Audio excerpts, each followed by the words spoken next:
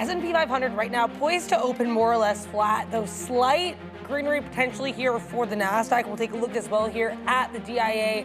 Dow also looking pretty flat. So after a really strong session for all of these major averages yesterday to start the week, bit of a cooling off it seems like, though USO is certainly continuing to sell. If I'll pull that up for you guys here, we gapped down yesterday, gapping down yet again today, as it does appear that maybe tensions for now have subsided in the region as we await a signing of the Memorandum of Understanding between the U.S. and Iran, set to take place on Friday. Some housekeeping here, guys. At 8:30 a.m., we do have a handful of economic numbers, import and export prices, as well as housing starts and building permits. So at 8:30 a.m., we'll have those ready for you.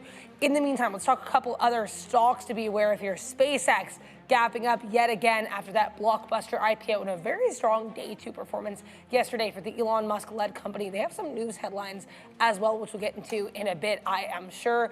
Dave & Buster's with earnings. You have some analyst notes in the likes of TSM, Palantir, and Tesla. Yet again, shaking up to be another big exciting day with tech and focus, Dave. Absolutely, and Qualcomm with a headline, Adara, looking at getting into the wearables game, positing that, AI is just going to replace all these apps, and that's kind of what they're going for there. They're gapping up nicely here to the tune of 4 3/4. SpaceX, as Adair mentioned, looking for another positive day as they announced the possible acquisition of Cursor, something that we had already known was on their target list prior to going public. NVIDIA, as we discussed yesterday with a raise, AMD picking up another company called Mext, and Meta throwing AI into Facebook. We'll see. Possibly can do a little bit better this time around. It's based on Muse. And Amazon, Adara, investing in a Missouri data center. So lots to talk about this morning. As always, lots to discuss, so do stick with us here at Trader TV Live, and also our Spanish version apparently as well. We're going to send you over to Sean and Neil. Good morning, guys. How are you doing? Yeah, hola, the Spanish. Hola. Let's go. Buenos dias. Yeah, we do have our Spanish version up and going. Joe and I debuted that yesterday, so go check it out if you guys are preferring the Spanish. Yeah, we had to about the cervezas and everything. We are here in Canada, so my Spanish is very minimal. But if you I took a semester. They didn't do that well. But. Yeah, we got to turn over if you guys all want to. How many viewers do we have right now on Spanish? 42. Okay. That's my favorite. Yeah, so get over there, get over to the Spanish side, and listen to us here and speak some Spanish. So. And then Mike DeRider can go back and forth with his Spanish self. Spanish Mike, yeah. And we can get going on that one. But all kidding aside, welcome back to the jungle here. I mean, it's so funny because yesterday, Joe looked over at me, or someone in the chat, we're talking about SpaceX, and Joe goes, I think we can SpaceX get to 200 by the end of the week. 200? I was like, let's try tomorrow, and apparently 215 right there, the high, and you saw it over there in Blue Ocean up to 230. So it opened at 200 up there. I feel like this is a down day. I mean, I have it written as a long here. We're going to watch and see what happens at $200, but I'm feeling almost pretty short here today on SpaceX. Let's just see what winds up happening. It's a nice little downside move there. There's a lot of FOMO in this name. Eventually, after a couple of days, it should wear off, I would think. And then, we'll maybe think about buying some more. I mean, we were lucky enough to get long at 170. We purchased it day of the IPO there and just wanted to get a little nibble in it. Obviously, we don't have, the piece that we want, maybe 15, 20% of a spot. But yeah, SpaceX starting to rip up to the upside. And yeah, congratulations to anyone that full ported into this thing because it's been an absolute dream. I'm still having nightmares about that IPO day because could have made, unlimited amounts more. But let's hope that Anthropic and I'm treating it like Game 7. OpenAI and everything will continue this trend, and it was well priced. I mean, I think that's it. Was so perfectly done. Like I would have been surprised if it came out at 205. That right where it is right now. Like that could have been the IPO price. That's what we were expecting. Yeah, I think we were expecting it to be $2 bills, like the 135, and the fact that it came out so much closer to 150 to the 135 gave us so much room to the upside, right? And so at some point here, I'm not even sure what the current valuation is. Have we even talked about that? So it's was it 2.5? It's supposed to pass. Oh yeah, it's past Amazon. So it cracked $3 trillion for sure overnight in the Blue Ocean, but that's Blue Ocean. I heard it was greater than Amazon. So Amazon's 2.6. So it passed Amazon. But do we count these? Are we going to start counting the overnight for milestones like that, like do we consider having crossed the 3 trillion mark? Is that fair to say? Because this hit $230. And if you looked at it, like at Blue Ocean, it just opened up last night and it just ramp job, like 200 straight to 230. I'm going to assume that anybody trading Blue Ocean probably did some damage if you just went long. If you went short, rest in peace. Unless you could hold it till the morning session, I suppose. Of course. Yeah, which you can. That would have been absolutely fine. I guess that would have been a little bit hairy, but wow. Just unbelievable, the rally you're seeing. And it's not all about SpaceX. Like, I think at some point, I guess maybe we should acknowledge that we're a stone's throw. I felt like today was a shot to get to, for the Qs, to get to the all-time high. It's very, very close. Like, one shot up here today. If we can get like a point, then we should be able to see some all-time highs there. Like, the market has been absolutely booming. I'm not a huge fan of this, like, NVIDIA news. They're tapping 20 billion. I mean, they can do it, but it's probably not helping things so far this morning. But what is helping things? Oil down another 3.5%. So oil continues to flounder.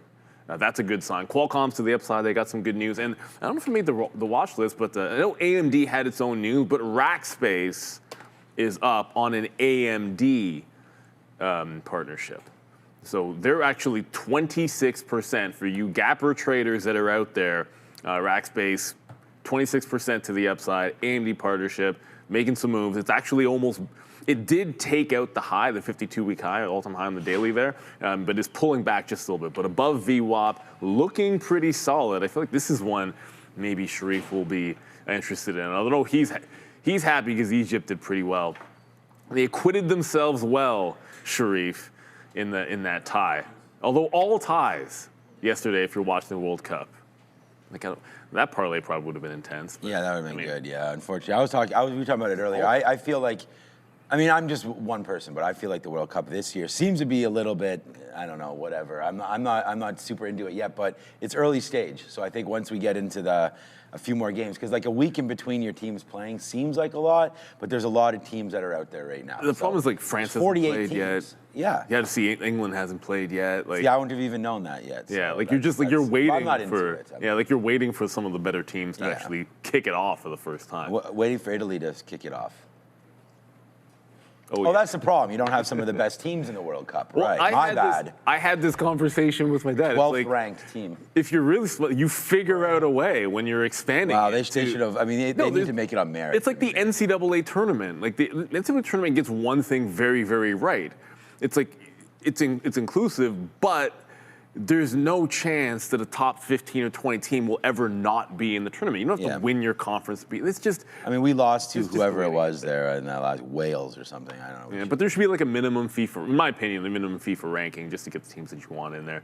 Because at the end of the day, it's like the index not having a major name. It just doesn't make a heck of a lot of sense. We were also hyped up for Canada, and it was last Friday. And then they don't play till Thursday. Yeah, until Thursday. So it's kind of. And then I saw, but it's 48 teams. It's a lot different it's big this time around than it was before. So yeah, we're excited here today. I don't see too much on my radar, to be honest with you, here today. Maybe we'll look at some futures and we'll see if there's any sort of a talk there, because you do have the NASDAQ trying to heat up again, man, up 0.2 here early, and we're now just again like we were mentioning there, just a little quick jaunt over to 7. Like, what is the highs on the Qs, all-time highs? I think we're getting very, very close to that right now. 748. Yeah. So we are now. SpaceX has, just a successful launch of that IPO has now lifted the markets, honestly, right back to all-time highs again. And you still have some names that are down near the not lows, but that haven't recovered fully yet. Like a name like an Amazon that I think gets going at some point. We talked about Joey Options over there picking up some Google at a great price. There's been some, assets that have been depreciated here that are on sale. You now have the longest day, the longest losing streak of the year in oil coming back in. So maybe there's some sort of a value to pick up right around here for USO, that coming off of 150 down to 116 right now. Oil back to where we were in March. So ringing the registers up there is something to be talked about, and now it's coming all the way back in. Is this war, as a Strait of Hormuz, is that going to eventually, be reopened? And it looks like we will get that answer very soon. And then here's Apple as well. So there are some good areas and pockets of sort of safety that I think you can land in right now as the market is near the highs, and some of these other, names are near good support resistance levels, and that would be one of Apple of 290. I thought I just saw Randy back there, but I guess I did not. So. He's in the building. He's definitely. I mean, definitely. There's not too many people in the building these days. And the thing is, the water reserve is run out like so fast. I went there to get water. Oh, you can't fill up back to back. All the other waters are gone right now, so I got to get some water around. You know what's not looking good? Yeah, I know. That's a weird one, eh? Alibaba, I'm telling you, this thing wants to be double digits.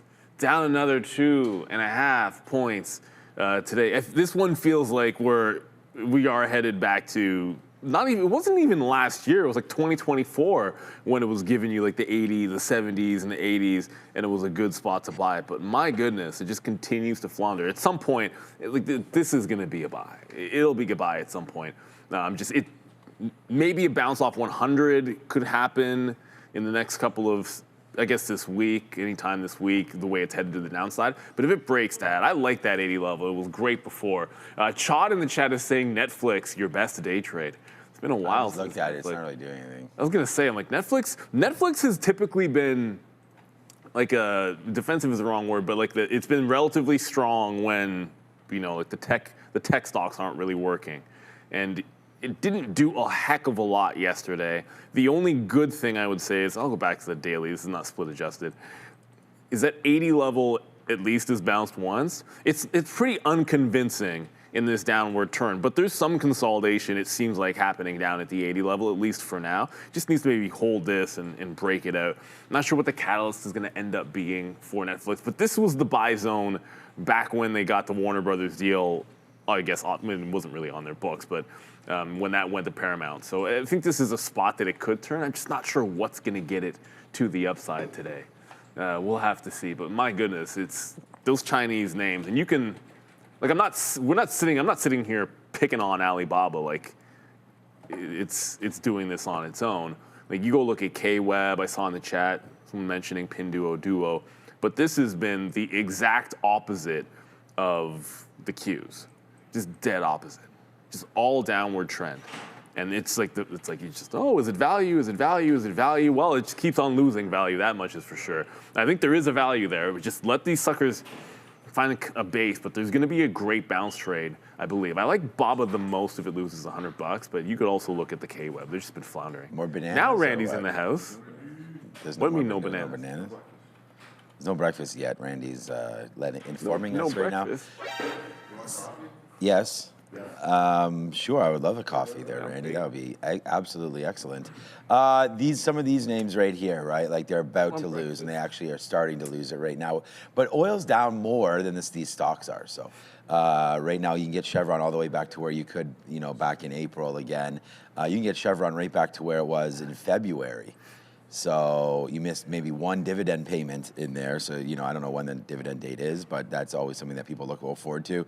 There's CVX and XOM. They're all the same. I don't have a preference here.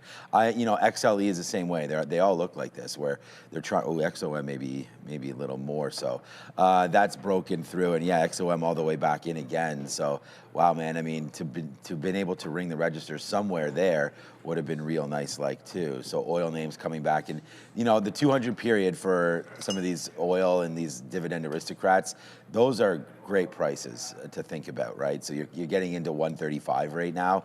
I mean, how low are we actually going to go? XOM has worked on the refining. They are turning a little green as well. It's not like they are understanding of, the EV push and everything. Oil is still something that needs to be purchased and needs to be bought. They have the strategic oil reserve as well. And we're going to get oil numbers. I think it was light last Wednesday. We'll see what happens this Wednesday, tomorrow. But we also have Fed coming up. So I don't think there's any talk of global recession or anything like that. I don't think we have to worry about oil completely falling off the face of the earth. But at the end of the day, if inflation remains relatively high, what does that mean for oil? Generally speaking, coming down to the downside, we saw oil. Not that it's going to happen again, obviously, but during COVID, we turned red on oil, and we actually went downside where they were paying Joe to keep a couple barrels in his condo there. And then, at the end of the day, oil on the comeback. I think you got to wait for the 200 period moving average until that comes through. But yeah, I don't know what's up with that. I didn't even realize NVIDIA was doing a raise, so that's not the greatest. I don't really, why the hell are these guys raising? Why can't 20 billion just fall out of Jensen's pocket here? I don't understand. That's like a tax error. Not that much. For him. But anyways, yeah, it doesn't look like it's going to be affecting it too much here. But yeah, NVIDIA to the downside a little bit. This might be something to look at. And I'm starting to get. Look, we ran SpaceX yesterday like crazy. That was such a good trade yesterday all day for SpaceX. We were huge long off the open. I'm not even sure if I posted anything. No, I didn't post any of the trades afternoon, but we were short SpaceX. So we went long there, and then we were short and long again, and Joe and I were back and forth with SpaceX all day yesterday.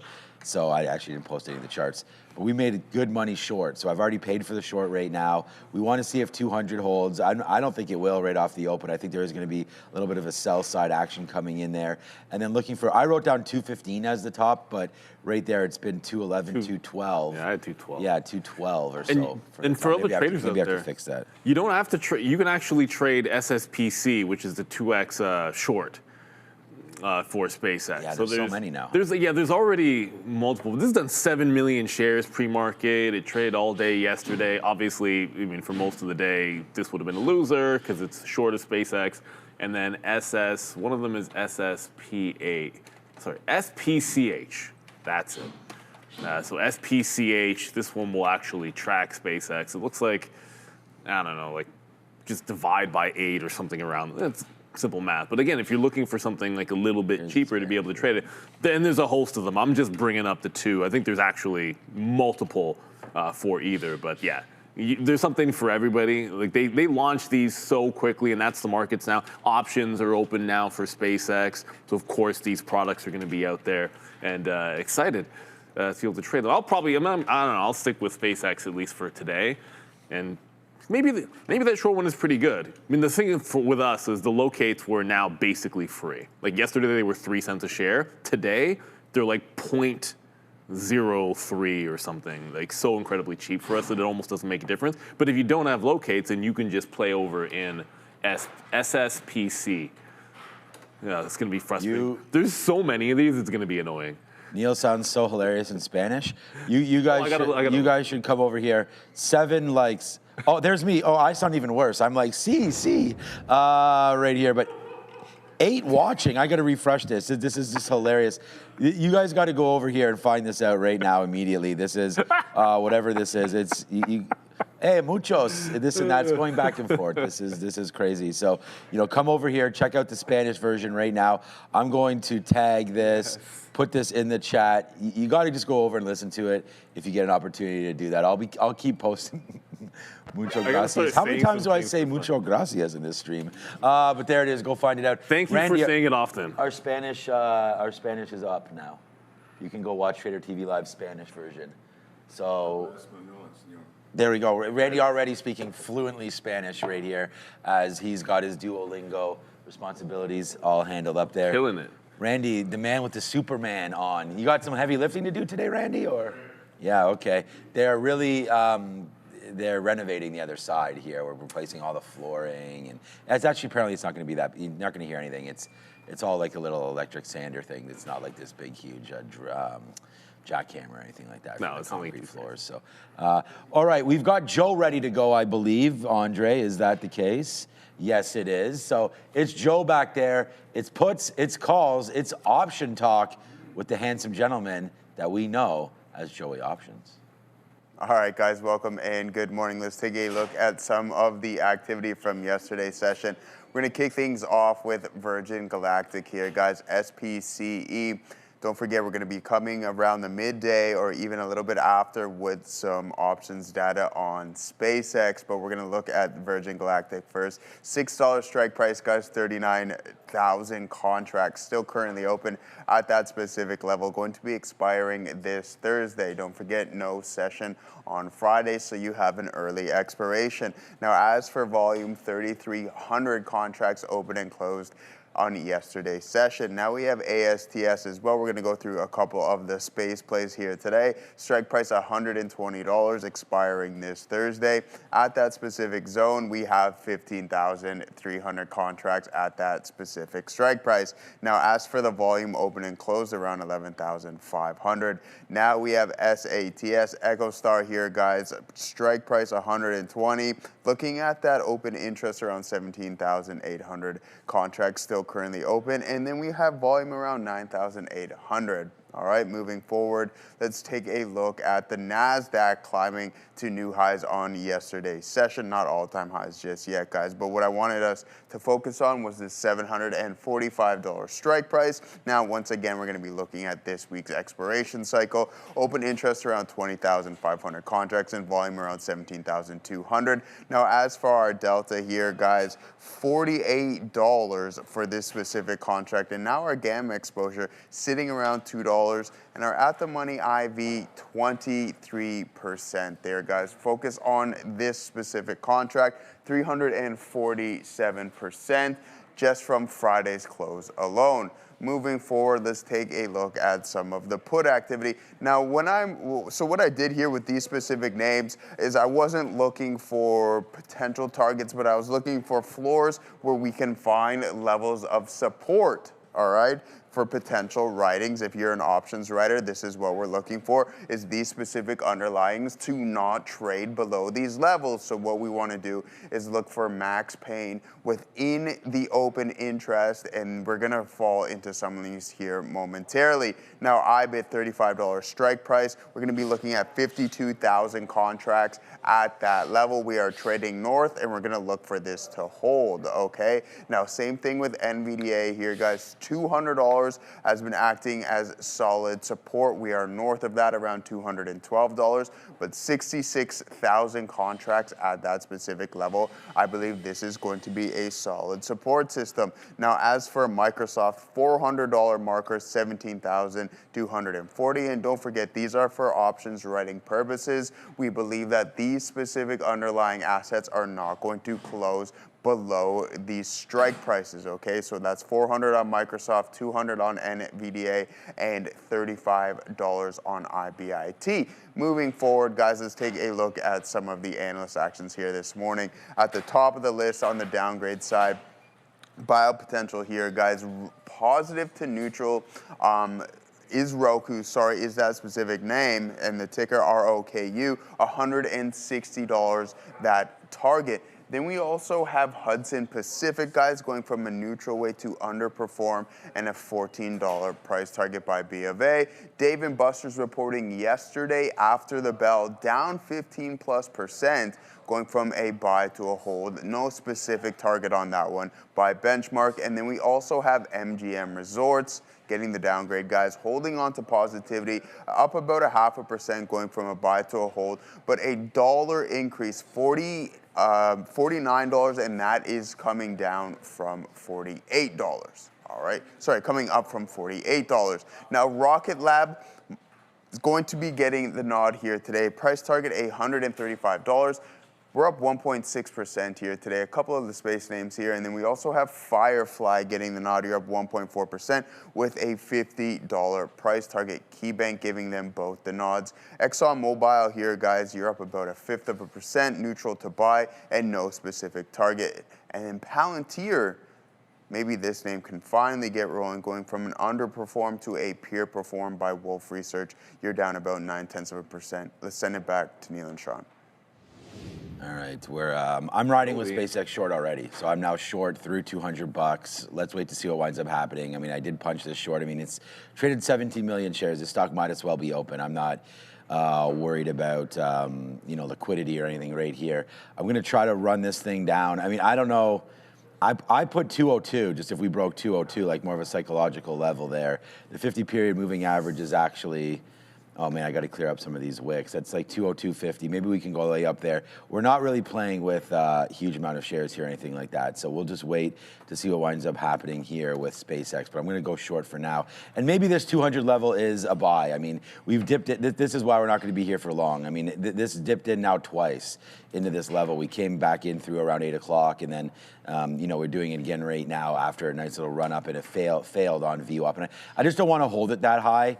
So we'll just wait to see. Maybe there's a little kick down here to start the day. We can maybe, let's change it to 203. This is how many shares we have. We don't have very many. So we can stop out if it does break above 203, and then we'll work on it after that. But yeah, just putting some money to work here on SpaceX and seeing if we can get a little bit of a downside draft. I am bidding some 199s, flat. Maybe we get that. And then if not, like I just mentioned, we'll stop out at 203 and maybe average it in around this 202 marker. But other than that, we're just going to wait around here and then give it a little bit of a go on SpaceX here to start the day. And we'll just see. Could be completely wrong. We've hit the long every single morning, including the IPO day. And we didn't really go short until about like 2:30 yesterday with, Joe and I were sitting here, and I shorted it, and it was a really good short into the afternoon, as you guys may have saw, and then it took off right at the close. Boom. Yeah, right there, about 2:30. That makes sense. So remember, we saw this little move up to 188, 189, and then we started shorting into there, which was captured profit back to 182, and then there's the ramp up, and just right into the close. And as Neil mentioned, it did print some 230s or whatever on Blue Ocean. So there's going to be something going on here for sure. Yeah, the markets. The Nasdaq just went red. I was saying, I was thinking short, I'm not hearing anything. I'm not really seeing anything. No, I'm not hearing anything. But I mean, obviously, anyone that's paying attention, you see the market just went red on the Nasdaq, and the SPY just lost VWAP. So, we're going to clean those books up. It could be a sell day. I don't know. I mean, the Nasdaq's at all-time highs again. So I mean, if we take the high, I think it makes sense that you talk can get about some stuff coming back. And then Dave & Buster's, although my family was there just last weekend on a. Really? After a hockey tournament. I wasn't there. I haven't been there.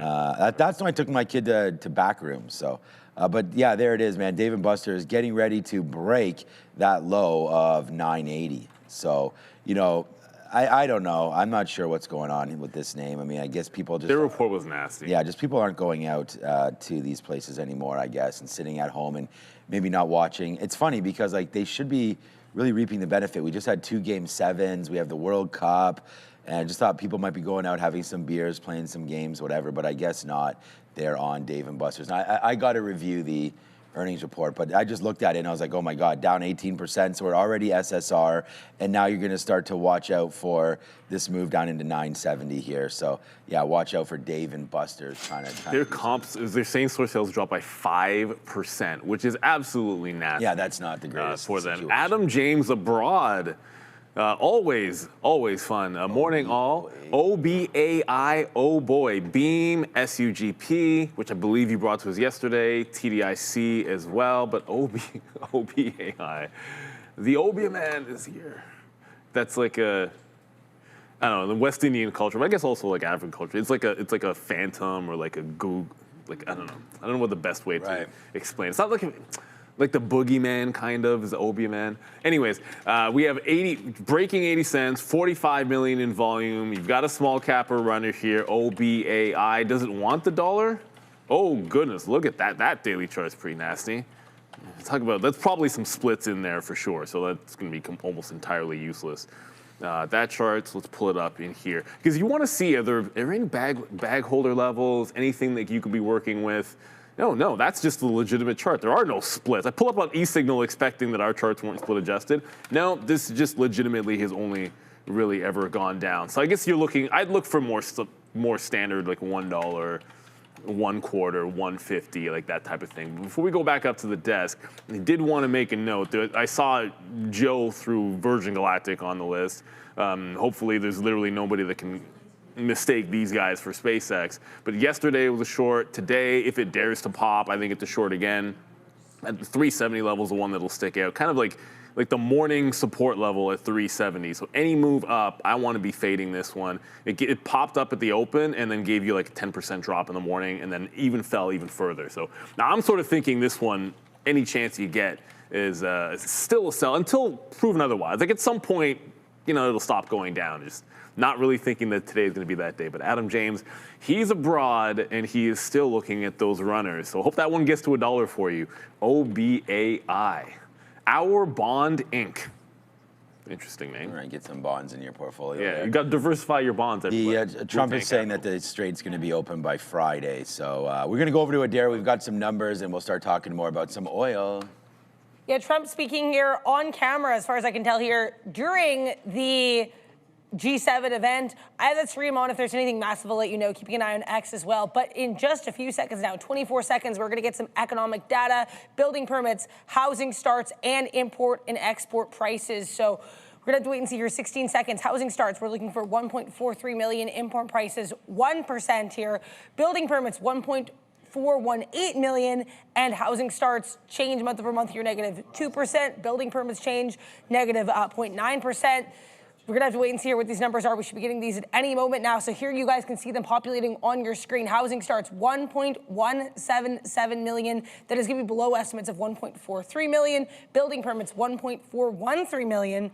Versus estimates here of 1.418 million. So it's lower than expected here for both building permits and housing starts. Export prices month over month, 1.3% here for export versus 0.9% expected.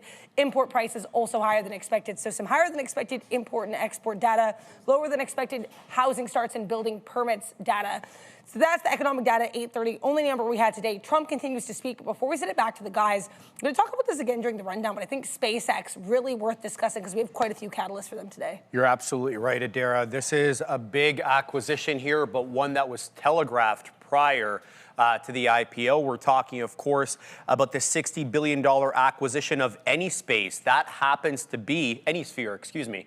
That happens to be the parent company of the vibe coding app Cursor, or the site Cursor. We'll get to some of the details on the rundown, but it's not going to be held directly by SpaceX. They're going to open a new subsidiary called X67 Inc. That will hold the company. And if they didn't actually make this deal, I'm talking about the $60 billion acquisition, they'd actually be on the hook for $10 billion to Anysphere to actually do business with them. So it was kind of, which one did you want to go with? Did you want to own the company, or do you want to have a collaboration where you'd be the payor? So interesting look here, Adira, and one that didn't waste any time. Yeah, nice look there for SpaceX. Let's take a look as well here. A couple other stories that came out just from 8 a.m. onwards. You've got Equinix. Not a ton of volume on this, but they did expand their collaboration with both Cisco and NVIDIA. And then we have Yum Brands, YUM. I'll pull them up here.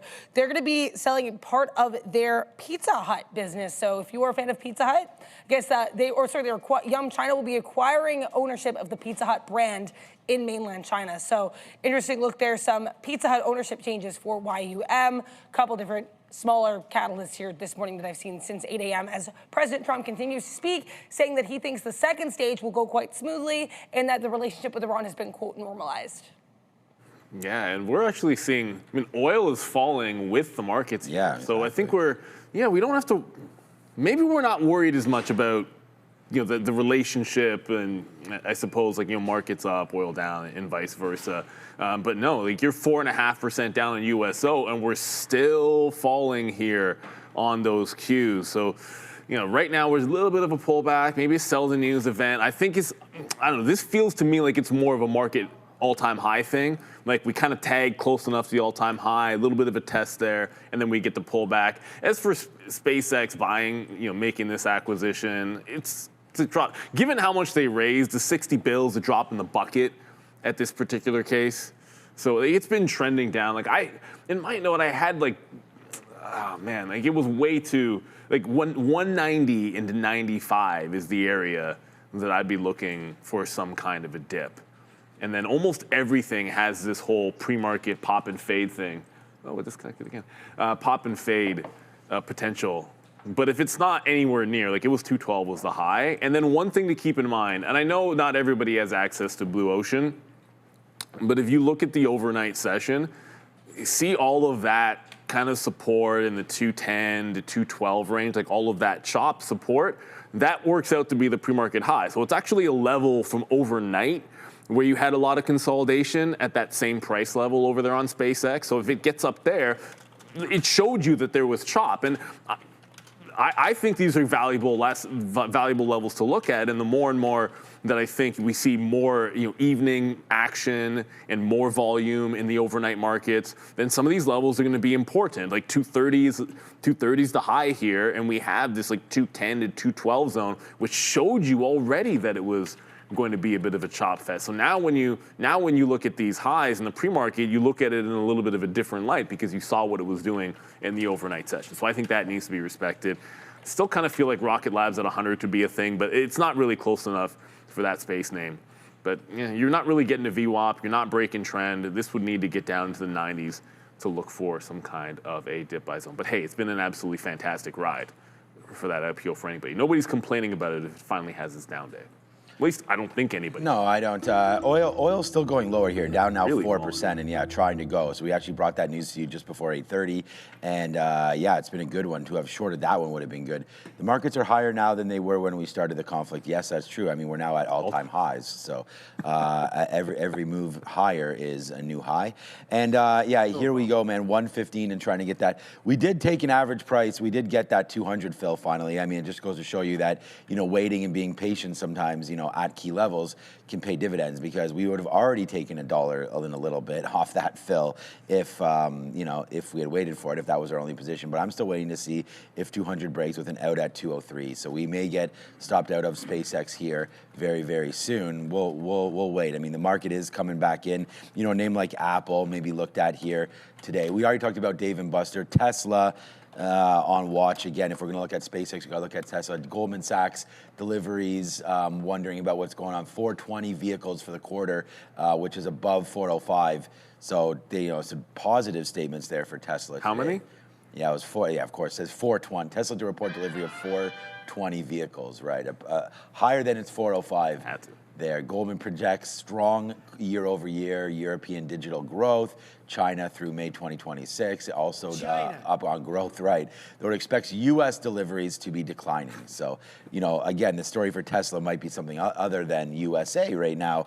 But yeah, there it is. So we'll wait to see what happens here with Tesla. It's starting to point downside as well, with some support areas up here near 408 to 409. So, or resistance areas. So we'll see if we can get a little bit of a bump early on Tesla and get that going. But yeah, man, the SpaceX short, might not be the one here today, as it's starting to get ramped up again, as the buyers might be relentless one more time. It was just 202.50, and then it just went down to 201.50. So, despite there being millions of shares here to trade, the market is still quite wild. Like that just happened.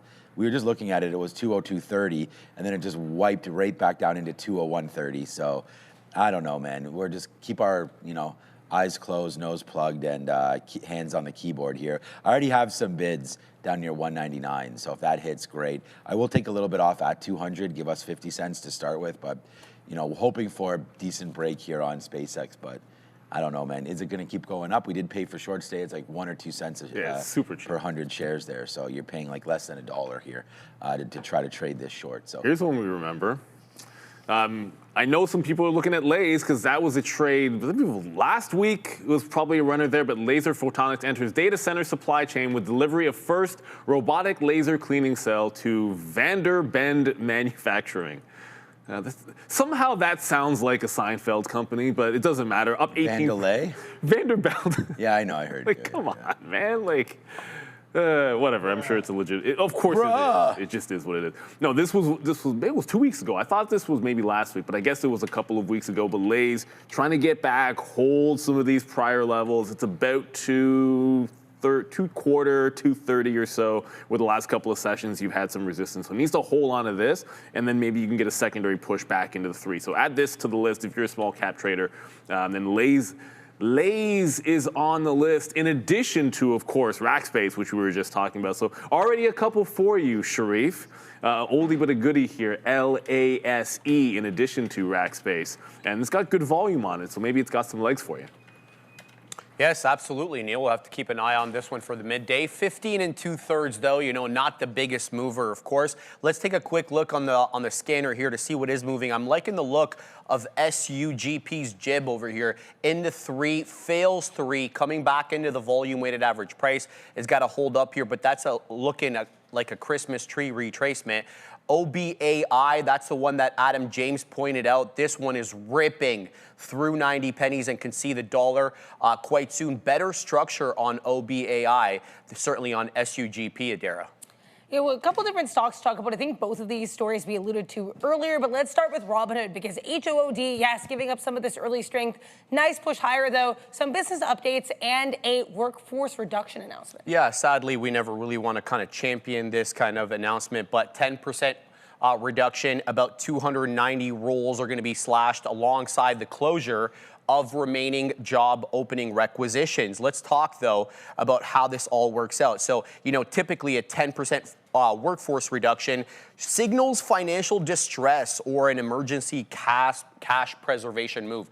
That's not where this company is coming from. They're coming from all-time highs, essentially not price-wise, but fundamentally. They had the all-time highs in the June quarter for their basically volumes across equities, options, and new prediction market segments. And let's talk about that prediction market segment because that specifically has a lot to do with these layoffs. What do I mean by that? Well, their first quarter revenue jumped about 15% year over year, and that was driven by prediction markets. But when you look at how prediction markets operate, they need a lot less manpower. So it's basically automated here, and that's why they feel they may not need the kind of staffing that they would go into the future. Now, this is going to cost them some money. It's going to be about $28 million. You're going to have $20 million here cash outlay, which is going to be allocated for severance and basic benefits. But you also got $8 million, which are going to be tied to stock-based compensation, which they've had to accelerate now with these layoffs. So tough story here, Dara.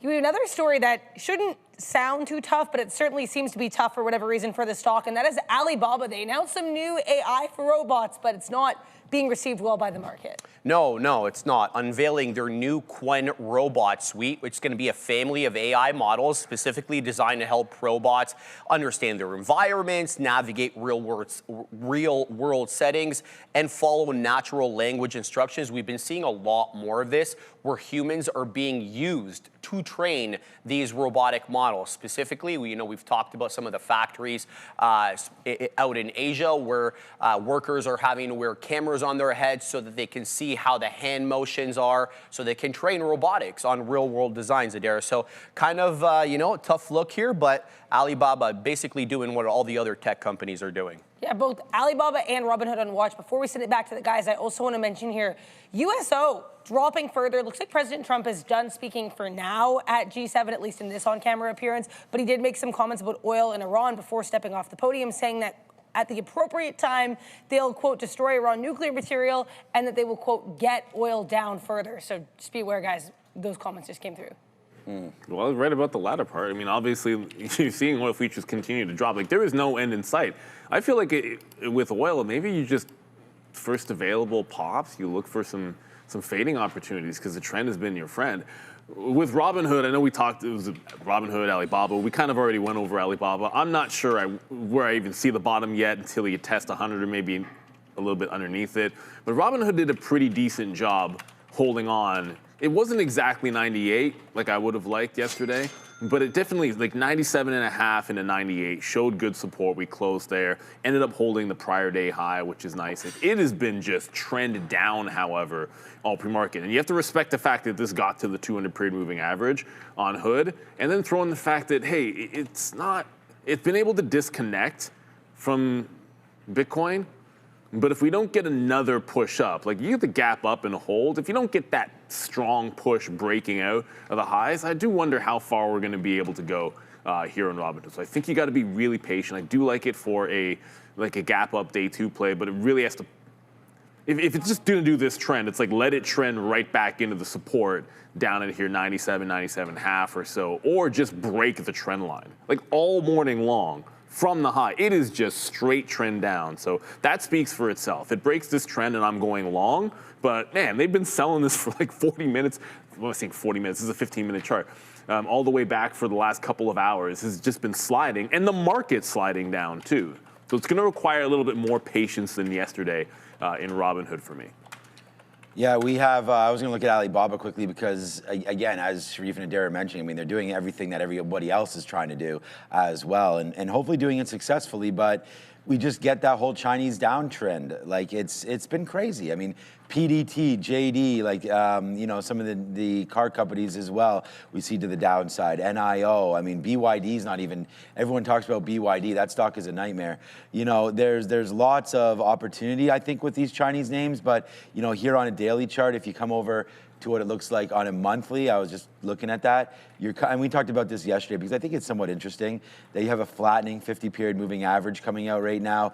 Maybe $100 is right where we're sitting on that. You've spent a couple minutes underneath 100. I mean, these are monthly bars, so you've spent quite a while under 100 before it finally started to go. That's in 2022. We didn't really break through. I mean, I guess if we're cherry picking, that's 109. So you kind of went from basically that's January of 22 all the way right there to that most recent break of 25. So you spent 3 years here accumulating shares underneath before eventually popping back up and not even getting halfway back. So yeah, I don't know. I still feel like it's an investable name, but you might as well wait down here and see if you can get it at 100. And I mean, we're not that far away now. You're 10% away from $100. So, exactly. A couple more downgrades or, missteps and, next thing you know, Alibaba will be down there. So, I mean, just looking at FXI, it's not something, that's why dropping shade on all the names. It's not just Alibaba that's getting hit to the downside. There's the FXI as well. Obviously, it's not going to be as dramatic as Alibaba, but that's looking like it wants to break lower back into the downside there. Tencent, other names like that continue to TCEHY. You can grab, TCEHY, did I say? Yeah, there it is. Yeah, that's right. So Tencent Holdings, this was a name that I really liked. I mean, I thought this was something that Elon was sort of trying to mimic with his X and try to get everything. They have, Tencent Pay and chat and all that kind of stuff. I think it's WeChat, all that's all sort of all wrapped up there. But Tencent, again, another name where if you look at the PEs of some of these things, you'd be like 10 or something. It's really low. I mean, before I say that, because I was looking to invest in these things and I never did. I know Bob is cheap. TCEHY. There it is, Tencent. Let me see what this one is right into here at this point. The PE, 13 right there for forward PE of a tech name. So, we'll have to wait to see how, exactly what's going on with that. 185 billion in revenues, revenue growth 13%, gross margin 57%. I mean, it's not like these guys are falling all over themselves. This is what is a good business in the wrong space. So, if that was an American company, it would be like 2.5 times the price. Yeah, oh God, look at these wicks again. What? I didn't get filled at 160? These wicks are, it's old. Yeah, so not great there. Alibaba, and I wish I could zoom in a little bit more on this, but it's been holding now 201. So, tried to break 200, didn't. Tried to break 201, didn't. My stop is 203, and we're not going to average in. We have like a third of a unit here. Pretty small position to start with, but we're short SpaceX. All right, 845. Redbook retail sales there, 9%, 9.2% there year over year. Some of these numbers just hitting the wire I'm seeing here on Benzinga. But let's go back over the desk. I'm going to try to fix up some of these wicks, and there's lots to talk about. USO's still dropping, by the way. Oh, yeah, USO. Almost 5% lower. This might need to get on the list today to trade some oil. Like, why not? The way it's moving, I mean, it's a lot better than yesterday's trade. Like, look at all the sideways action. I think at the end of the day, I suppose it rallied, but this is distinct direction. Like, we can get trend break, maybe pull back into VWAP, fade VWAP. I'm really thinking USO is going to be a thing. On the flip side of that, I know we're going back up to the desk in a second. On the flip side of that, I'm going to have a look at CCL, as I just went to Blue Ocean. Probably not that big, still volume. See, when you're trading Blue Ocean, you got to make sure you're trading something with volume. See, CCL doesn't have any. CCL could be in play as well.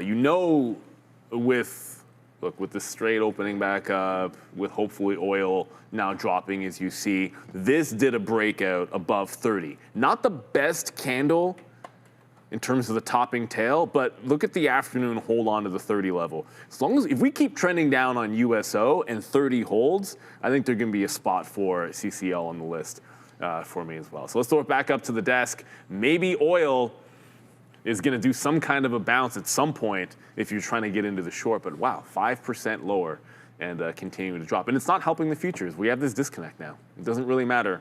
We're not driving off of the oil futures anymore. And we have one sector here that's both still really strong, and actually a lot of the components within it are poised to trade at or near all-time highs. You've got SanDisk, WDC, MU, Seagate looking similar as well. It's the memory names yet again trying to stay strong today. Absolutely, Adara. And we've got Micron on top for earnings next week. The 24th of June is when we're expecting that.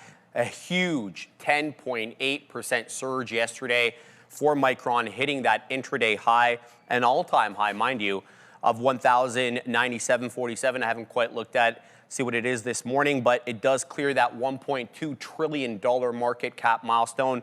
Let's talk about some interesting aspects before the earnings report. So the DRAM upcycle, or sorry, memory cycle, is stretching into its 12th quarter. All right. Now, that's unprecedented because when you look back, specifically 2014 and 2018, when they had a huge upcycle as well, it lasted 8 to 9 quarters. So they're in uncharted territory here. But we've been talking a lot about this.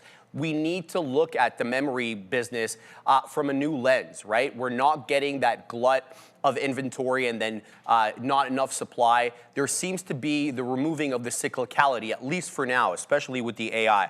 But this huge demand for HBM, specifically for NVIDIA's chips, is having a corollary effect on other parts of the market. What am I talking about? I'm talking about PCs. I'm talking about cell phones, obviously mobile phones. It's really hurting that area because Micron and other memory players are shifting their production from DDR5, which is what's used in the PC and the mobile business, and they're really looking at HBM, whether you're looking at HBM3E or HBM4 chips. They require 3 times the wafer supply that DDR5 does. And then you also have some numbers here leaking in ahead of earnings. So consensus estimate right now is $34.8 billion in revenue for a full year with about $20.21 in EPS. But you're starting to see whisper numbers of $23 for Q3 and $27 for Q4. Now that creates a bit of, elevated expectations. So if we don't get those, the post-earnings price action could be a little tenuous. And Adara, we'd be remiss if we didn't talk about insider selling. Secure regulatory disclosures reveal that in the 90 days trailing to this next week's earnings report, Micron insiders sold about $92.5 million worth of their own shares. That was on the open market. It wasn't planned. So I just wanted to disclose that. MU absolutely going to be on watch here along with that whole sector leading up to the report. Couple headlines to go over for you guys here. EOS is rocketing to the upside. EOS Energy Enterprises launching commercial production at their second manufacturing facility. Saw some people in the chat asking about this one, so I wanted to let you guys know. Also, seeing some comments here. This is coming from the Hezbollah Media Relations Office. Apparently, they've received promises from Iran that they will not sign the final nuclear deal with the U.S. unless Israel withdraws from Lebanon. So now, more forces being added for extra tension and pressure ahead of this deal between the U.S. and Iran. I'm going to put this EOS headline on the screen for you all. In the meantime, though, how do you guys feel about these memory plays and or EOS today? Before we get to memory stocks, the EOS, 31% short flow for that EOS. 31% short flow. Yeah, like that is and it's been, it's been a mover before. So that one could get some juice behind it. We always talk about, how you really got to pay attention to these squeeze plays ever since the PDT rule. Well, it's gone for almost everybody. I know some people are saying not just yet, but for most brokers it is. Look, yesterday you saw DRAM make the all-time high break. Obviously, it's a relatively new ETF, but the momentum is still here. Everything seems to be pulling back right now, but if you look back into the prior close was about the 71, so this feels like a standard dip into prior highs kind of play until proven otherwise, and you look over it. It was Micron that was making its fresh high break, and it'll be basically the same chart, right? Like if you're looking at Micron, some people might prefer DRAM and get cross exposure for an investment, but the charts are almost identical. So it's like the all-time high breakout, pull back into prior high. If it can't hold, then you have a bit of a reversal day. And this market doesn't seem to want to buy up just yet. So I think you just got to be a little bit patient, but yeah, you got to look for first support here. I'd probably prefer DRAM if I'm going to trade one as opposed to Micron, which still needs to split as far as I'm concerned. But the momentum has been fantastic here. And we've been saying it over and over again. Every single time these memory chip names pull back 15, 20, 25%, catch any kind of a bid, it's just been a go zone. Eventually, when you have parabolic moves like this, it won't just always be a, buy the dip kind of situation. Like you look from when it went sort of parabolic from like structure to really starting to open up, and it's been holding this trend line. At some point, this probably breaks. That's just how markets work, but it hasn't broken yet. So the next time it pulls in to the trend, does like 10, 15, 20%, whatever it might be, they've just been by the dips, and whether you like it or not. Like it's been breaking backs left, right, and center, anyone trying to call a top in this. Let it make its top. Let it break some kind of a trend line. Like these things have been absolutely flying. I can do the same thing with DRAM. Like I think it moves very, very closely. So you can just trade that as a proxy with the same principle.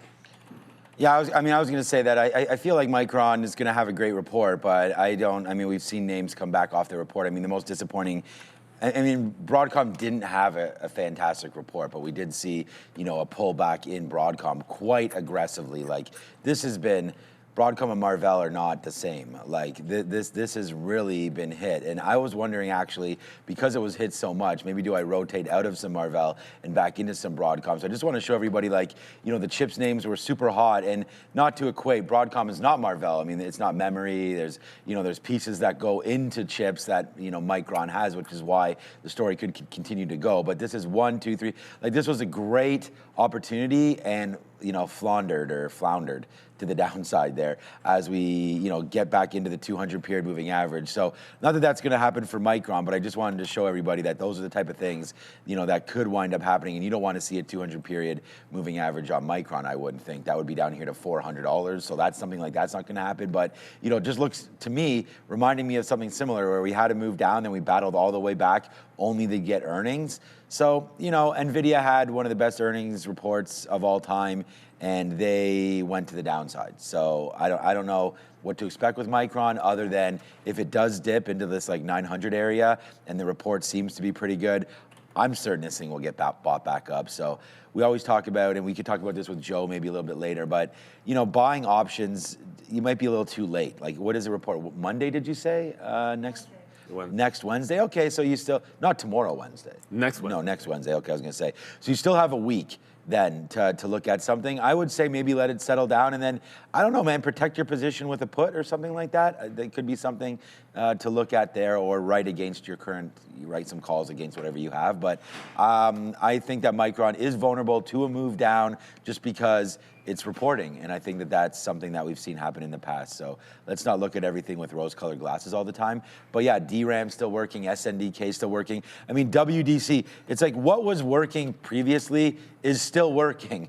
We talked about that. ARM Neil went down to $300. It's at yesterday it was at 415. But it had battled all the way back yesterday into these levels, and it got to 415, 416, and now it's obviously back in a little bit today. But, on exuberance, these names can still continue to fly. So, I like them all, but at some point you got to start to ring the register like we've done on ARM, like we've done a little bit there on Marvell, and I don't think it's inappropriate to do something on Micron, especially at this time, as you de-risk heading into earnings. Look, if you're nervous about it, which you might not be, what's wrong with taking out 15% at all-time highs of Micron? You cannot be longer at a higher price. You cannot own this at a higher price. So I would say, this is not a horrible opportunity to take something off. But yeah, WWJD, that's hilarious. What's up, Sports and Stonks right there. What would Jensen do? That's a good one there. I think Jensen would stay He'd say stay long. Stay long, but I don't, who knows, man? That guy, like I said, he sneezes and that 20 billion falls out of his pocket there. So I don't know that the market even loves that though. I don't know what the story is with that. Yeah, look, the market didn't like it too much. Obviously, it recovered when Alphabet was raising. But the more we see, and I know we're going to talk about this in the rundown, but I think the more that you see like these big AI names, part of the, I hate the term circle jerk, but part of the circular funding and all this interconnectedness going on, if you feel the need to raise, it kind of spooks people a little bit. And maybe that's why we're turning red here a bit. And that's why NVIDIA is down 0.6%. And I know I had a roof on it, like maybe somebody knew they were going to raise yesterday when it just sat there, like trying to bounce off this or trying to break through the same level. Who knows? Maybe somebody did, maybe somebody didn't. But there's selling up there anyways on NVIDIA 212.5. And it has been a little bit of a disappointing name, and I don't think this is the best news overall. But like we were saying with Micron, it dipped 30% last earnings and then bounced. Right, like the typical range for these memory names has been like 15, 20, 25%. So I think a dip like that on earnings would still put it on trend. And that's the thing that you got to recognize. They've been so far up that you can pull back $200 and hold the trend, or $150 and hold the trend line, and you got to be able to respect lunch, it. But it is 9 o'clock. Breakfast has arrived. Breakfast has arrived. It's spring rolls and it's again spring rolls and eggs. Eggs. Oh wow, Randy just crushing Scrambled the eggs. Yeah, Randy crushing the breakfast every day. I just put this out right now. Some ideas. BPN Mega here. So put in the chat. I just put in the chat right there. You guys can go follow that link over on X and let me know what you guys are thinking. Bananas. Ooh, thank you. Brother. BPN Mega here. Shorted SpaceX at 223. So that could be that blue ocean trade that Neil's talking about. Gilt. Okay, we can have a look at that there. See what's going on with GILT, and then right there SpaceX #1 trade idea for Coastal, and then Marvell as well, and then Credo. So we'll have a look here at what is Gilt, anyways. GILT. Isn't that satellite networks? Okay. So here's a name to look at today that someone in the chat had mentioned. So obviously they're just trying to get a little bit of a bump here, but more satellite names to come in. This is looking, actually, you mentioned 1350 there in the note to me, and that looks pretty good, man. 1350. Yeah, maybe you are into something there, as that could have been a bottom. I mean, obviously with all the satellite names coming through, RIDM, I really like this one as a communications name up in the sky. So yeah, there's lots. We have ASTS. There's lots of different names that are worth looking at here as well. So yeah, good little look. Let me know what other names you guys are looking at. Thank you, Randy, for the banana. And make sure you guys go check it out. Our Spanish station is now live. So if you prefer Spanish, you can head over there or message all of your friends that prefer that and let them go over there. We don't want you to switch from this stream to that stream. I mean, you can stay here, but if you do prefer Spanish, let's get that going. We're really proud to be able to, qualify and whatever to get that kind of stream going. So we're trying to do it as much as we can for everybody there across the world. So thank you for joining us. Yeah, there's traders everywhere, right? I mean, it doesn't matter, whatever market you want.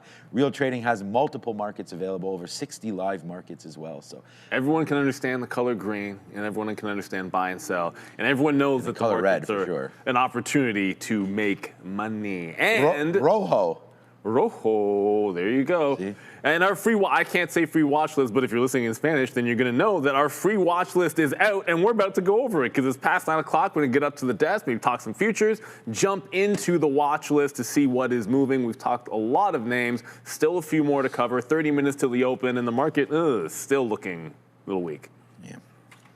754 4/5 is where we closed out yesterday on the SPY. That puts us just 0.5% below all-time highs. We still haven't quite cracked. I believe that was the 2nd of June that we made all-time highs, but we are quite close. So first level of support, we're going to say 750. It's the closest $10 area to where we're currently trading. We're trading at 754 1/4 right now, so just about 50 pennies or so below yesterday's print. To the high side of there, we're going to say 755, even though that's only about 75 pennies away. If we clear that quite easily, we're looking at 760 in the face. Well, now we're going to be looking at our rundown, which we get from our Trader TV Live watch list, as Neil mentioned. Now, how do you get this watch list? Well, it is free, and it can come straight to your inbox. Just hit that, give that URL right there. There's also a link in our description. Lots of ways to access this free information to help you tackle the markets with ease every single day said markets are open. Now, let's talk about a name that's only been open for trading for about 3 days. It's SpaceX, and a couple catalysts to its name, including this Cursor deal, Sharif. Any space being bought up here for, Any Sphere. I keep calling it Any Space. For $60 billion. That is the parent company of Cursor. It is one of the largest AI software deals in history. Let's talk about, though, the SpaceX, the fact that they locked in this deal back in April under a hyper-aggressive structured option. So here's how it works. If SpaceX had chosen not to acquire Cursor for $60 billion, they were legally bound to pay AnySpace or AnySphere, geez Louise, a staggering $10 billion in cash alternative fee just for a standard partnership collaboration, okay? So that's first and foremost. But here's the deal. They're not going to hold this directly on their balance sheet, specifically for accounting purposes here. They've structured this shell subsidiary called X67 Inc. It's specifically designed to isolate Cursor's operational data, allow allowing the core engineering teams to bypass standard consumer practices. But let's talk about the fact that there's about $2.6 billion now in ARR, annual recurring revenue. So that's what we actually reported back in, I believe, February. February, they brought in about $2 billion worth of revenue, but when you look at their May numbers, skyrocketed here to $4 billion. In just a few months, they doubled up their revenue. That's how crazy vibe coding is right now in the enterprise market.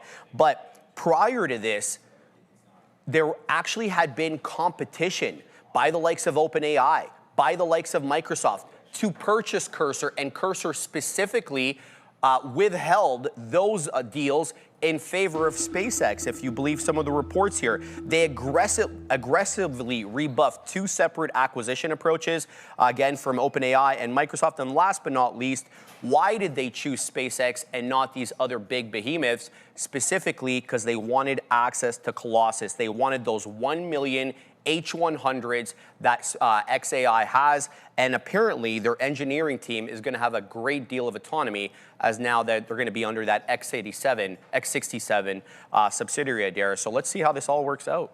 Yeah, interesting look there for SPCX. They also announced they're going to be doing all of their major filings and company updates, not through wires, like the traditional way that we have these announcements made. It's going to be only on investor relations and their X account. I also want to mention, this headline was on the screen, AMKR. This thing jumped at most by $9 after announcing a long-term partnership with TSMC, so Taiwan Semi and AMKR partnering up here to accelerate their advanced packaging in the U.S. Apparently, this is a 10-year deal.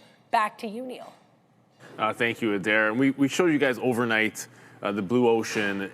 The pre-market highs today were this morning, the 212 or so. That was a good support level in the overnight session. It got all the way to $230. So like that's sort of an obvious place. If it cannot get back above there, that you're getting profit taking. Right now, there is somebody dumping shares at 202, and they have been for the last 30 minutes. So that becomes an area of interest right away at 9:30. I don't like the long until I put in the note like 190 to 95 zone, but it's really diddling in the middle. 202's, because there's a seller there, it's holding, but 205 and VWAP would seem like the place. If you're going to trend down, if there's a pop at the open that topping tails, and I think a play down into 190 to 95, because that's the zone I'm looking for to buy today, which means it's all sell until it gets there. And I really doubt you get that pre-market high again. It's not seeming like it wants to go. Shout out to Blinky Spears, top of the morning to you, and appreciate the super chat. And I know you've sent a few over the last little bit, and we appreciate all our viewers. You don't have to send a super chat, but as long as you're here, make sure you are in the chat in the first place, because it's a subs-only chat. So hit that subscribe button, jump in while the waters are warm. Somewhat related, before I'll throw over to Sean, if we get another pop up into space, Virgin Galactic, I still want to be like short till this isn't a short. So 370 is the level I'm looking for a pop and fade. It did the same thing at the open. Popped at the open, put in a high, put in that lower high, just couldn't go through resistance, and then dumped it. I just feel like more of the same. Another super chat, Adara. Got to get a raise. Star of the show. Sure. Shout out to Adara. There we go. For sure. Yeah, we agree with that one. Here we go, man. SpaceX long $200 area. We wrote that down, and now I'm short $200 area. It's been holding it, but I think that the 190 is possible if that's available. That's maybe where we'll start to think about going long after all of this. The 200 period SMA on a 1-minute chart has been pretty good for us. I got to keep fixing these wicks, man. But right now that's 198. So I'm going to go short here to start the day. I wrote this down earlier. 215 possible top fade for sure. USO and TQ is also on here, but the sticky note is now out. You guys can go read about it. There's a couple names on there. And then, you know, just to go back to what we were talking about here, we have our own little list that's been started on the day here when we're looking at, Dane is looking at SpaceX and Hood as well. Good job there. I'll comment on some of these as we go. SpaceX options are today, so that's something that could be pretty juicy as well. What's up, Mike Peter Ryder's talking about this as well. Going to be a gorgeous day, apparently. Shorting pops. I really like this one, Brian. I've added this to the list as well. Shorting the TQQ. So I really like that one. I think SNDK is a chance. Okay, here we go. Now we're starting to fall back in right now on SpaceX. So we will take a fill there at 200. We'll take 50 cents. And here we go. Let's go, gang. It's a nice little move to the downside right now on SpaceX. And what just happened there? Oh, we got a bad wick. Oh, so we got taken out right there of, that's twice that's happened to me on SpaceX, you know, where we get taken out of our short based on a bad wick. So there's a bad wick to the top side, executing me out of the short. What a joke that is. We'll see if we can get back. That's too bad, guys. Well, you have your stop orders in, and when these wicks start to happen, it wicks you out. So we were hoping for, we'll go back short now. I don't even know what price we got taken out at, man. That's really sucks. We got taken out at 80s for a profit on that, but all right, well, there goes that story. But we're still short SpaceX. We're in the money. It's been a good start to the day on SpaceX. We'd have much rather been short up where we were, but I'm just gonna have to get this all fixed out. Maybe it's not really worth trading in the pre-market with all these crazy wicks happening everywhere, but we're gonna edit them and go short on that. But we were just short. You guys saw that. It was a good one until this happened. So we'll just keep on fixing these wicks. You know what's worth looking at here? Stopped out. The 2X ETF Holy don't shit, have that's these too wicks bad. on them. That's too bad. I might actually trade these instead. Yeah, go ahead. Because I mean, no, if you look, damn it. SSPC, this is the short ETF, and then there's SPCH, and neither one of these have those crazy dark pool wicks, and they're very liquid. Oh boy. Like 5 million shares traded. They're absolutely fine. There we go, man. I mean, we're right back into it again. I mean, now here comes the drop down in. I mean, this is exactly what we expected, and this is what happened to me on the SpaceX IPO, but we just punched right back in, right? So, you know, you got to be able to do that sometimes, and I mean, I didn't like the price that we got out on, but we got back in, and there it goes to the downside now for SPCE. So looks like yesterday we really ran this stock. Looks like we're trying to do it again right now as I try to edit some of these candles, and I do not have a stop out right now, which is kind of dangerous. I don't really like having that, but we're gonna sit here and watch it, and there goes SpaceX right down to the downside right now. Hey, look, man, I was sitting all morning in this short, so, you know, so far so good as we'll go right there and blow this one up. This should be about a $2 or $3 winner, and we're happy to have it on board right now. So, welcome to the jungle, SpaceX. We've just been crushing this name for the last 3 days. Let's go back over to the desk. I'm talking about another big tech name that we've been discussing a lot as of late. This story actually from yesterday, but as the developments continue to unfold, worth discussing again because NVIDIA looking to raise money to the tune of $20 to $25 billion. Tapping, I should say, the corporate debt market for the first time in 5 years. They're upsizing their bond offering from 20 to 25 billion. So let's talk a little bit about this. Credit desks are a little bit concerned here because NVIDIA's already aggressively committed over $90 billion to some of their investment ventures. I mean, like the CoreWeaves, I mean, the new scales. We've all talked about the circularity of this business, the AI kind of new, what are they calling this, neo-cloud business. Bond investors are kind of realizing that if one of these players that they've invested in actually hit the fan, that could find its way right onto NVIDIA's balance sheet. So some food for thought there. Let's talk about the liquidity benchmarks as well. The assumption here is NVIDIA needs this money, right? They need it to fund their massive data center build out to their massive infrastructure build out as well. But internal banking sources confirmed the primary strategic goal was actually a technical corporate chess move, establishing a liquid credit curve benchmark. More on that in a second, okay? But before I tell you about the non-dilutive aspect of this, let's also talk that prior to Monday, the chip maker carried an incredibly light legacy corporate debt. So they actually tripled it in one afternoon. I believe it was about 8.5 billion they had in debt, and then that just shot up in one afternoon to 33.5 billion. That has some investors worried, but they were strategic about how they raised money. They chose not to dilute current shareholders. Why? Because they wanted to protect that $80 billion share buyback program. If they were to actually buy back shares and then concurrently dilute those shareholders by issuing new shares to raise money in the form of equity, that would have just canceled off each other. So they took advantage of a low rate with these senior notes to raise money for the short to intermediate term rather than diluting the share pool, Adara. Yeah, interesting look here for NVDA. Are you guys buying what NVIDIA is trying to be selling here? I'm not a fan of it. I feel like they shouldn't. The market doesn't want these guys having to raise in this way. They were already languishing a bit. Like this was already relatively timid or weak compared to some of the AI plays out there. In this bounce, you can see on my chart here, the 50 period, it's like get there, not do anything with it the last couple of times. And that's exactly what happened yesterday. Like it got there, tried to break out, couldn't do it, now you're pulling back. So this feels like a pop and fade. If it can get through 213, it's a breakout trade. But if it can't, this is a fade into those levels on NVIDIA. That's not the news you want to hear at the end of the day. So I hate to say it, but I'm looking kind of short on it. And the market's weak as well. Like the market's actually all red all morning long. So there hasn't really been any signs of strength in the AM, but it does need to get through that 13. So it's a short that 50 period SMA on the daily. I mean, we're now $3 in the money. We would be $6 in the money if we didn't get stopped out, but we repunched back in, so we gave up 30 cents to put this back on. We just got covered up at 196.50 right there on SpaceX. That's your daily goal already met right there. So hopefully you guys are rolling with, and there goes SpaceX, man. Daily goal met. Huge move to the downside, and we just covered, so I only have half left and less than that because, you know, what we had here, anyways, it was all different, but at the end of the day, there it goes, man. SpaceX to the downside, and we're covering some of it. I mean, this thing could really pop off the open. Remember, we are waiting to see what some of these imbalances are all about. So right into here, nothing yet because we all New York, and at 925 we'll get NASDAQ imbalances. So if this becomes a sell, remember this is options apparently today. I was just responding to somebody here that responded to some ideas there, which is source, trust me, bro.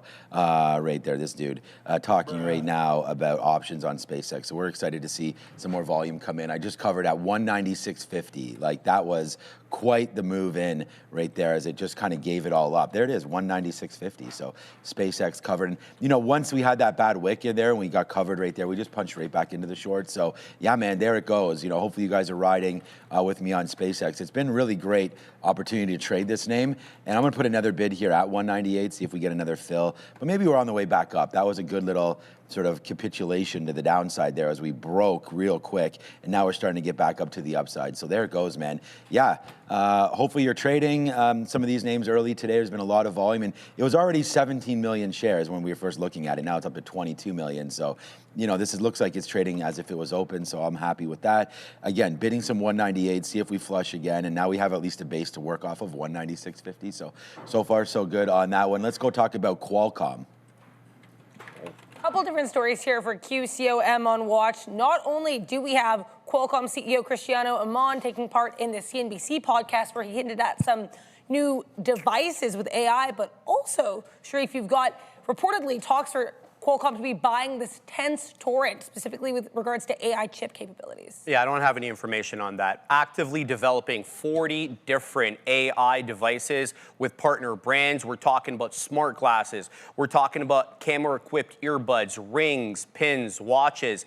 They're all form factors that aim to kind of transition the industry away from smartphones into these sort of wearable devices that are going to be sort of agentically based rather than app-based. So that's kind of the pitch here. And to power these upcoming 40 devices, if we see them come to fruition, they've silently launched this new type of processor called Snapdragon Wear Elite. It is built on the 3-nanometer process, so highly efficient, but also highly strong. And then a lot of concerns right now amongst some telecom industry analysts that some of these wearables that send video signals into sort of the network could actually congest the uplink cellular network. So they've actually, Qualcomm that is introduced this new 5G red cap, which has a micro power Wi-Fi standards, and it's going to basically allow a lot of compression of this data onto the cellular network so as not to congest it. So some of these interesting developments here coming out of Qualcomm, Adara. Yeah, the other story I think worth mentioning here, this came out after the bell yesterday, so this is day one of this catalyst as well. Apparently Qualcomm, according to the information, talking to Tense torrent, considering purchasing them for $8 billion to $10 billion. So be aware, stocks don't always respond well to these acquisition-related catalysts, and there could be one in Qualcomm's near future. How do you guys feel about QCOM today? Not as big of a fan of it as I would be. Yeah, it's probably a market thing, but every single stock that we've called up this morning, it's chip related, has with the exception of NVIDIA. And we talked about the memory chip names, and I think when you look at Qualcomm, it's a similar story here. Like you're just pulling right back into yesterday's highs where, hey, you've got some support down there because it already showed you that it was sideways action. Great. I like that they believe in devices, but I like better if you can break away from what was some obvious resistance on the daily here at 228. So without it doing that, it just looks like the Robinhood chart, which is trend down all morning. You've got to hold above the 228. That's a big one on the daily. I think the good thing about the devices is if we're talking about the next wave of where training models is going to go, it is going to be not language and not selling that data. It's going to be the world, visual and audio. So understanding that that's the next place to advance AI, you want to be in devices. So I think it's a great opportunity from the long term. I think this is also going to bode well for Meta. I think it's going to bode well for Apple. I think trust me when I tell you, everyone that's wearing those the AirPods, believe me, that's the new point, because they're going to be training models on that stuff, because everyone's going to be wearing it, and it's going to be listening to your audio, it's going to be watching what you're doing, the same way that they're able to train workers by forcing Amazon employees. It's like, oh, you got to wear these glasses or whatever, we're going to track what you do so we can replace you. I think that's the next wave, and so it bodes well for Qualcomm. Do I prefer Apple? Yeah, of course. Well, maybe not of course, no, but I do. I'd prefer Apple as a buy if I'm looking to play that, but I think Qualcomm you can do just as well. But if it doesn't hold above 28 at the open, I don't know how strong this is going to be. Lots of selling in the pre-market. All right, we covered a little bit more here on SpaceX, obviously, as it came back and gave us 198. We take another short right there at 201. So let's now put honestly, this has just been a wild ride here this afternoon, or this morning. We just shorted it again at 201, and now we're getting basically a marketed move all the way down. And I don't know if it's going to hold 200 or not. I really feel that there's going to be a buy imbalance on this thing. So let's just start to cover more and more of this trade as we come back in, right? We're lighter on it now, obviously, but a lot of volume and a lot of jumpiness here happening. Options open for the first time now. Yeah, exactly. So SpaceX should be a lot of fun here as people will start to, hedge their positions or possibly take shots. And again, if people are buying calls, because there's a lot of FOMO in this name, there's a lot of people that were waiting for, possibly a couple-day pullback here in SpaceX, only to wake up today and see it, another 10% up at some points here, if not more than that. So yeah, SpaceX going to be definitely an interesting trade there today. Just to look quickly, we have, we'll talk about oil next. Okay, let's go back over the desk. We can have a quick look at oil then. Yeah, the screen says oil drips lower. As of right now, oil actually trying to recover a little bit, but USO absolutely on watch with both WTI, and I believe last I checked, Brent as well, below $80 rate. This is pretty significant. Absolutely, Adair, you're right about that. Oil falling to 3-month lows, guys, so something to look out for. Let's keep an eye on the reopening, the successful, hopefully, reopening of the Strait. Let's keep an eye on tensions in Lebanon, as that is trying to be dragged in again as another corollary to this conflict, let's call it that. And then let's just look to see if they're able to hold off with any strikes against one another, because we saw sort of a bit of a tenuous ceasefire last time, Adair. And just be aware as well, President Trump and J.D. Vance, Vice President, have both been making comments both yesterday and today on the Strait and on any potential aspects of this memorandum of understanding that is set to be signed on Friday. Just keep an eye on the news as well, as always, when trading USO. Yeah, I have 117 filled up here. It's on the note today for a 117 short. That was basically a pullback into VWAP. We had wrote that down because we had seen this move come in, right? President Trump talking about Strait of Hormuz going to be open by Friday. I don't think we can really trust, and it's not to do with Iran, it's not to do with anybody. It's too hard. We don't have everybody on board. Israel's still in, Hezbollah and all this kind of stuff. So we start hearing that, there's going to be a deal. It looks good on this side, but then we get the other side of it and it's like, it's not as rosy as you possibly thought there. So USO for me will be a short. I was hoping that VWAP would try to hold, so we're at that rate now. We had written down 117. We always look at the 200-period moving average, and that's 118 right now. So for me, I think it's definitely worth a look to see. That's 119 right there. So a little bit of a pullback up to the upside. We'll keep our ears, as Adair just mentioned, sort of glued to everything we can today as far as more news. But it really hasn't been a news bomb situation. Even since that little move down, it's only $2, right? The more importantly to me is that we've now broken back down below, and we were 150 on USO. Now we're down to 116. And if we just check on oil proper there, it is your August contract, which is Q. Okay, now it's going to take me a minute to change this. Q26, you'll see that this is back down into $77 now. So, it's been a nice little move back into the downside here for oil in general. So that's now 3 days. It's its largest losing streak over the week, I think, since the beginning of the year. So yeah, a little bit of a downdraft here. And I think the short is definitely where I'll be looking today on USO, unless, something dramatically changes, I guess. Yeah, and it could do a little bit of a gap fill as well. Even if we get higher from VWAP in here, like the 118, the 119 levels all stand out. Another way to play this is, hey, if we are carrying, as oil's been battling back, you see sort of silver's been dropping. So any resistance level on oil, I'm gonna probably like for SLV as well, just holding up a little bit better than Bitcoin.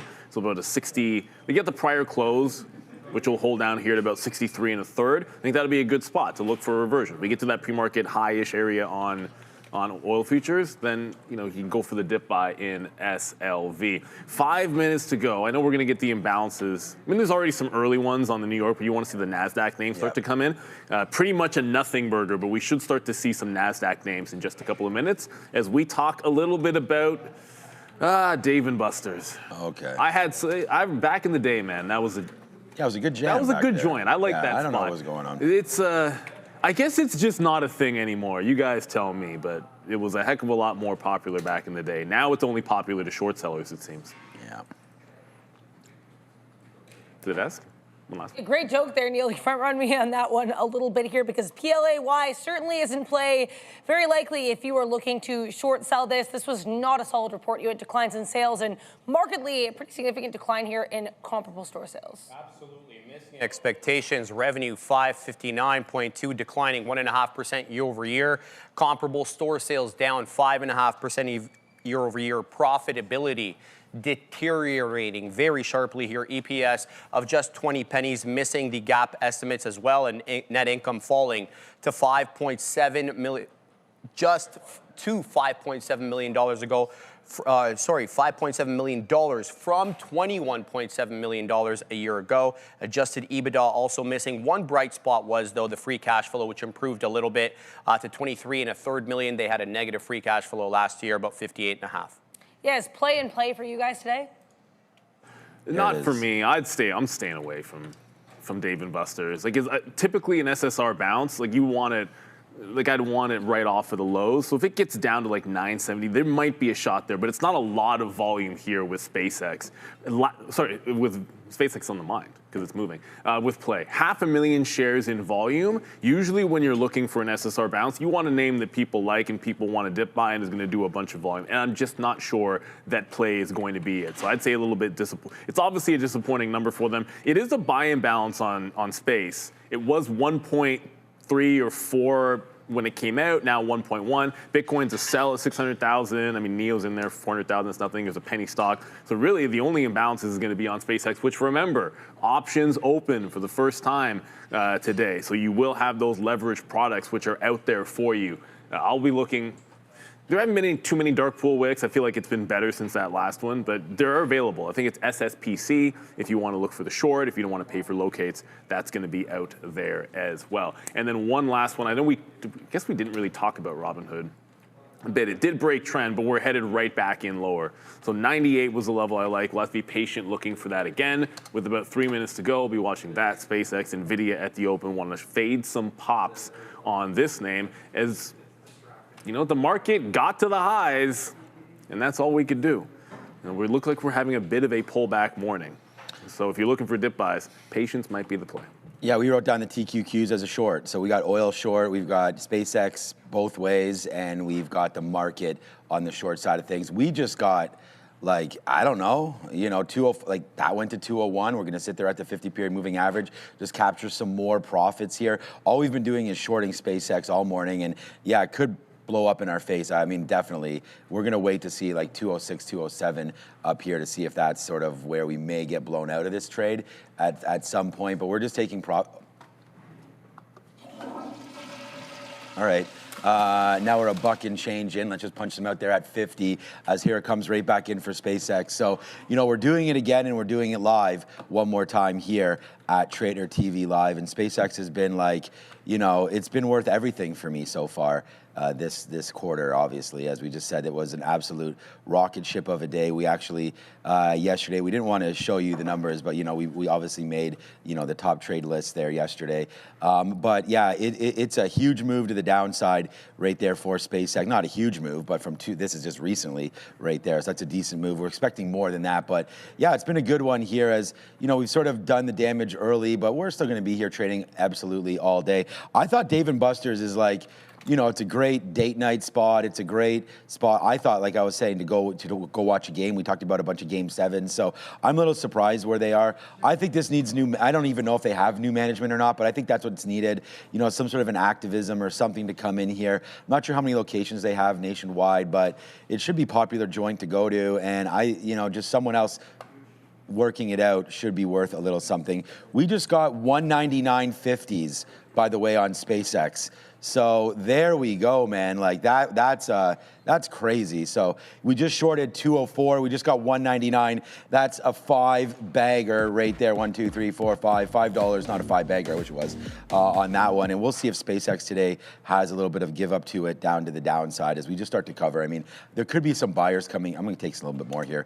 There we go. Take some more at 50. There could be a buyer that's obviously shoots their, their shot here early again on SpaceX. So let's just keep getting out. Maybe we'll just punch out at 204 if it breaks that level early, and then we don't have to worry about it. So 205 will be our out now on SpaceX as we wait to see where this name goes with only 15 seconds left. I'm going to put my stop order in.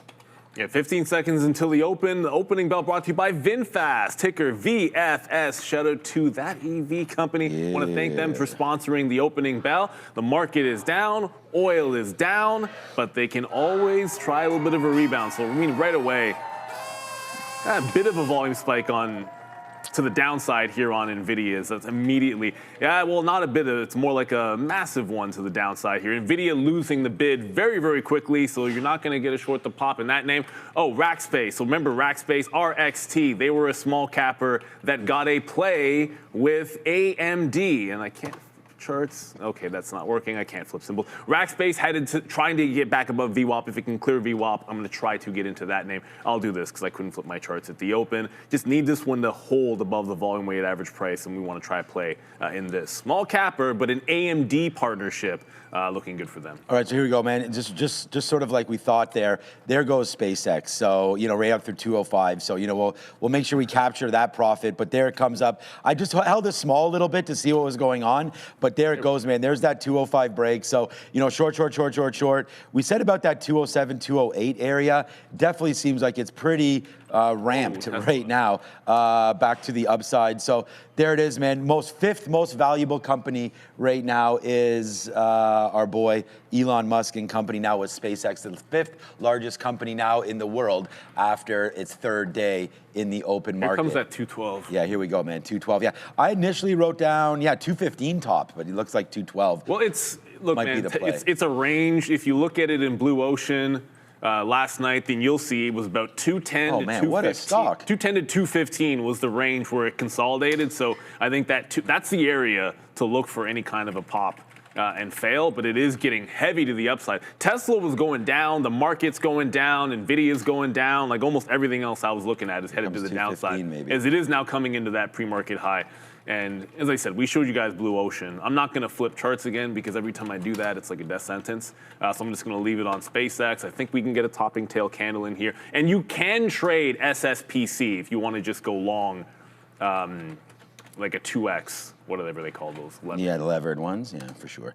Okay, so, we just missed that 212. I wasn't even really sitting there. I was just kind of trying to pay attention to some of the price action there. And I had written down 215, but here we come right back in the downside. We're short now at 207.70s. Let's wait to see what winds up happening here with SpaceX. I still think you got to give it a little bit of room to see if it does retest that 212 area, which was the top earlier. We actually just got right into that and then fell down a little bit here for SPCX. So, definitely looking looking at that level. What did I just get filled on? Oh, 18s. Sorry, 208 18s. All right, so here we go. Right back now into the money on SpaceX, obviously, as here we go. Nice little move back in. We'll see. Okay, now we're really starting to. I see you got it too. That's good. But here we go, man. Nice little move to the downside right now. Look at that. As we've made it all back now, and that was a good one there. So let's see how low we can go now on SPCX, man. Making our day early on this one. We just got 205s. We just got 206. We got 205 13s there, by the way. So I mean, talk about a fill. And sometimes you just got to put the bids out and grab them. But there it goes right now, SpaceX. Let's see how low we can go now. We got a 205 fill. Will we break below that? We shall one time see. Rigetti, we will have thoughts on that, I am sure about it. But right now, SpaceX, nice move back into the downside, capturing profits all over the place now on SPCX. And yeah, I think quantum's a play, right? I mean, yesterday QBTS was in play. They got. Come on, Rigetti. What's trying to remember. D-Wave had news yesterday. I remember that being a big time runner. We'll get that in a quick second. As long as they buy off VWAP, you know my play. The way I look at it, it is a pop and fade into the volume weighted average price. So I'd sort of take it and run. It was about a $2 stop. So we'll be happy to get VWAP in there at 204. We're going to go up to Adara for the first time today as we've got some news. Just to make you guys all aware, in case you missed it, SpaceX with this rally, as the guys mentioned, very significant. It's also the 5th most valuable company in the world. It did overtake Amazon with that spike. So SPCX, big way to start its 3rd session ever.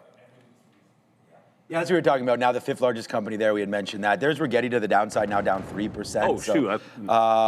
No, yeah. I mean, they were down. Yeah, Rigetti's down. Yeah, down 3% today. And yeah, I still like the quantum space. I mean, you know, I'm into IBM, I'm into Google. I don't have anything else there, but Rigetti could be one. We talked about QBTS, and then I think IonQ is the one that seems to always get people going a little bit here. So we'll wait to see if IonQ is maybe the one to take. But yeah, 66,000. I mean, look at IBIT right now too, right? I mean, this is the thing. We talked about the market low. Looks like right now IBIT's helping that narrative get to the downside as well. As there goes SpaceX back up to 208, 209 potentially coming into play. We're still short at 209, but good covers all the way down in. We just got to watch out for that break of 212, and then we'll see where the spikes happen from there. But right back into VWAP. So a bunch of covers down there. Now we'll just wait to see what winds up happening here with SPCX as that's making a downside play. And then other than that, man, here come the futures and the Qs making moves back to the upside now. Yeah, well, I'll tell you what's not going is I can now show you guys Rackspace could not hold on to VWAP at all, absolutely filling in the gap. This is why you want these suckers to hold on to the volume weighted average price. Just no strength whatsoever. So we're going to have to flip, maybe look at another small capper to add to the list because you want to hold that volume weighted average price. Tesla almost at $400 as that is absolutely flushing off the open. The market's catching a bit of a bid, but it's not. Tell that to Tesla. They can't seem to go anywhere. DRAM. So if you're looking at the ETF, you can look at Micron if you want, pulled right back into what? Prior day high and now to the upside. So this is where the bounce is happening. Certainly it's going to be the memory chips leading the way. Once again, it's not NVIDIA, it's Micron, it's SanDisk, it's DRAM. I feel like we're a broken record saying this every single day. This is where the strength has got to be. But I'll look for maybe VWAP to hold on to here because I need something to replace Rackspace. All right, we're going to go into the NASDAQ right now and see what's winding up happening here with that trade. We're short just a little bit. We're trying to get a little shorter, obviously, as we're just short a little bit, as I just said. Right there off VWAP, I was actually waiting at 38. So if that comes up, we'll take a fill there on VWAP at 38 if that can come up. And then we'll just, cover a little bit if we can get back in. And I just put a bid at 84.13s. I don't know why that was. We just went down. That was, okay, there it is. So there's the fill now at 13.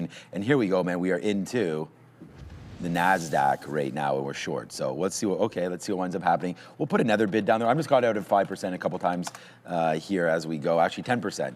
We'll get out at 10% twice if we can. Here comes a move back in. Let's see if we can get that fill near $84 on the NASDAQ. And this is, of course, triple levered product there as we talk more. There, yes, sir. So far, so good as we short that market and we wait to see what's the next move in the space.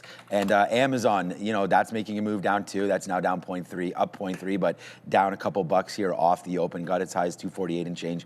Amazon to the downside. We saw NVIDIA trying to raise money as well. That's I don't know, that was surprising to me. And there it goes, down $2. So yeah, we'll have to wait on that one. But so far, so good. Here comes SpaceX again, man. Put a bid down there, see if we can get that around 206 again, as we are same short on SpaceX, but we got to take advantage of when it moves down like this, because it could easily run that top. We've seen this name get super aggressive. And next thing you know, it's $2 or $3 against you at a blink of an eye, right? And so you got to see, like, you're trying to avoid those market orders coming through. Did I just get, I did get filled there. Yeah, so there it is. So we just took a 206.70 fill, and that's why you put the bids out there, right? You never know where those fills are going to be coming from. So that was a good one there on SpaceX. As we're getting lighter and lighter on this name, I think we might be wrong on the narrative here again today. I thought there was going to be a potential sell day on SpaceX. Could still be, but let's take some profit just in case it's not the ultimate short today, and we do wind up taking out that 215 area. So very comfortable in the position that we have right now. If it does rip higher, then we'll stop out at that 215 marker, but let's see if we can come back in just a little bit right now. We're at about $2 in the money and looking lower here on SpaceX. VWAP's held a couple times. Let's put another bid down there at 205.50s, and then we'll wait to see if that fills, and then we'll go on from there. Short the NASDAQ right now as well. We just got that VWAP fill. Yeah, SpaceX is still holding that VWAP. I don't know, maybe another run at the high, but the way I see it, if that one's even looking remotely short, I'm not going to wait till 370 for Virgin Galactic. I think this might be one of the last days that this can significantly pull back in, down 4 points. I'm just trying to short off of the high, and SpaceX is going to have to wait, I think, for maybe a trend break, retest of the high, break of the VWAP, something along those lines that can make a little bit more sense. As USO just continues to go, whoops, that's USA. USO just continues to go higher here. So I think that's not going to bode all that well. It can't hold up forever. Like, the market's been battling off of the lows despite this, but I feel like that can't hold forever. You're about to trend into that pre-market high. That was the area that I liked. So you get up to 117.5. I'd look potentially long silver, or maybe just a trend reversion over in USO. You're just gliding higher despite being weak all morning long. All right, here comes DRAM as well. I wanted to replace something for rack space. DRAM's pulling back into the volume weighted average price. Look for it to hold there. Once I see a bounce, we'll take this one to the long side, as long as it can hold on to VWAP. If not there, then we're waiting down closer to the prior day high. Micron leading the way today. Seems like it just always does. Not NVIDIA, everybody. It's Micron. It's you-know-who, SanDisk. These guys are just way too strong. Hey, man, always great to get these sort of congratulations from you guys there in the chat. I mean, yeah, we do have it. There's the TQs, so thank you so much, Kofe Kid there. Good, I hope you guys were following it a little bit. And, it's just a short off VWAP, and we've been starting to cover again. Like, we've seen this market just very, very jumpy. So, yeah, just make sure you cover. And I always, quote Kramer and everything like that, and especially when we're here with Joe and whatnot, pay yourself first a little bit. If we can get some money out of it, we'll do that. And there it goes to the downside, and here it comes right back upside. So that's part of it, right? You gotta, that's as a trader, it's kind of like, okay, here the OBAI just halted. So it went up to 130. I was just called it up. I was just going to talk about it. It just went into the halt state. So there it is, halted now at 107 on a very dramatic move down there. It was just at 125, now backing into 107 right now is OBAI. So we got to watch out for that one now. I mean, it's nice that it broke $1. Let's see if it can hold that on open. The tap right now is 103. Still a little early to base that on anything. So we'll wait to see. Now it's 101. So yeah, just halted now. Should be 5 minutes, 10-minute haul. We'll double check it back when it does reopen. But there it is, man. OBAI, a name that you guys talked about, and I saw some of you, traders talking. Now you're talking about warrants and everything happening right there. So yeah, there it goes. Well, man. You can trade the warrants during halts if they don't halt. That's an right. That's a hedge if you happen to be caught. Yeah, that's actually a good point. Right there, you can do that. Go ahead and trade the warrants if so see fit. If they're there. Yeah, but OBAI. So there it goes, man. A name that I just recently bought some more of the other day. It's not really doing anything. This is Eli Lilly right here. So yeah, potentially. pull back. It was actually smoking to the upside today at 11.45, the price, and then it's all the way back down into 11.30. Now bouncing off your 200 period moving average. Okay, sound the alarms, because here comes SpaceX all the way up into that 315 area. This is the spot that we were thinking about, you know, maybe there was going to be some love or something up here near that 315. Of course, if we do break it, then we got to get out right now, as we ran it one time to the, well, a couple times to the downside. Now we're getting run back there to the upside. So this is what happens on this name, man. I mean, we've been trading it for quite a while now off the IPO, and definitely aware of the trials and tribulations here with SpaceX. The short was always going to be dangerous, and you know, now we wait to see where this prints us to the downside now. And we just took a little bit of a short there at 214, and you can see my average price isn't, okay, well, there's an out. My average price isn't changing that much, because I don't really want to be layered into this thing and then get absolutely smoked. But here it comes right back in. So yeah, about getting smoked. Yeah, no more, as that just pulled back. But we're still now in the money here on SpaceX. Let's ring the register for $1 now at 211.20s, and that's what we just did. So a couple outs here on a most recent refresh. So you know, it looks like the hit will be a couple bucks if it does break down up through 215. We took a shot there today. I definitely understand that this is a risky proposition, and there it goes, SpaceX back to the upside. So. Yeah, congratulations to anybody that was buying dips. I feel like that's a better trade than these shorts, so that's a good one. And hey, man, I couldn't be happier. Props up. We're long at 170, so you know that's been a great one. I'm not sure when we'll empty it out in the account. Maybe we'll take some out today. If we get back up to that 220, 230 area, I'll probably empty a little bit there, and then you know, pay for some of this hockey, and we'll go on from there. But there goes SpaceX right now to the upside. There's only a starter in that. Because like the CDR is available and open, and it's absolutely fantastic that we can do that in Canada. But I'll tell you right now, I don't have enough to want to sell in SpaceX. I didn't buy enough shares on day one. I just put a stink bid to be involved. I think at some point there is going to be a turnaround, and you're going to be able to buy the dip. That's historically been good for IPOs and the way to play it. But this one has been built differently. At some point, we got to get a poll up for whether we think this is like the largest company in the world, or it gets back down underneath the trillion. Because I think it was that one firm that was like, yeah, it's only worth 700 million. So we'll get that poll up at some point. I am in that Virgin Galactic. It'll be similar to yesterday. It's just like the pop, not very big of a pop like it did yesterday, just a little bit into the pre-market high. Play into the low, look for reloads on VWAP, same thing. I just think they're a dog and a sell. A few people have put Open Door into the chat. Not entirely sure why. I see it moving a little bit, but not a lot. So, you know, if there's a reason why we're interested in Open Door outside of everything else that's moving around, you can let me know. I'm just not really seeing it. And finally, DRAM. Okay. Now DRAM is looking a little better for a VWAP hold. Like, it's been pulling back. Now you're going to get a little bit of green side action on this. It needed to close. Close me a green candle where I don't have to chase above that 72, because nothing else is setting up at levels that I'm going to like. We liked Robinhood a little bit, but that's nowhere near support at 98, and it can't hold VWAP either. That's the only reason why I've been looking at DRAM. Here we go. Now it looks like a little bit better to hold that. And the NASDAQ could break VWAP. If it does, I feel like it's going to do so because the memory chip names are strong. They've been the place to go. Now you tell me here, this is actually a dilemma that I'm having right now in our house. Do we go for the Model Y, the new Juniper model? Wow. We're test driving that tomorrow. Or do we go with the Rivian R2 and wait a little while? You guys let me know if anybody's taking delivery of a Rivian. We'll tell you it's June 16th. They started on June 9th, but I don't know. There's a lot of reviews you can read, but most of those are paid for. So we'll just wait to see what winds up happening with real world owners. And yeah, so that should be fun. Let me know what you guys are thinking. Shout out to Create Utopia over there as well. I mean, the new Model Y is really sweet.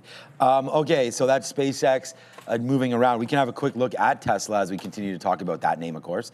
Oh, I just took some more outs, by the way, on SpaceX for $2. We just came into 210 again, so another $2 on SpaceX. I mean, you know, what we've taken out of this name over the last couple of days is almost criminal.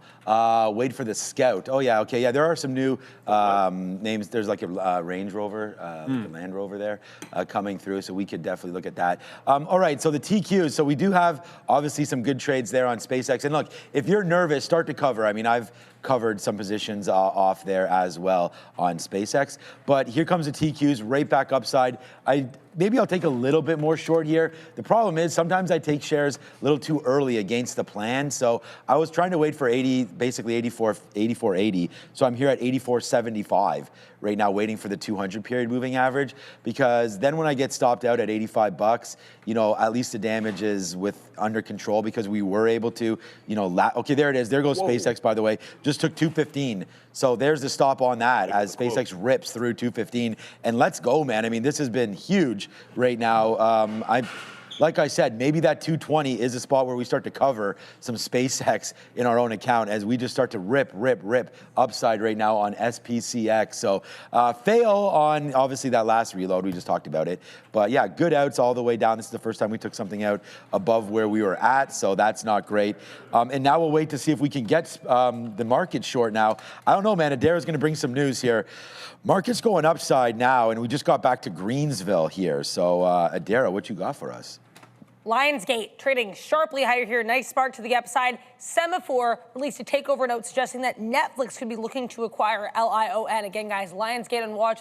Possible takeover target here by Netflix, according to this note from Semaphore.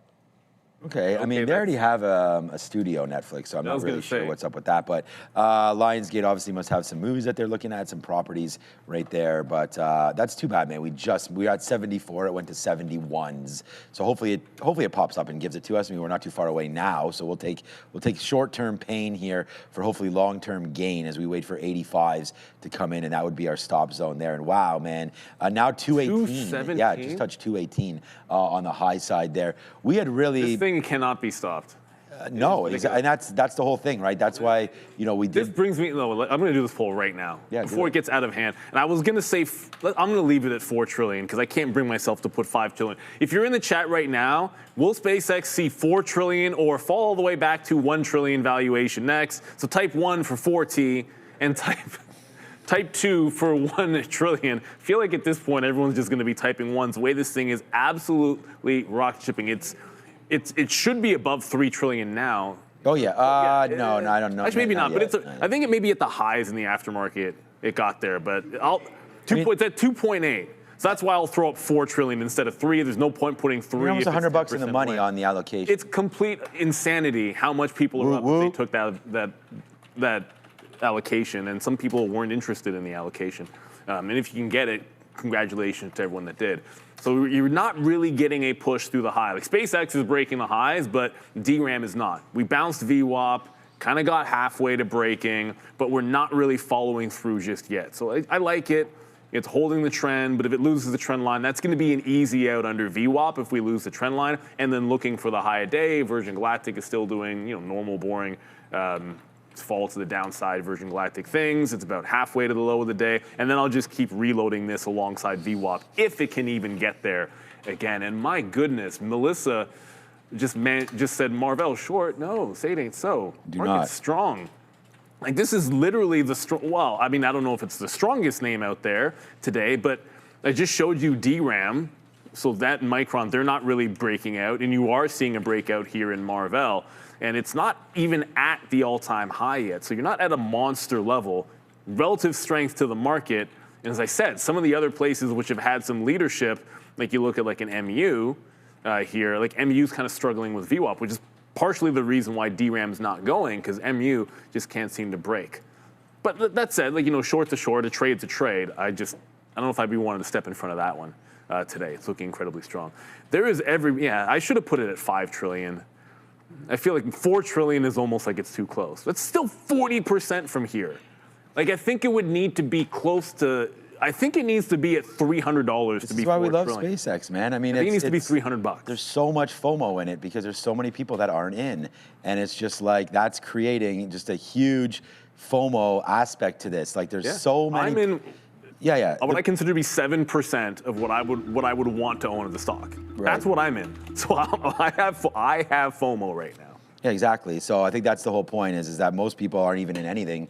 So, there it goes, man. 218 and change now for SpaceX as it just continues to climb higher and higher and higher. We're still short the market right now with the TQs right here, basically at 60s. So, trying to give this a little bit of love to the upside now is the market. I don't know if that's going to be temporary or not. I'll try a little bit more here at the 200 period moving average. I mean, I didn't think the market was due for a run today, but looks like it is. I thought we were a little tired in this market. We wrote down USO at 117. That's exactly where it is right now. But the question is, do I want to go short the market and short USO at the same time? That's not necessarily a great idea. I mean, if the market's going to tank, it might be on the back of USO. That's hilarious. I have a new chair here, and I just hit the down button, so we took the elevator. What chair? What the heck chair is that? Elevator down. I think this is Hugo's chair.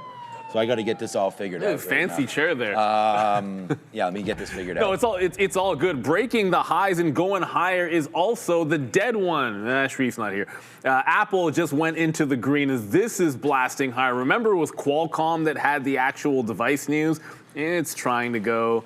It's finally back above that 228. That was the key level that needed to hold from the daily chart. So Apple looking good, QCOM looking good, SpaceX, my goodness, it's almost impossible not to look here. Look, it gave a pop and fade into the volume weighted average price, and since then, it's like the trend is your friend, and every time it makes a new bar, I gotta redraw this. The trend is your friend to the end. Like now, all it's doing is holding these higher lows over and over again. So maybe. Look, it would be a trend break back through 215, but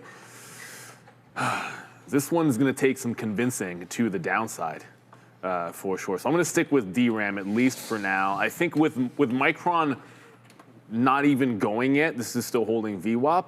If Micron can just get going, I think this is just a little bit stronger. I may look for one more reload in here on DRAM and hold on to that Virgin Galactic. But SpaceX, Night Eye just said 222.22. Maybe. The irony of that is the most, I'm not making this up, this is the most recent price that I actually bought Tesla shares at was $222.22. And that was a while ago. Maybe SpaceX does want to go there. But that's my lucky number, not Elon's. Yep, exactly. All right, so, we just did take a little bit of a profit there on the Qs, right? I mean, we fell back in. Again, like little surprised that the market's doing this. I thought we could be a little tired at all-time highs now, but potentially not at all, as the market's still trying to go back up to the upside. Let's take a look at Elon's other company right now, Tesla. That's up to 410 and maybe bouncing a little bit off of that as well. So Tesla right now, I think the trade that I'm really looking at though would be USO. It's at the 200 period. I like some of those levels right there. Robinhood Ventures Fund invested in SpaceX. Yeah, I mean that's great, and I think that's part of why. Robinhood was part of, a good move over the last couple of days, right? I mean, they did have some shares to give out to some people, whether or not, I think you got basically 10% of what you asked for or something like that on Robinhood is what most people were looking for. Yep.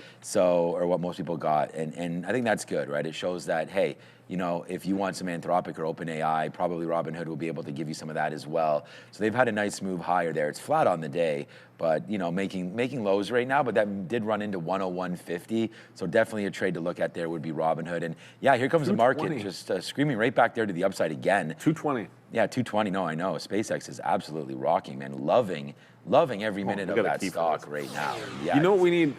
What we need, I don't know if there. Fabian's listening right now. We need one of those, but Mars.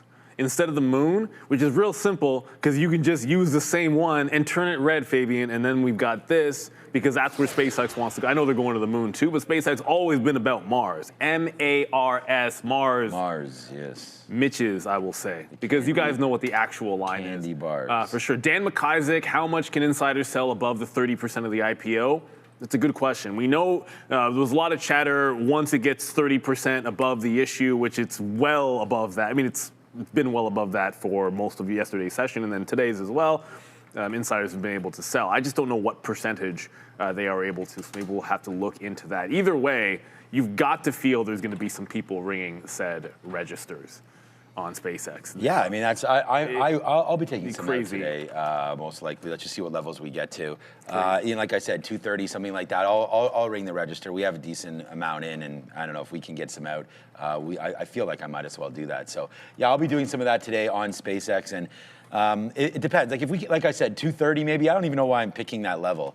Just nothing but love for SpaceX to the upside, that's for sure here. But definitely not trying to be foolish about it and make sure that we do take out a little bit of money on that one. And speaking about money, here comes a money storm right now, hopefully on the TQs. We just shorted again. I don't know. It just fell into the 50s. We didn't have any bids out there. I just put one now in the mid 50s. Let's see if we can get that. I mean, looking for the market to come back in just a little bit.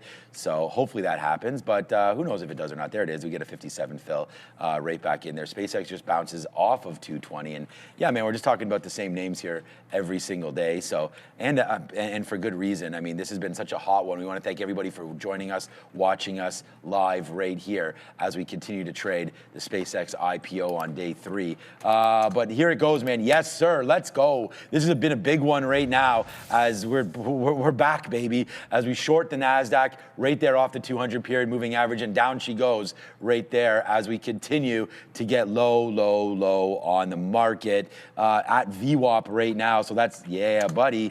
Yes, sir. Money.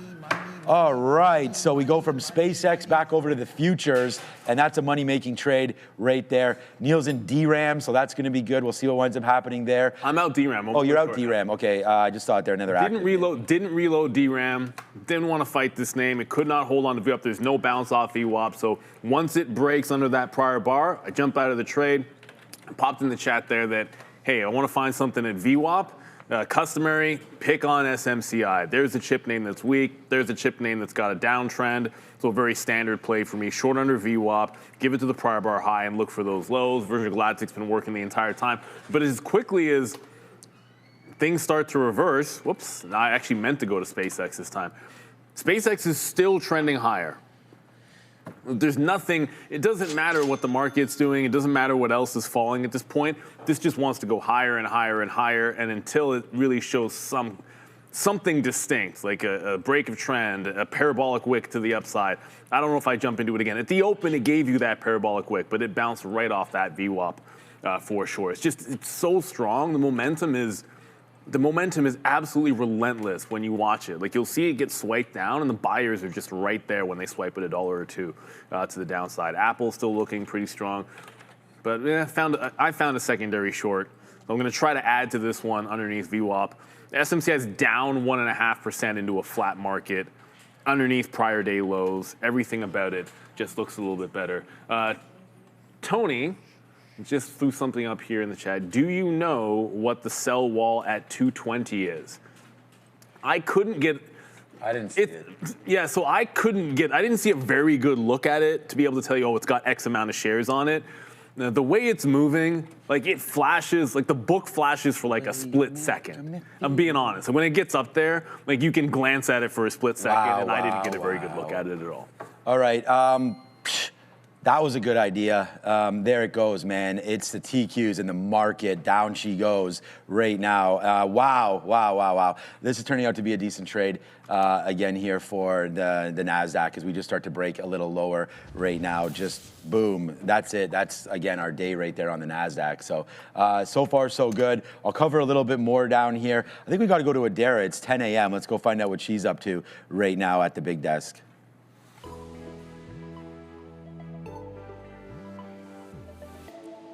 Market certainly not up to breaking these pre-market highs as of right now. SPY in its first 2 50-minute candles of the day, rejecting that 755.30s area twice. Right now, we're back at that opening range low. Let's take a look here at the NASDAQ. NASDAQ making an even more notable spike to the upside, pushing lower and nowhere near that pre-market high. But NASDAQ still looking potentially like it's trying a little bit harder than the SPY to break higher here. USO pushing lower. We'll get to that in a minute. But be aware, guys, this deal between the U.S. and Iran still very much in focus. SpaceX also in focus. The thing just broke 220s all the way up to 222. So the guys talk about this in a second.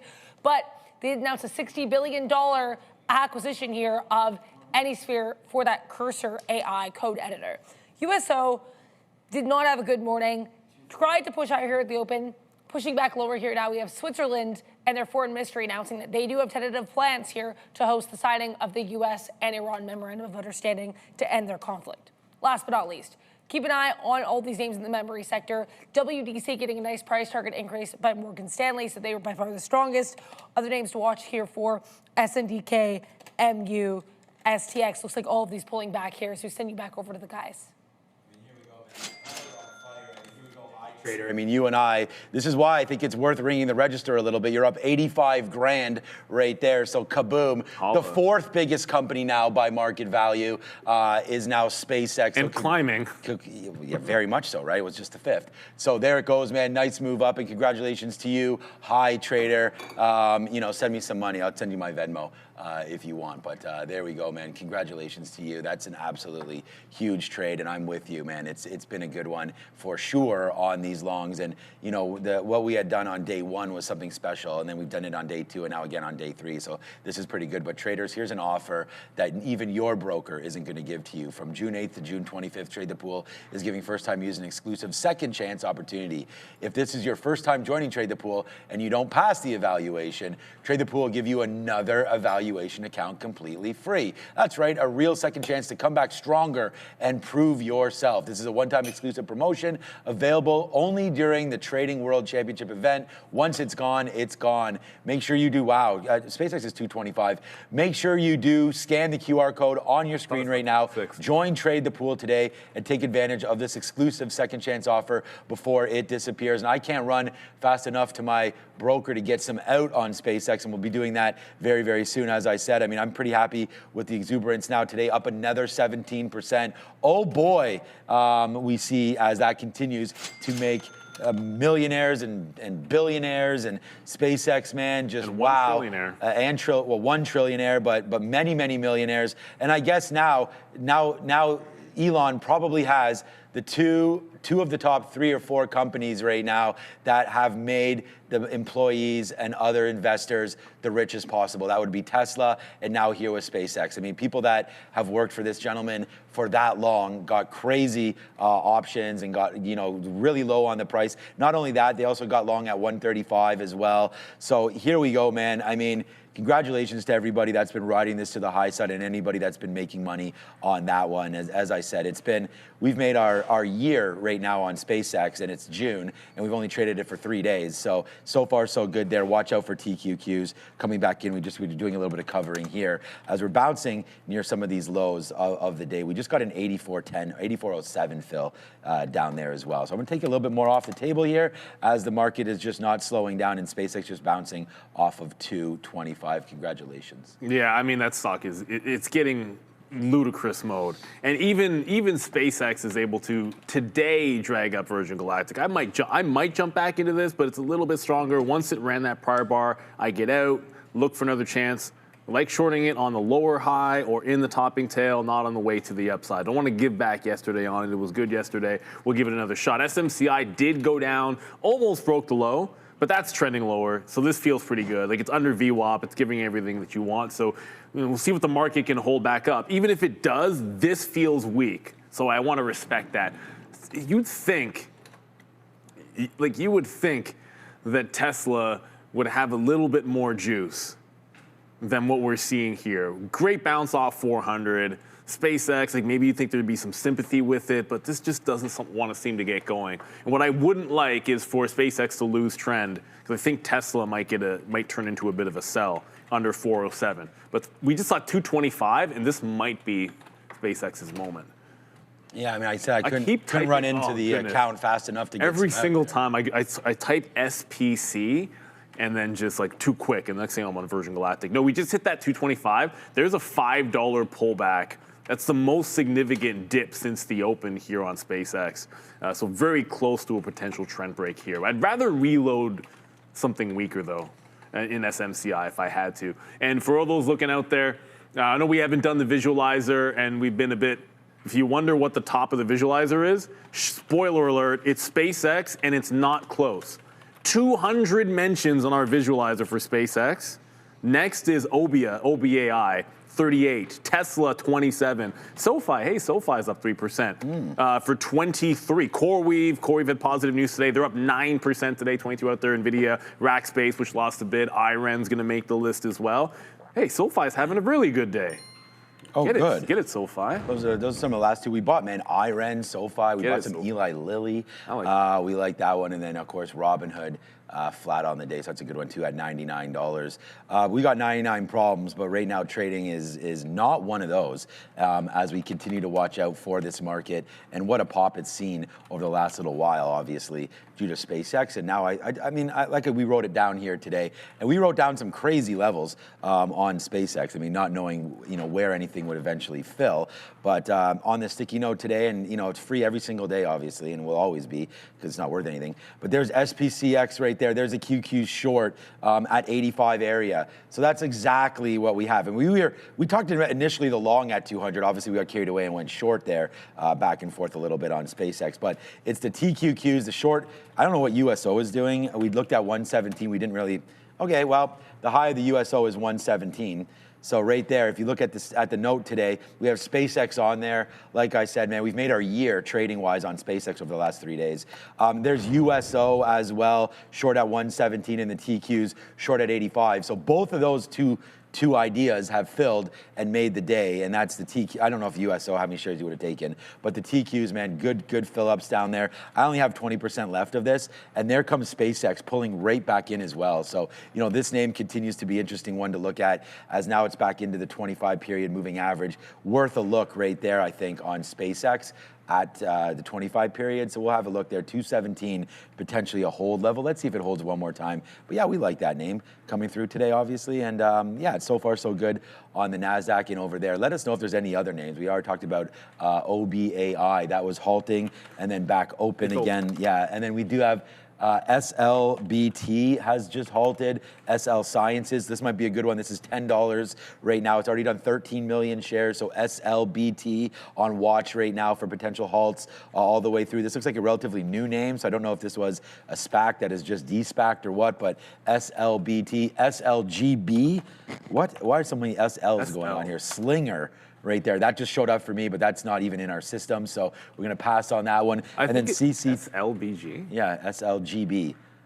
Just halted. Did I type in the wrong symbol? Here's another one, man. CCTG. This one seems like it's familiar. Yeah, definitely over the last couple days. This is another one that just halted twice. CCTG right now to the upside. So we'll indicate that one for everybody, as that looks like there's a potential here to continue to fly a little bit higher on CCTG. Its most recent highs, we came in, we did rip to $6, but it looks like right there, taking out that 170 on the daily looks pretty key there for CCTG, as that's going upside. And then, man, we nailed SpaceX again. We're cooking right there off the 25-period moving average. Let's see if it comes back in as it goes from 217 up to 220 again on that. So there goes SPCX. And then we did have that Lionsgate news. I don't know exactly what that means for Netflix, but well, here goes Netflix down to $79, getting absolutely crushed. Well, if they didn't like the last acquisition, they're probably not going to like the current one either, Netflix. So thank you very much for going out and spending money. Hey, trader, Elon is up today, $300 billion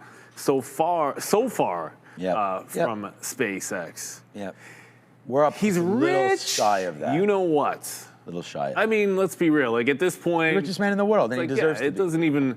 Yeah, it doesn't even matter, like the numbers at this point. It's really more about the story, like the wealth creation as well, what it's meant for what it hasn't meant for the market. Like it hasn't been this ridiculous top where everything just starts selling off on SpaceX. That's the other thing too. Like it hasn't really caused some kind of a crazy market top at this point. Like I know we're flattish today, but the market's holding up very, very well. One thing which is trying to bounce. All right, $30 was going to be a level, obviously, is a round number here for SMCI. So if it either holds the wick or it doesn't, and if we close this above 30, then I'm out. Looking for 29.6 would be the absolute target. That's just going back a couple of sessions ago down here. So this one's successful into a relatively sideways market, but the NASDAQ's at VWAP. So the fact that you're at the lows when the NASDAQ's at VWAP, going to just hold on to this bad boy. SpaceX is forming a bit of a pullback, everybody. And 1320 Wolf just said in the chat they got into some Netflix down here. Ooh, boy.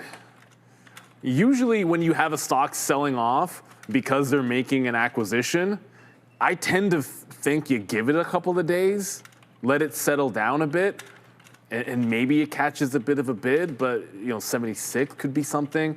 Underneath 80, I don't like this underneath 80. And I say this, I own shares of of Netflix. And I don't like this dropping underneath 80 on this Lionsgate news, unfortunately. So yeah, not a very good look for Netflix at all, in my opinion. And then just jumping back over, if you're looking for a sign of why we might catch a bid, well, NVIDIA was bleeding most of the morning and it's down 1%. Keep in mind, these guys said they're doing a bond raise. I mean, the market doesn't typically, love that notion. You don't want to have to go to the debt markets. I feel like they're already tapped a lot. NVIDIA's trying to hold over VWAP and trying to break higher. I feel like if it can do that, I might take a secondary look at DRAM. Took a small hit on that one, but it's still looking weak. Like, it's lower highs. What didn't do the VWAP hold, so it has to come back in maybe to 71 to take another shot there. But at least you're seeing a bounce in NVIDIA.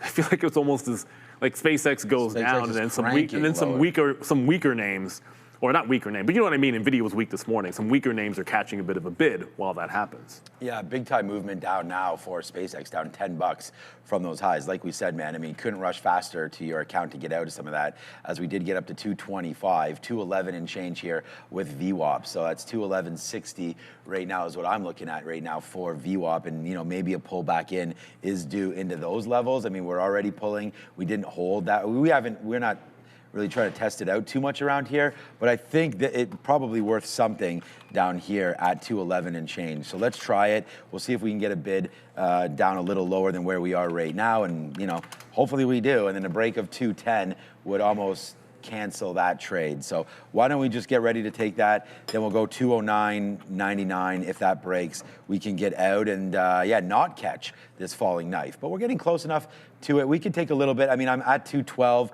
We can wait for 213. I just think if we break that, let's just wait for VWAP.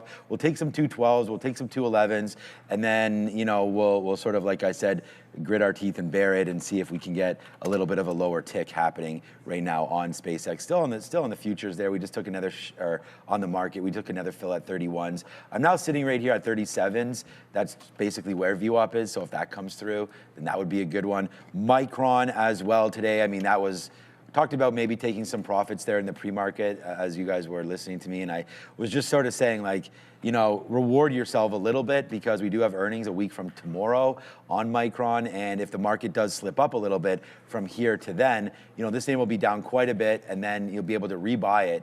Or, if you still hold 80%, which I'm suggesting you trim out 15 or 20%, then if the market rips up into earnings and it's a great earnings report, you're laughing. You're making a lot of cash. So I would wait on that one. And I mean, I've been raising some cash, buying some SpaceX, as you guys know, and that's been turning out to be so far so good. And who knows where that one's going to go. And a big shout out to my guy. We like to congratulate Good Trades over there. And my guy, Joe, put on some at 250 there, basically nails the absolute bottom of Google on that move. So that was a great trade there for Google. Buy things you like, that's for sure. And it should all work out in the long run if that's your plan. And, not every plan could be like, I'm going to hold it, all day, because, we want to make sure that you do have a plan, whether or not it's be retirement or whatever it is, and make sure you pick up good names at good prices. And I think Amazon down here at 240 is a good name at a good price.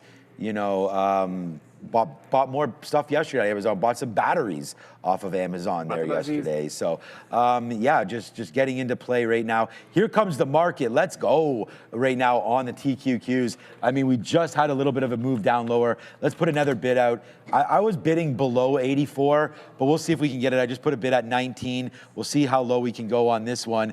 And so far, so good on the T. There we go. We're at 19. There it is. Yes, sir, man. Let's see how many of these we can have. We're still in a third of this position, waiting for lower underneath 84, man. The futures have really held water here for me today, and we'll see if it can continue that way as it makes, hopefully, new lows incoming. We just got to break 84 first. Yeah, well, the futures are certainly looking, it's a lot better in the NASDAQ than it is in the ES, because you actually have some strength in the ES. Like, they're holding above VWAP, holding the range. It's the NASDAQ that's off the lows, and I know some of the memory names are going to be a bit of a culprit in there, and I know we'll probably talk a few more about these, the small cappers. I don't know if you got a chance to show that it is SLGB. But that is now halted downside and lost the $1 level, and it's tapping 90 cents. So it's another one of the small cap runners, yada, yada, yada, small caps. You know PDT rule gone, there's been more of them. But if it can hold VWAP, that's the 90-cent level. It is a halt to the downside. Not nearly as good volume as some of the other names that we were looking at earlier. So if you're in that, I would suggest, CCTG is pulling back into VWAP up 100% on like 50 million shares of volume. So much, much better in terms of volume and liquidity, although they're both giving it up a little bit here. Nothing much has changed for SMCI, still looking at 29.6. I have the trail in on this bottom tail candle. So if it breaks 30, just barely above the 30 level, I'm going to be out. If it puts in another bottom tail before we get to 29.6, then that's going to be the exit point for me. But so far, so good. I'm not going to complain. This one's working to the downside for sure. Yeah, market not looking good. Feels like we are in a bit of a market red scenario. Sometimes you just tag highs, and this is all it is. Right? Like we tagged the high and you're in a bit of a pullback mode. We got Fed tomorrow, which should be an overall nothing burger. But it was a good exuberant day yesterday and we're losing a little bit of that bid. Just prefer to try to go short into something that was already weak.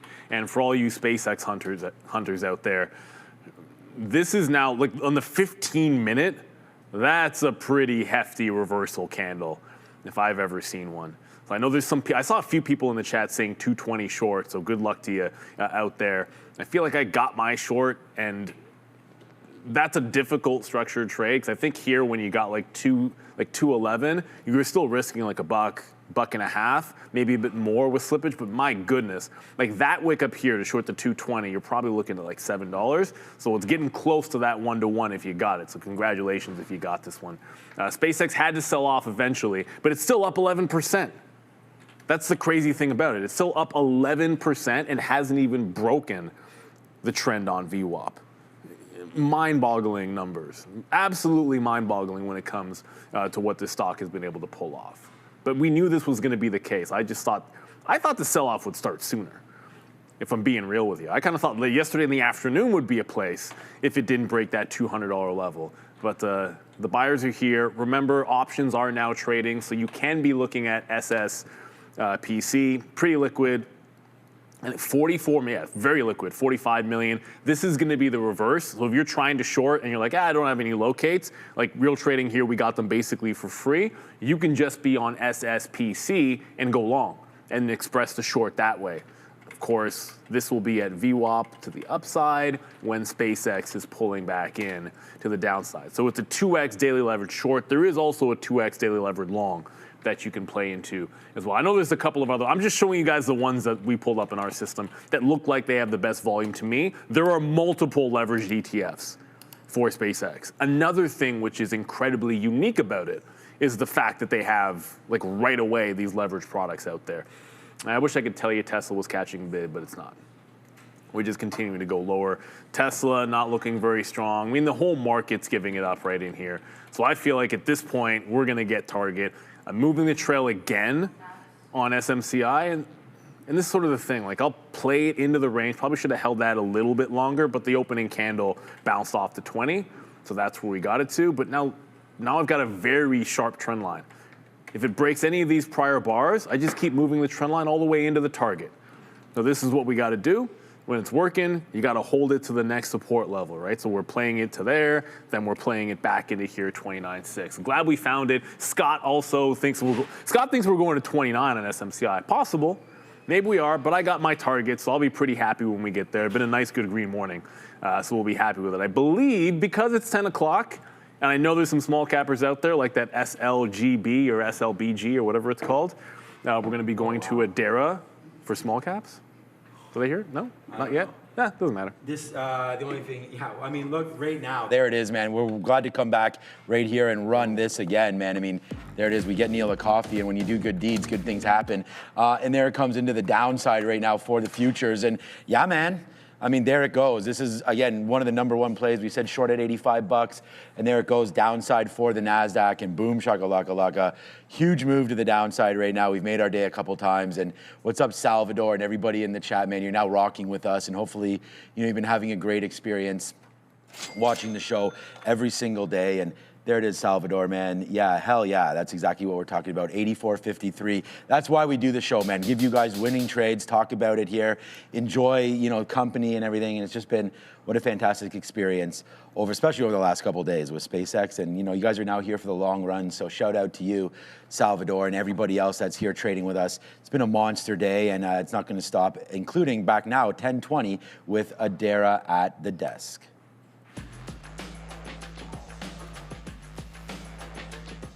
Small cap time, guys. Let's start with RXT. And before we get into any of these small caps, please make sure to hit the like and the subscribe if you were enjoying the content that we've brought to you over the last couple days and that we bring to you every single day. RXT on Warsh, this one had a pretty strong move pre-market. Main story was this one you see on the bottom, AMD and Rackspace entering into an agreement for phased deployment of starting with 30 MW here, 30 megawatts footprint for AMD-based compute deployments. This is going to go from late 2026 all the way to 2028. Furthermore, Rackspace announcing that their board approved a workplace realignment strategy. This does include, unfortunately, some workplace cuts. They do have $1.73 billion here for market cap, so definitely a larger market cap play compared to some of the other ones we're going to be talking about. They've got a short float here, about 16%. OBAI is up next. Our Bond is the name of the company. This thing right now back below the $1 level, $25 million market cap. They're on watch after announcing that an investor in the company exchanged roughly $3.3 million of outstanding debt for convertible preferred equity. Last but not least, SU Group, SUGP. This one was on our watch list this morning. They also have a day one catalyst climbing after announcing a distribution agreement with a building giant by the name of GEZE. Market cap here just under $3 million right now. Float, 470,000 shares, so small float, and 48% short float for SUGP. Make sure to like, make sure to subscribe. Stay tuned as we send you back over to the guys. I'm gonna try some SpaceX here. We did try some 208s and got 210s and got stopped out there immediately. But right now. Oh, never mind. I don't know. But right now, here we go, man. We're going to be back into this name and see what winds up happening. The market's really falling down. I mean, this has been London Bridge is falling down, and the market is now at day's low, and we're just going to cover some more. I mean, this has been a pretty epic move down, and as we had mentioned before, here it is, Salvador. Here it is, everybody else right there. This is the short that we talked about. There's our TQQ, short at 85. I mean, I don't even want to look at USO, but that was another call that we had at 117. So we'll go 2 for 2 on those slappers, and then, of course, we were back and forth with SpaceX, like what to do there. We talked about a short at 215. That was really the one that we lost on because it was not the top right there, right? And so we actually made money short early, and then it ripped up through 215, and so we puff pass on that one. But here we go. We're right back into it now as we start to go back up to the upside now. Let's take advantage of that on SpaceX, and we'll get a little out as we went long at 208.70. We take some out at 210. Let's see if we want to battle all the way back upside, take out that 210, and we'll see what happens now on SpaceX. There it goes, man. Take some more out. There it is. Now we're $1.50 in the money on SpaceX on that long. So all is well in SpaceX land for now. And we'll just wait to see what happens next time on SPCX as we go long down there at 208. And the Qs are falling. Oh boy, man, what a day we're having again here now. $1.70 in the money on the Qs, $1.50 in the money on SpaceX. And keeps on going. Sean, why do you short the TQs? Yeah, we talked about that. Yeah. It's just because I like to go short on a long product, so it shows red in the account, and we don't have any borrowing fees here or anything like that for that. So you could trade either one, but for me, the TQs just makes it more simple. Like I'm trying to go short, so I just short the market, and that's why that. And as opposed to, it's not, the SQQs is never a thing for me. It's more about the Qs, right? I mean, I could also be shorting this one, but again, a triple levered name and just something that's a little bit more affordable. That's kind of why I chose to go with the TQQs. We have so many viewers that are watching that don't have like $1 million accounts like we have here. So that's something to pay attention to. And there it is, man, back into the money now, 250 upside for SpaceX. Let's get some offers at 214, and we'll see if that winds up filling now upside on SPCX. Now $3 in the money there, almost $1.50 in the money on the short. So yeah, man, it's obviously been a great day as SpaceX just continues to pay for new windows in my house. That's why you are replacing them. Yeah, great day, obviously, and look, it's been a clean one. I'm surprised at how far some of these names have pulled back in. We got at SMCI when it hit the target, it bounced off that 60, but then continued lower. So I know some viewers were saying it could go to 29. It's down 4 points today. I know there was a joke about it being potentially delisted, but no, they're not going anywhere. It's just a relatively weak stock that can't seem to catch any kind of a bid. But you know what might be catching a bid? I don't want to sleep on that rack space. Oh yeah, that was a story earlier. This is the AMD story. Well, okay, AMD actually had its own story, so I shouldn't say the AMD story. AMD had its own news, but they got the partnership with AMD. All day long trend from the pre-market is trying to get tested here and would be a VWAP break. So I'm looking for something specific that's next. All day trend break, hold a VWAP on RXT is likely to be the next thing in here for me. So, traded some SpaceX. Obviously that was good. SMCI as well. Virgin Galactic was small, and then same thing with DRAM. But I do like that rack space. Want to see this one breaking trend. I said VWAP on my note. The first chance it's going to get to hold VWAP should be here if it can break out that top. What else we got going on? Some people saying Intel. Oh, Intel. Yeah, some of these names like that SMCI was a Intel. good one there. That was... See, now look at this on Intel. Yeah, that looks like a problem to me. That look like a problem to anybody else? Double top, W pattern. W pattern's probably a thing. I'm not a charter market technician, but I'm sure it's something. It's not a head and shoulders, but it's a very similar kind of notion where you have found a 130 high. I don't see why this stock isn't heading back to 105. This could be next. Well, you know what? It has to bounce to get me in, though.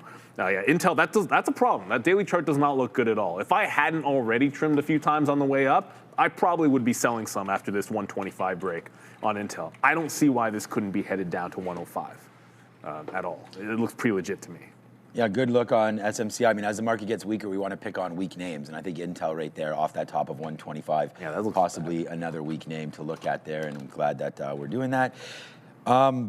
Yeah, I took some more. I mean, I hate to talk about the same thing over and over again, not really, but there it is. We're taking more profit on this one, and we're just going to let SpaceX. Just so you guys know, I'm going to start talking about other names, but we're just going to let SpaceX ride. If it breaks 205, we're out. We'll take another bid here at 206 and change, 207 and change actually, if that comes in. So we're going to let that ride. I do have an offer at 214, so if that hits, we just got to 213. We'll see if that winds up hitting now on SpaceX. Hopefully it does. All right, man. Okay, this came up again. SLGB.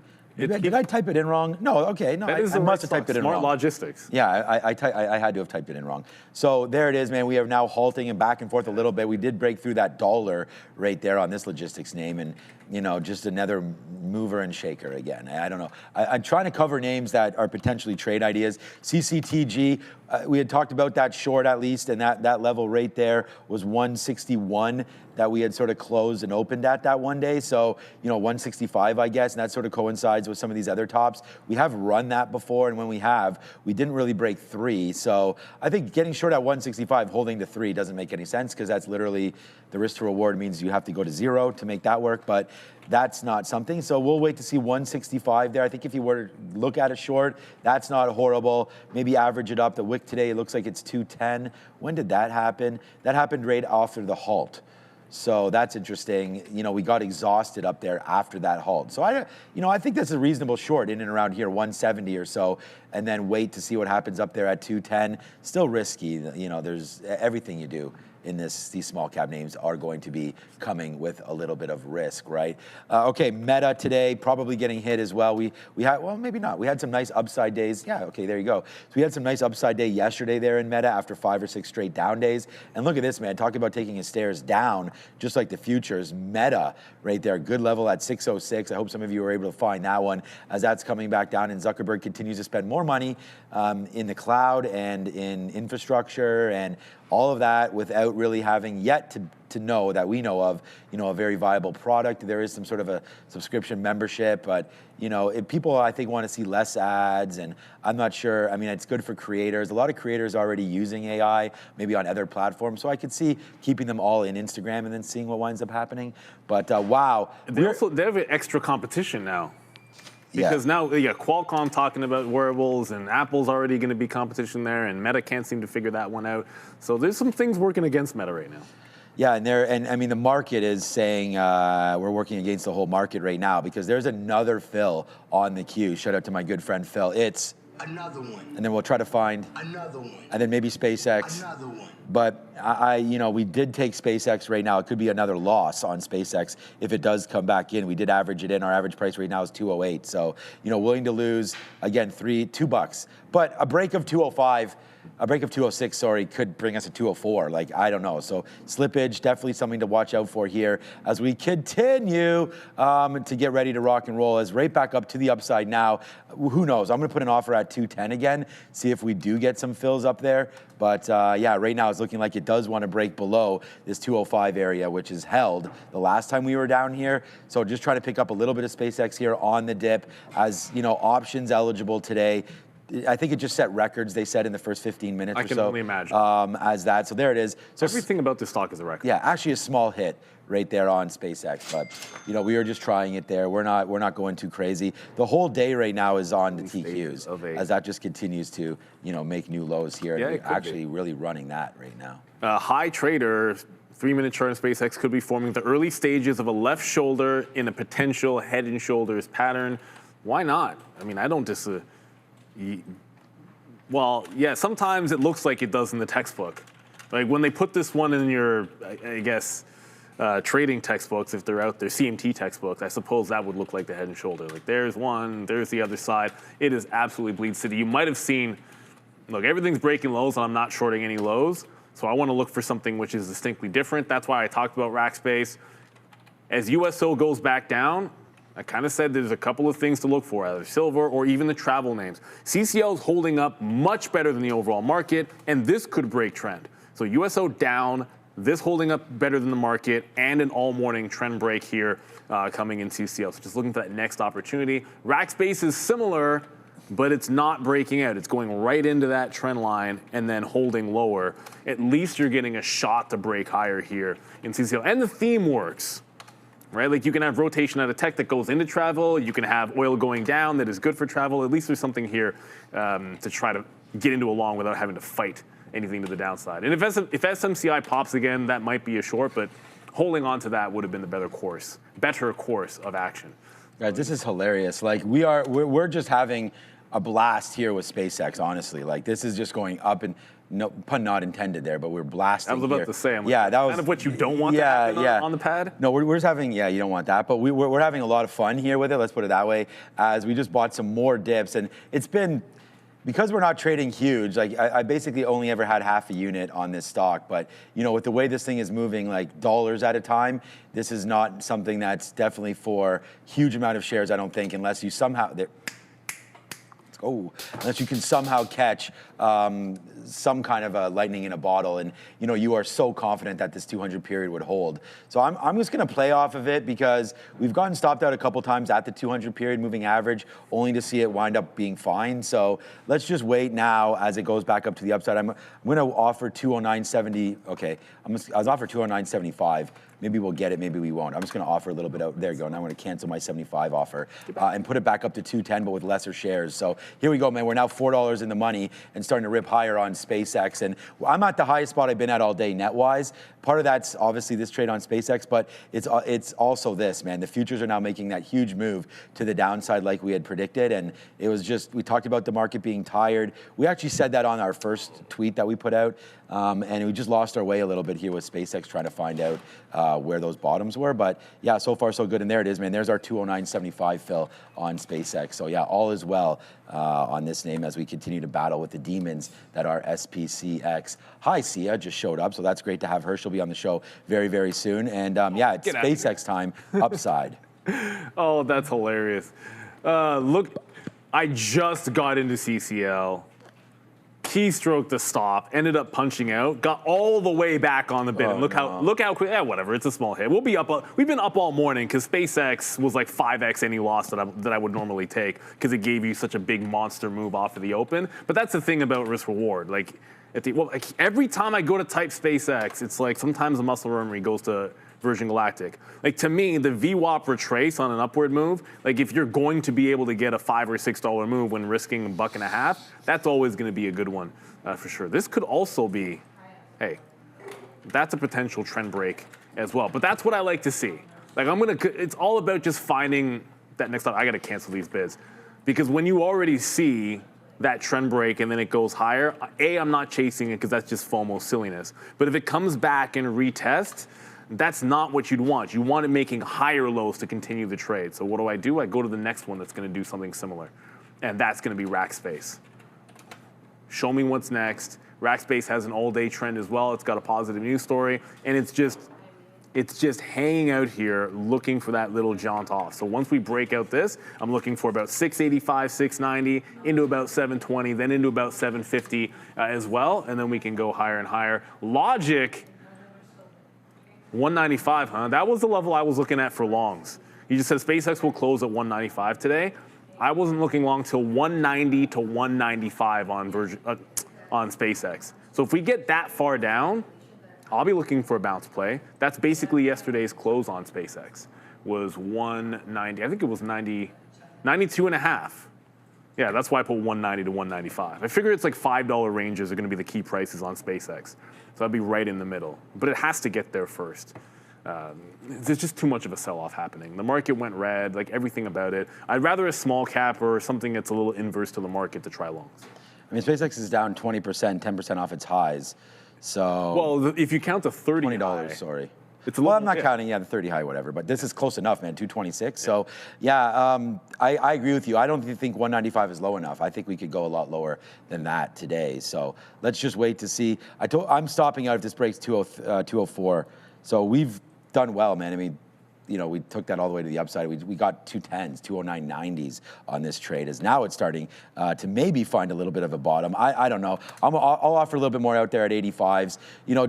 It's amazing that I can now start scalping this for 50 cents. When obviously we're going to try to hold the rest of this for as much as we possibly can. But there it goes, right back up again now to the wow. All right. I mean, this is what I mean. I'm going to take another offer at 207 if it gives it to me. Why not do that? I mean, we're just sort of ringing some registers now. We want to thank everybody for joining us. Make sure you do hit the like and the subscribe. I'm going to take another piece out on the TQs right now. And this is, again, a futures product. We can't call it the futures or I get in trouble by people. So there it is, man. This is a futures product where it's triple levered. So we'll take another bid if we can get it. Maybe just, you know what? Let's not get too worried about what prices exactly we're taking. Not when we're in the money like this. We should just, make sure that we do flatten it out. I only have now less than 10% again on this trade. So, huge move down. Let's just keep absorbing this one. We'll put a stop right there. 83. So our stop initially was 85. So, 30 cents worth of risk to make almost 250. Not bad. But we're going to cancel that stop now. And, I already did cancel it. Okay, that's good. So let's go to 83. What did I just say this was? 25. So let's go to 83.31s. Just give it a little bit more room. Let's go to 36. We'll get out of 100% of it. And, we'll give a little bit back. But that's 83.36. We're short at 84.71. So, it's definitely a good one. You never want to give back anything if you can avoid doing that. But right now, I think I'm pretty comfortable now to hold the rest of this SPCX. Let's wait for VWAP or 210. So I'll put an offer now at 209.90 again. We've already got that level once. So we'll put an offer there, see if it can come back up. If it fills us, great. We have $1 to go until that happens. And we'll just keep absorbing some of these plays here on SpaceX and see if we can get a little higher against this bid that seems to be back for now. I don't know. I mean, options. We can actually, maybe when Joe has a second, we can sort of look at the chain, options, maybe? But, for right now, the chain gang is in here on SpaceX. There it is, man. Can we get it? Maybe we can. 209.80 is what I'm sitting at. That's actually for good. $4. That's a good point. Like at some point, you want to look at the chain, but my guess is there's 209.80. Yeah, it's going to be complete insanity the first day for sure. I think you're starting to finally break the trend on SpaceX, but I'm not going to chase this candle. You had to be in at 207.5 when it broke the trend line, and I'm not going to chase it $2 because that completely skews the risk to reward. But I can go over to DRAM and take a second shot at DRAM. You closed in the gap, you went red on the session. It's now trying to hold on to $70. And again, I always look for a specific entry. It's trying to break its trend, so I'm going to try to get into this. If it breaks 70.40 kind of clean, we'll jump into it. I know it's 10.40, and that means it's already time to look at some other sectors. I can promise you this, it's looking a heck of a lot better on the ES than it is the NASDAQ. So there's got to be some strength outside of tech, and it certainly is in oil, that's for sure. So let's have a look. We're going to go up to the desk, and we're going to have a look at what sectors are looking strong I think, Andre, I heard from Adara that we're going to be going up to the desk in a quick little second. Are we going to the desk, Andre? No? All right. That's fine. We are. Let's go back over to the desk to Adara. Adara, yeah? Yeah. Here's the sector board, guys, and there are a lot of sectors that look strong. Finance right out here standing out to me. JPM up 3%. You've got Visa, MasterCard, Bank of America, and Morgan Stanley also looking good. Producer manufacturing strong, consumer non-durables relatively strong. Utilities strong, non-energy minerals, you guessed it, strong. Commercial services looking pretty good here. More mixed performances here with health tech and consumer services. Then you have some weakness in energy minerals. Of course, oil still down as traders continue to assess this memorandum of understanding between the U.S. and Iran to end the conflict. Health services red, consumer durables mostly green, but Tesla to the downside here, and they are the largest part of this sector. Tech services looking kind of weak as well. I mean, Google to the upside, but Microsoft down 2%, and Apple, Palantir, Netflix all sharply trading lower. Electronic tech, not a good look here. As Neil mentioned, these SPY names outperforming the NASDAQ, and you really see that here with these tech names selling off. Intel down 4.5%, AMD down 3%. Now, trying to hold on to some strength is going to be these names in the memory space, specifically Seagate and Western Digital, WDC. Those Sandisk here already down on the day. Back to you. Okay, yeah, so we actually do get stopped out, so we'll spin the money sign there. The Qs do stop us out basically right at the price. So looks like once again we'll get stopped out exactly where we put our stop, which sucks. And that might have been the top right there, but we had less than 10% left on that trade. So it does, kind of not a great out, but we'll see if that eventually makes us a little bit of money. We do not have the lunch list this week. I don't know. We might not have it forever until we get those guys. Until we get those guys, maybe for a couple months. So yesterday we both mentioned chicken. I believe it was a little jerk chicken, but it wasn't super jerky. It was a little spicy there. Do you think that was jerk chicken yesterday, Joe? That's right. Yeah, I don't know. It was a little spicy. It was a barbecue chicken. The reason why I thought it was jerk chicken is we got the coleslaw that we always get with it. We got the mac salad that we always seem to get with that kind of a food. So yeah, yesterday was chicken. It was not tilapia. We'll give you guys an update if and when tilapia enters the building again. But yeah, so far, like I keep saying, man, so far so good. We will get out of SpaceX. We actually took a few outs right there. We have not a huge position anymore on this spot, so we're pretty happy with what we've been doing there on the reload of SpaceX. Now, will it last forever? I don't know, but we're going to try it anyways and see if it does break through. But the offer's at 204, so a breakdown of 204, and we're out. Let's go over to another name. Let's check out what's NVIDIA doing right there today. We got some news from Iran as well. That was up a little bit. NVIDIA 209 and change, not doing a whole heck of a lot.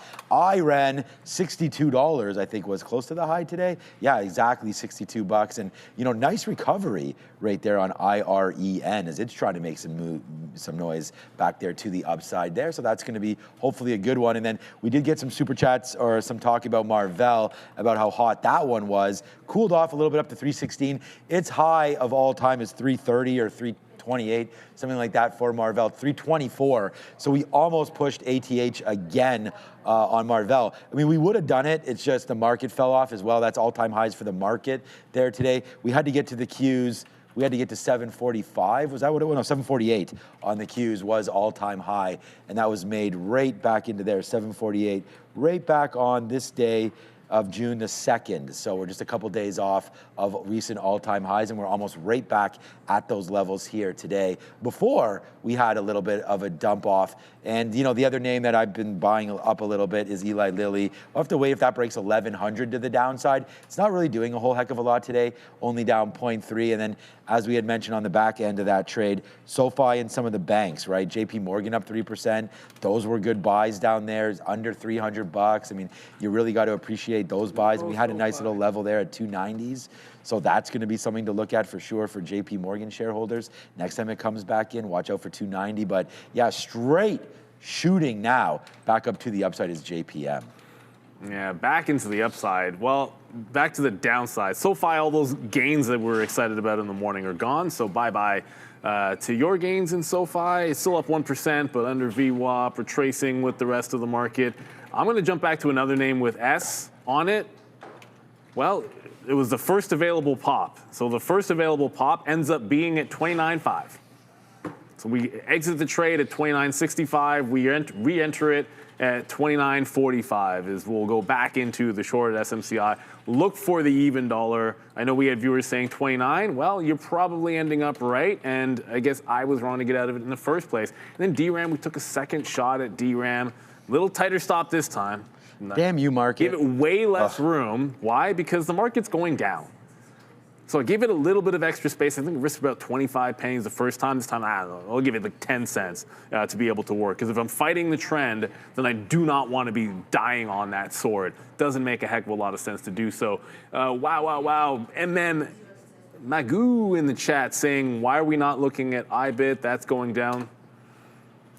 Yeah. I almost wrote that down, but you can only have so many things. I mean, I'm happy with what we've been doing. That's sort of the thing. Like, almost every single day, somebody is trading Bitcoin.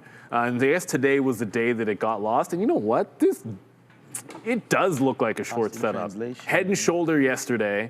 The shoulder resistance trend, fill in the gap, probably just short the pop with the trend line in here. The good news, if we're talking Bitcoin, then the good news would be that you've held 60,000 again, or at least just underneath 60,000. So it's kind of on a little bit of an upward bounce. But overall, let's be real. You pop this as let's go to a daily chart. You cannot say anything, but this is in a still fall. It's still a downtrend. It's still falling. I haven't been totally convinced that this has made a bottom yet. Trend is down. Everything about it's weak relative to a market which basically tagged the all-time high today. Close enough. Bitcoin didn't really do much on this bounce. So I think its overall trend is a short, but you're getting a little bit of something off 60,000. So I'm with you in that it should have been a short today, but you couldn't look everywhere. You can only look in certain places. Let's throw this super chat from Darth Locutor in the chat. Yeah, here's a good one. Uh-oh, who hit that? Uh-oh, that was got to be Joe. It must have been Joe, yeah. I can't. Well, there you go. Here's 20 for someone to make an anti-tilapia emoji, like a fish in a cancel circle. I'm with that. I think we've already. That's that already. being said, we're already off the tilapia yeah, here. the cancel culture's already happened there. And we on tilapia. and they haven't even had it since I got off of the tilapia menu, anyways. It's been a lot of salmon, which is delicious. When the caterer does salmon, they do a fantastic job. Yeah. I actually hope we get that today. That'd be nice. I mean, I voiced my opinion in that might have, treated the salmon or the tilapia not the greatest there, but we'll see. So, anyways, there's the stop out. Well, stop a fail. I mean, look, man, we made 2x our daily goal on this Qs trade. So, we definitely held enough shares, like I said, 2 times our daily goal on the Qs alone. And that's, I got to be happy with it, but that stop out again, like this doesn't always happen, but that is what can happen to you when you put out stops. And, I have no idea. The market could have kept running or it could not have, and it went the other way on that one. I'm going to take advantage of $4 now on SpaceX. And just, I don't know. I mean, it's just bouncing around. There it is. We'll take it out just underneath VWAP. I do have a 211 order waiting there, so if that can fill, that would be great. And SpaceX, again, right back to the upside now. And we're $4 in on it, so we'll take another fill. It almost came out, right? I mean, no, not really, but it came down to 205 and change. We're waiting for 204 to break. So that was close. So we didn't actually, once that happened, that could have been a reload spot, but it was so close to the shutdown, to stop out, not shut down, that we didn't take any more there. I didn't want to get run over like we kind of did right there. We tried to buy VWAP and got stopped out in 1 minute like 1 second there. As we buy some 211.50s, stopped out immediately at 210. So that ran right through us, right? Like that prune juice that Sia threatened me with earlier. But there it is, up to 210. So we'll take a little bit of a fill there. We'll wait for 211s, and then we'll get going after that. I did want to check out my good friend Target one more time, because I couldn't believe that was at 135 yesterday, 133 and change. It's going well, my friend, there today. My good friend, almost said Theo. We had my pitcher, I just got some, he's not showing up on Friday. We actually won yesterday 10-1. I had one pitcher go 4 innings, brought in a guy for the 5th, and we didn't even play the 6th because it was Mercy. So, and his name is Theo. So he was asking if he's going to pitch on Friday night as well. But here it comes. We could get this. That's Sharif is what I meant to say. There it is. Welcome back, Sharif, with only 10 minutes to go. And there it is right there. That's $6 right there. We'll hit it. We'll hit this one now on SpaceX, now $6 in the money as we get uncomfortable with this trade, but we don't have too many shares left, so good job there as we wait for, well, I'm at the highest spot I've been at all day here, P&L wise, so it's been so far so good. We got to go back over to the desk, I believe it's 10:50. It's Money Talks, so let's go over and see who's doing this one. Will it be Sia? Will it be Adara? Probably it. It's me, guys. Let's talk about the U.S. dollar. And right now, I mean, a little bit of a topping tail here on that U.S. dollar. We had 2 straight green sessions in a row. That 2-day green streak ends today, at least so far. Of course, this could always change as the session unfolds, so we'll have to keep you posted on that. Now, as I mentioned, economic data this week generally pretty light, with one notable exception. Tomorrow, of course, the Fed meeting, but today we did get a couple prints at 8:30 a.m. Housing starts and building permits lower than expected. Import and export prices higher than expected. Let's take a look at the CME Fed Watch tool for tomorrow's aforementioned Fed meeting. That will be happening at 2 p.m. Eastern. First Fed decision under new Fed Chair Kevin Warsh, and this will also include the Summary of Economic Projections, or SEP. Now, what we've seen over the last probably month or so is we had very small odds of a cut, but overwhelming majority here expecting rates to be held in place. This has changed. We still have the overwhelming majority expecting that rates will be held in place, but now 0.4% of participants expecting, if anything, we could get a hike. So no cut odds tomorrow. That is significant. That is what Obi would call distinctly different. We're still seeing that we could get a hike in rates in December of 2026. Let's see if that comes to pass, because this probability section going forward to December 27 could look a lot different depending on what we get at tomorrow's meeting. Back to you. Just heard Sharif say 300 on I keep saying Tesla, SpaceX. If it gets to 300, if SpaceX goes to $300, I know I've said that I got into such a small position to start out that I wouldn't be taking it out. But if it gets there in too prompt a manner, like that would just be insane. How about Friday? If it got there this week, yeah, I'd probably ring the register, because that would I'd feel silly not to. But either way, it doesn't make a difference. As long as when you take your wins relative to your losses, you're good to go. And I don't think anybody long this thing has been losing any money. But I got to jump out of SpaceX. Nope. We took our first shot outside of VWAP down here. But once it breaks contain, you want your winners to look like that. You want your losers to look relatively tight stops just to be able to stay green. I still like rack space. And this might not break until around the midday show. So if you're looking at small cappers, this is your cup of tea. This has been the one I've been waiting for. No executions on it. Just want to see it break the trend and hold VWAP. And it's an all morning trend line. You could be shorting this, although I don't think we actually have locates. Oh, no, we do. I wasn't looking to short it anyways, but we have free locates on it, so I could if I wanted to. But it's just a break trend long that I'm looking for, and that's about it. And Taylor Batty, here's what's up. Neil just talks about trades but scared to make them. Green today, green the month, last month, month before that. No, Taylor and I have been through this before. Everyone has their own style of trading. For me, I look for that spot to wait, to get in on one shot, have a tight stop, and then that's it. In and out on SpaceX. On SpaceX, same thing. Short the pop into the pre-market high, pop into the pre-market high, retracement into the volume-weighted average price. Bingo, bango, bongo. That's my style of trade. And that's what I look for when it's momentum. I'm not that, I try to be like that quick, very, very obvious place to get in where I know I'm going to place my stop, and I don't have to worry about holding it forever. I'm just looking for that target, and then it's just risk to reward at that point. But the real point, Taylor, or anybody else out there, if you are trading, there's only one thing that matters in trading. Can you make money? And most people can. That's the reality. So I don't care what style you have. Like I'll never sit there and talk. You could be a penny stock trader to the day you die. You could trade things with gigantic spread. You could trade Forex. You could trade futures. You could trade Bitcoin. You could trade oil. It doesn't matter. Gold, silver, whatever it is, if it works for you, it works for you. And if it doesn't work for you, then find something else to do. It's that simple. Trading is hard enough if you're trying to be something else that's not working. Oh, I'm going to do this because this is what looks cool. Nah, man, you just got to worry about doing you and making money. And when you make a winning trade, hopefully you're not losing it back in something else. And on top of that, one of the biggest reasons I see traders lose money, and most, like Sean said, most traders end up failing, capital toward things that don't work for them, right? Throwing good money after bad. And that can absolutely crush you. Or not willing to listen to the market when it's speaking to them. What did Crude say? What did Crude say? Okay, so Scared of who? So no, we got Joe saying, what did Crude say? Scared of who? Scared of who? And the other thing too is I strongly believe that one of the best human emotions out there is fear. I think fear sharpens you.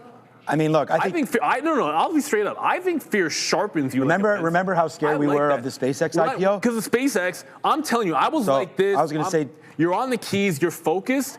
If I'm not afraid of losing my year on SpaceX, then I'm not going to be as sharp on it. It gives you that laser focus if you channel it correctly. If you channel it the wrong way, then it's going to be a problem for you. I mean, but like every single time I played a game, whenever I hit the track when I was in university, like I had that anxiety. And I'm telling you, man, I love that. That's the best part about sports is when you got that rush. So you can say whatever you want, man. You just got to do what works for you. I love. And I appreciate you. I love the passion there. But you know what? This is what we're talking about. We sat here, we talked about this, and Taylor, you can come after me, man. It's June right now. It's June the 16th. I've already made my month, or my year, sorry, until December of 26. So you guys want to come at me? We talked about that. We put up absolutely. No one's going to come at me, but you know, we can definitely.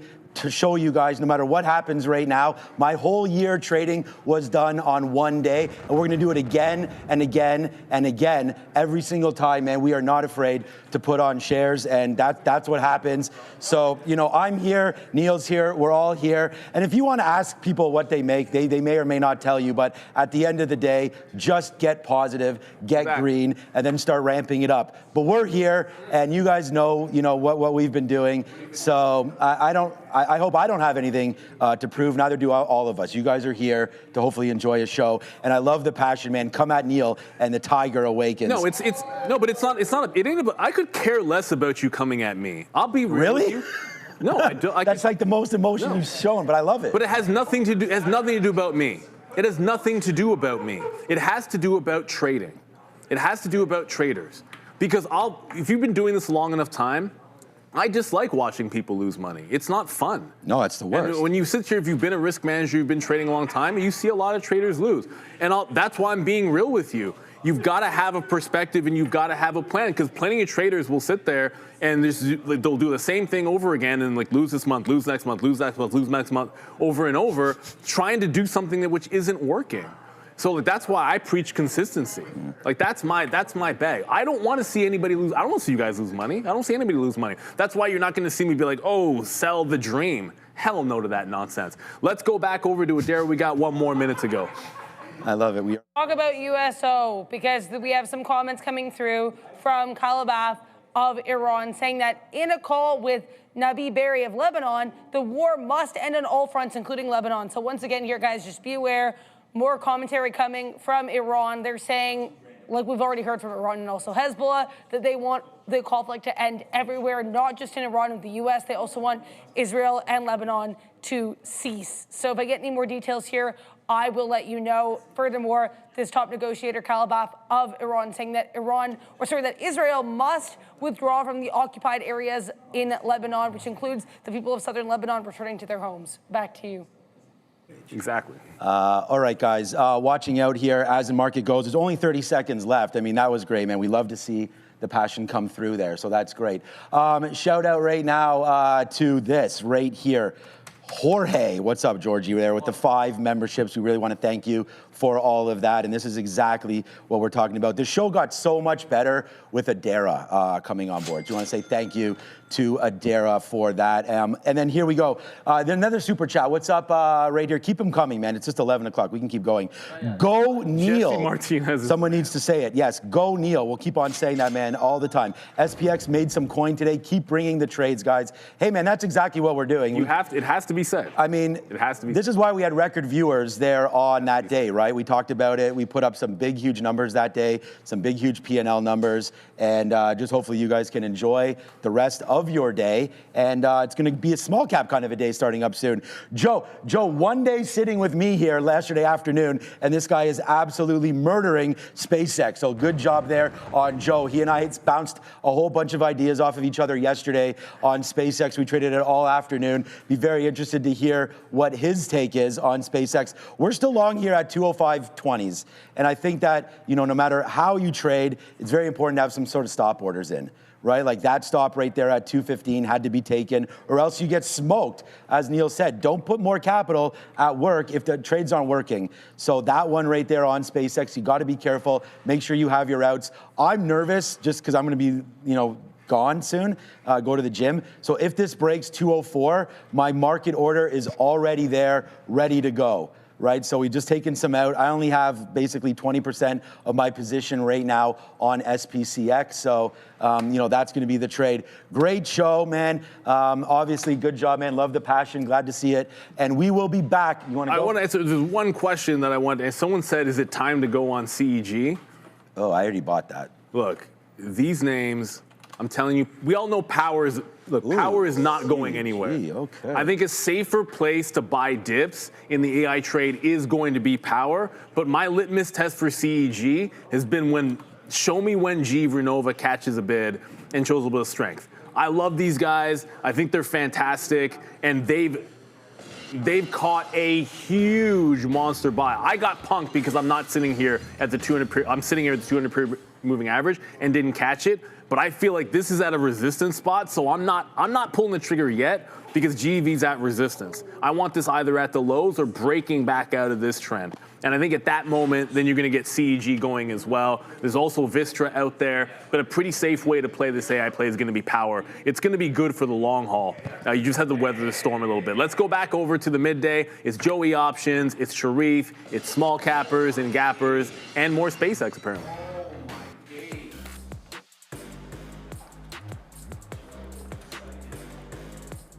There goes CRVO into the high. We're ripping right now. This is going to halt up. I can't quite see what limit up is. A 483. Just got a glimpse of CRVO. Limit up 483. We were in at 393. Best out there 455. Greetings and salutations, beautiful people. I had to get a little bit of, tension out there. Welcome to the Midday Show. That's your boy Joey Options. I'm Sharif.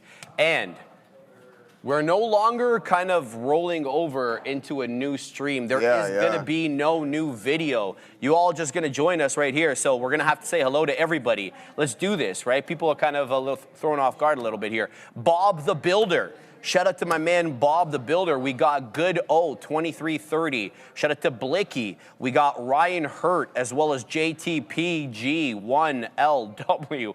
Echo Trader Pro. Tinus. We got Oleg. What's going on, Oleg? ABC Premium. Sheriff. Slow Motion Joe. Dave. We got Yannick. We got YK Chicago. And the OG Bovin. My man, Luis Suarez.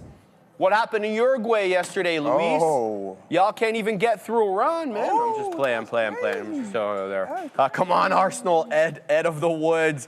Who else, man? We got Manifest Codes Now, Paul Newman, that's Neil. Roberts in the house, D-Loaf, Custom ATH, baby. We got Hangry Wife. One more, Joey. Holly, New York City, I lied. Big E. What's going on, Big E? I hope you're having a great morning, I see what they did there. All right, man. What are you looking at, We're Joe? going to pull up the old screen here. I have to give a shout out to this individual. Who is that? Is that your friend? No, that's Jesse legit. Hernandez? No, that's not Jesse, man. But Popo Joe is correct, man. Poo-poo Joe. No, it's Popo. Sorry, I read it poo-poo. Yeah, well, bro, My it's bad. Po. Yeah, whatever. My bad, man. It's Popo, man. Listen, I am patrolling the chat, so you guys all better be on your best behavior, or you're going on timeout immediately. Jesse and Blicky already know what it's like. So there it is. This guy took it from my ex picture, and then put that on there. He said, you look pretty good there. So, yeah, all right, man. You guys know I already be patrolling, so be on your best behaviors. All right, guys, we have a bunch of things running here for us today. Any minute. Okay, hey, brother, listen. Yeah, locked up. Listen, I would be that cop that everybody citation for you, citation for you. Citation Joe? Ticket for you. Oh yeah. Look at me wrong ticket. Look at you wrong ticket? Everything. Oh man. my goodness. Be causing pure chaos on the streets. All right, guys. Anyways, aside from that, let's get down to business. As we have JPM climbing up to 200. Who else wears police uniforms to events, Joseph? You know, other than police officers. What kind of profession puts on a temporary police uniform when attending an event? Bro, you're past me on this one, man. She gets it. Ram gets it. Are we doing are we talking like Halloween? Oh, is that what? Listen, I feel like who else, Joey? Is that what you do in your free time? Yo, bro, they banned cameras in the change rooms now at the gym. Because you be doing that stuff. That's crazy. Come on, man. Come on, Joey. You're dancing. I was gonna say you were like a deer in the headlights with that comment. Yeah, well, I was gonna say something along those lines, but other than that, yes, I was pretty oblivious. Okay, let me talk some stock here, ladies and gentlemen. That's good. We have Google up to $375, starting to come back in a little bit. Is this going to be a support level at 205.66? Oh, maybe, possibly. Days. But we have JPM climbing higher, and we have NVDA not doing too much at 209.55. Now, do you want to see what I was trading today? Sure, I'll be glad to show you guys. Yep. Here it is. We were long this morning. We started to form a bull flag on the 1 minute time frame, and then once the volume really stepped in, it was our green light to go long. Bang. 208.25. We take our first partial off at 211.23s, and then we get fortunate enough to get a move all the way up to 217. Does it climb all the way up to 224? Yes, it does, but we got out way before then. But we take another attempt on this bad boy from 209 roughly all the way up to 211.77. So those are the only two trades I put on here today. Maybe we'll find a long on the NASDAQ if we have bottomed. A move back into the volume-weighted average price would be my ideal target. Let's send it off to the dancing man. Hold on. Just before we do, Joey, CRVO, you need to keep your eye out on this one. It's through 5. It's through 100%. It's all gas, no brakes. Watch out for the reversion, though. Keep your eye out on the bid. Look for somebody to step in to support the price action to the upside. CRVO ripping here. But I got to tell you guys that I'm shouting out VinFast. In fact, a huge shout out to them for sponsoring today's video. They just announced a massive partnership with AutoBrains and NVIDIA to bring you guys level 4 agentic AI, autonomous driving to actual real life. We're talking about next-gen intelligent tech that is completely redefining how we hit the road. If you want to see what the actual future of driving looks like, then you need to click the link in the description and check out VinFast today. Shout out to the great folks at VFS. Just before we go to see you guys, we're still watching a $5 defend here. And there goes 5 below the level. Guys, I got to give you the levels on this before we go. Current bar low right now, 459. Current bar high, the high of the day, 543. Kill him with kindness. See ya. Much, definitely. Today's pick is RXT. So, as we did here today, AMD and RXT have signed a definitive agreement for a planned deployment of 30 megawatts of agentic AI. But let's take a deeper dive into RXT. RXT went public on the NASDAQ on the 5th of August in 2020, where the initial price for the stock was $21. Now, this is a good start, right? You might think so. Today, the stock is currently trading at $6 in the region. What happened to the stock? That's almost a 90% pullback from the IPO. So the stock has this company has over $3 billion in debt, and the all-time lows that it experienced was around 39 cents on the 11th of February this year. That's right. But it was a Hail Mary when Palantir also had an agreement earlier with the company this year that did cause the stock to go up a bit. So it did sign that definitive agreement today with AMD, earlier in the year in February with Palantir. And we're seeing somewhat of a bullish trend today. Hopefully that carries on into the future and seems to be more revenue bringing for the company. Today as well, coming in, they're laying more than 15% off of their global workforce to compete and improve the margins and come to line with their current expenses. They're also going to incur approximately $15 to $19 million in severance costs. And finally, they did see a market resurgence today. The stock is up almost 12% on the day. It's pulling up still. Hopefully it does touch around the 15%, 16% mark, hoping for that. Hopefully it shoots past the $6 region. And that's what we can expect for this stock. I just hope that the deals coming in prove to be fruitful for this stock. Sending it back to you. All right, let's get right down to work because we had the mother of all topping tails manifest here on CRVO. The funny thing is, even though this is as ugly as sort of it gets, the current situation still leaves us with a higher low on the current bar. So the 1110 bar, we've got a low of 451, 51.1. Bovin bought that 450 dip. And I like that look, Bovin, so long as it holds the 1105 bar low, the low of which is 446. So currently, whether it's 5 or 6 pennies or not, fact of the matter is it's a higher low, right? I am concerned that we do lose prior bar here as we're seeing some pressure. I'm going to continue to wait for this to kind of recover. Great dip trade by Bovin. I hope it holds up at 450. Keep me apprised, brother. Hope you print up multiple storms. I've got others. So let's get right down to work. NMRA, look, the volume is a little bit displeasing on this one. 7.85 million on a $1.18 name. That's weak. It's weak sauce, okay? Especially from where this one is coming. $1.80 yesterday, or sorry, the day prior, so it was Friday, I guess. And then all hell broke loose into the morning there right at 8:30. Looks like we're recovering somewhat. You want to use your Fibonacci's. I know, I'm just kidding. If you want to use your Fibonacci's, where the hell are they, Joey? There they are.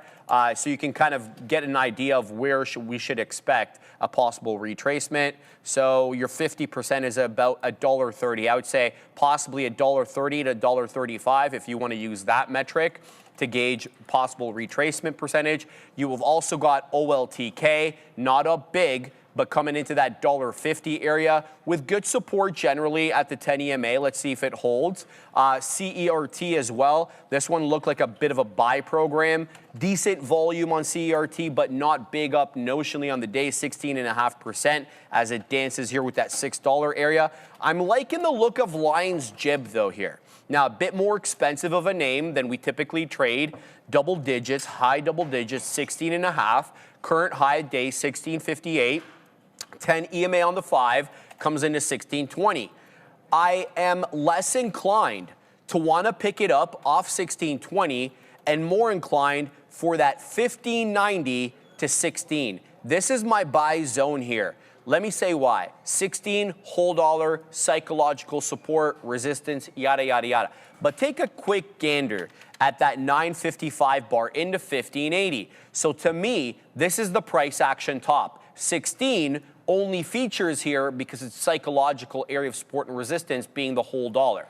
So that's why I say zone, right? In between that 85, let's say, and 16. That's all predicated upon, of course, if it losing the 10 EMA and the 5, which it hasn't.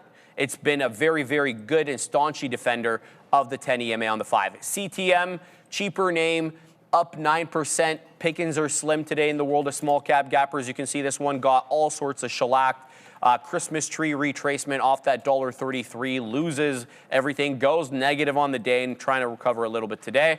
And that is basically it. Yeah.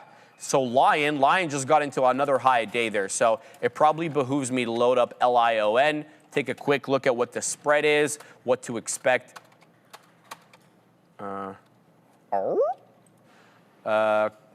Is there a new way to type in these tickers? Oh, yeah, Neil was saying. Is there a new way that I don't know? Neil was saying, yo, Gizmo, How? what's up, everyone? Obviously messing around here. Guys are having fun. I don't know. Can I get some help?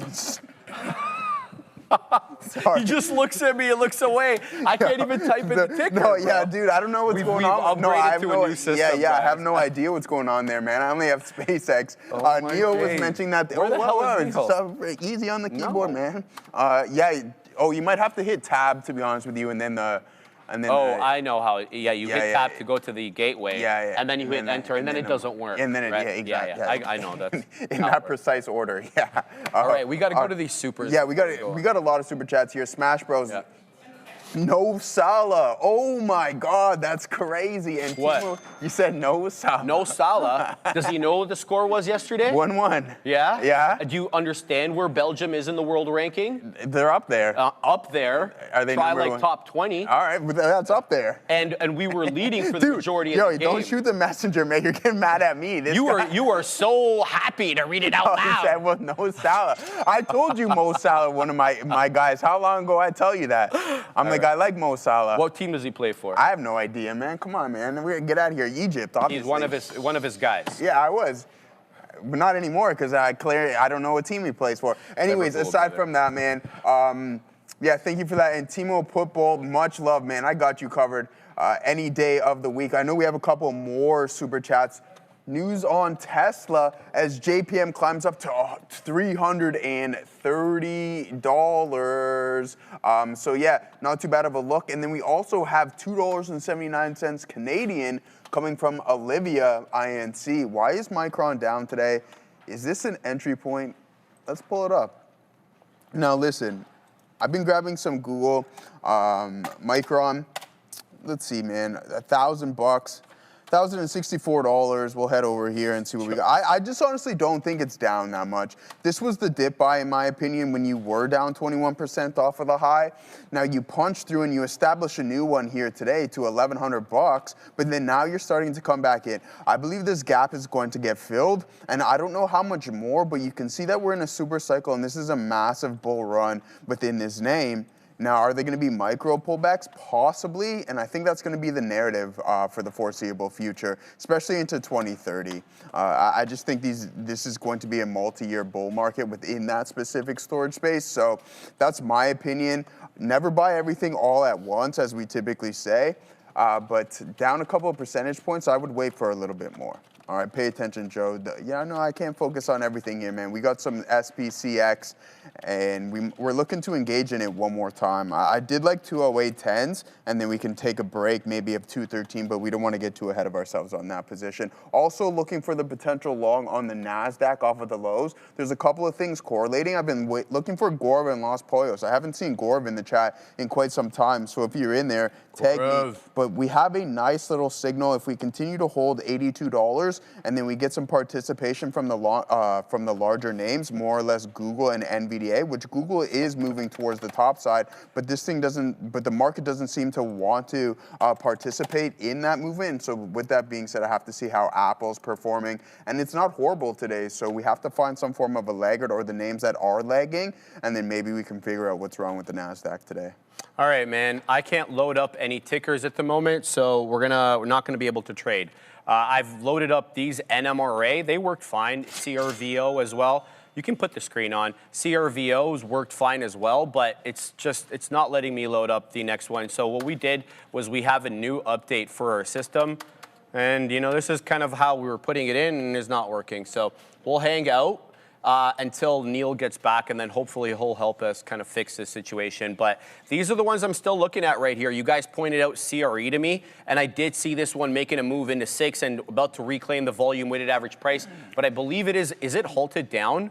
CRE, I didn't quite add it into the watch list on the side. Yeah, we're halted down here. So a move into 617, that ends up making the high of the day. And then all of a sudden, we get hit with a big sell order down into 520.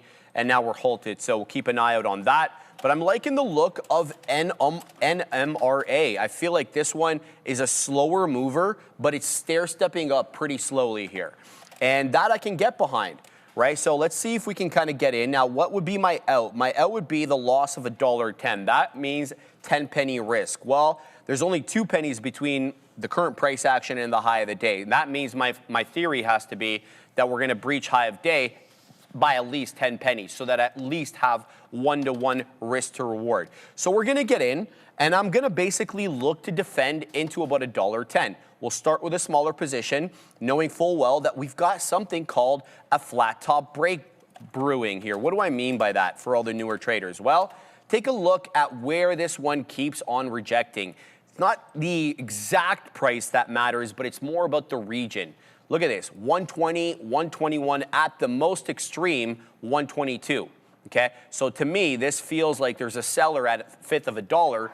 We can shake that seller on a closing basis, which we haven't been able to do at any point in the day today, then we may be able to squeeze into a third. And then if we clear a third, you know what my thinking is. All of a sudden, I'm thinking the half dollar here. And there goes CRVO, Bovin. It's recovered, so we can get back here. Look at CRVO. How is this one doing? Into $5 it goes. Breaches at prior bar high, I think at around 490. High of day, 543. Looking for a 5 hold here generally. Let me give you current bar low. The hover is not working, of course. About 480, I want to say 4 high 70s. Let's see if this one can hold 5. I just want to see if there's buyers are going to step in at around $5. Not immediately apparent that they're going to defend it on a straight basis as we just dripped down into the mid to low 90s. But notice how we keep recovering above 5. So let's give this one the old college try. We'll give it to the mid 80s for now, and then we'll see what happens. So it did pop up pretty aggressively there. Wow, it just got stopped out after popping out into 520. So we're going to have to give this a little bit more room. So 440 area support on this. Yeah, no, I don't think this is not ready to go quite yet. There's a lot of support in and around 450 because it keeps dropping down into that level. That's pretty aggressive there. That's a pretty aggressive move from 525 into 450 in the same 5-minute candle. Yeah, I'm going to have to let this one calm the hell down or claim 5 pretty aggressively here because it's certainly not. But there goes NMRA through the high of the day. We'll take 124 there, up 35%. Let's see if this one wants to run into a third of a dollar. I don't mind adding into this one near highs. Okay, I'll probably wait for a bit of a pullback, but now that it's taken out the high of the day, we can kind of keep a close eye on this one. Thank you very much, Nico Peter Sang, for saying hello. TikTok viewer, get it, my man. Hope you're having a great day and you print up several storms. What are you looking at, Joe? Yeah, absolutely. I feel like we've been neglecting our boy here, Bravely. So we're going to give a couple of shout-outs, even though nothing. Oh, yeah, he's got some things posted. So let's see what he has, guys. A couple of names. We obviously want to recognize everyone who's been watching us on TikTok as that continues to grow. Looks like 200 individuals watching us right now. Good stuff on the NASDAQ as we go instantly OTM on this bad boy, the T-Triple-Qs. All right, guys. Alfred, Manrique, Jared, what's going on? JR, Teresa Ross, we have Y10, Topper M, Ash, David Feather, we have Superior Orange, Lydia Green, Dallas, what's up? We love Texas. And Fred, Famous Adreno, Daki, Signo, DeSodio, Steven Jackson, Life X Lins, and obviously we have to give a good shout out to our boy Bravely over there in TikTok land. And he's also in, he steps in, man, he'll time you guys out in the chat as well on YouTube, so you guys better be on your best behavior. All right, T-Triple-Qs, guys. Glad that we started really small on this name because it just decided to tank city on this one with Google and NVDA still holding up strong. So we'll add a little bit more off of these lows. Maybe this is a liquidity grab before we get somewhat of a bounce, unless it may be an all-day sell event. I don't know if that's necessarily going to be the case, but we do have some strong underlyings, and that's Apple, right? Apple holding above the VWAP. Look how high Google is, 374, but it's this bad boy. If we put in a new low of the day on NVDA, then it could be absolutely disastrous for the NASDAQ. With that being said, let's find out where the actual weakness is coming from in these bad boys. Don't worry, guys. I have something beautiful planned for us on the SpaceX options chain. But if you want to take an early look, don't forget we're not going to have any open interest on this stuff just yet. So $222 holding the most amount of size right now. And then we have some that are in the water, which is $210. Not too bad of a look there. But open interest not being displayed. And you can see the gamma is there and our delta as well, but the at-the-money IV absolutely falling off a cliff. So volatility stepping out of SpaceX as price starts to slowly compress 230% when I was looking at it this morning as soon as it opened up. Now down to 199%. Apple up, Sharif. Yes, sir. Google up. It's up? NASDAQ down. Why are we down in the NASDAQ? Anytime, Bravely, I got you covered. 1.5% to the downside here on NVDA. Apple up 0.5%. Google up 1.6%. Who's leading us to the downside?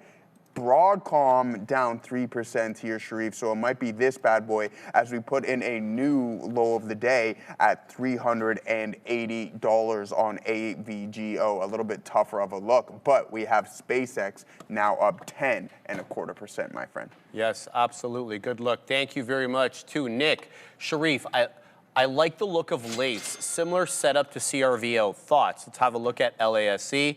Neil was pointing it out this morning. Let's find out if it's above the volume weighted average price. And thank you to Neil for helping me out with the new setup. We've got everything ready to go there. Look, this is not bad. On Lace, it's technically above the volume weighted average price, but as you can see, it was just recently below it. So this is a prolonged bull flag with an obvious area of resistance at 245, despite the fact that the 940 candle goes up into 256.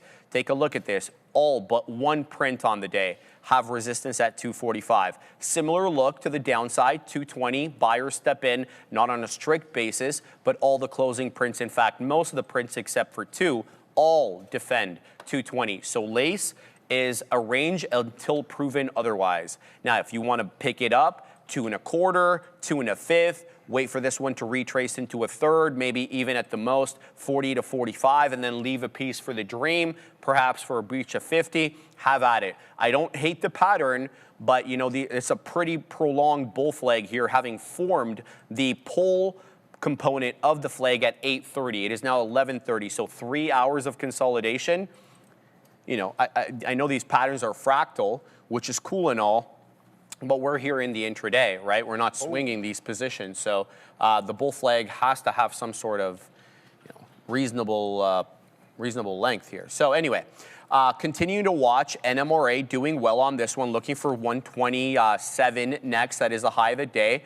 Displeased with CRVO, initially good with it, then got stopped out quick as I got in. So that's cost of doing business. It is now losing 4.5. It is on the way to 4 1/4. Now this 4 1/4 area could be interesting. It is the 10 EMA on the 5, where CRVO has found support prior on the day at least. So could be a pickup there, but I need to bring your attention as well to that $4 level, because even though it is below that 10 EMA on the 5, it is overlapping almost strictly with that $4 area, which is the whole dollar psychological support. And here it goes again, about to breach prior bar low, which is 430, current bar low, also 429. So technically a breach there, and it looks like it did breach, but it just took my system a little bit of time to update. I'm also liking the look of OTLK, right? Especially this looks like a bull flag, but with a bit of an upward tilt, almost like an upward channel sort of bull flag. So I could take this through 1.5,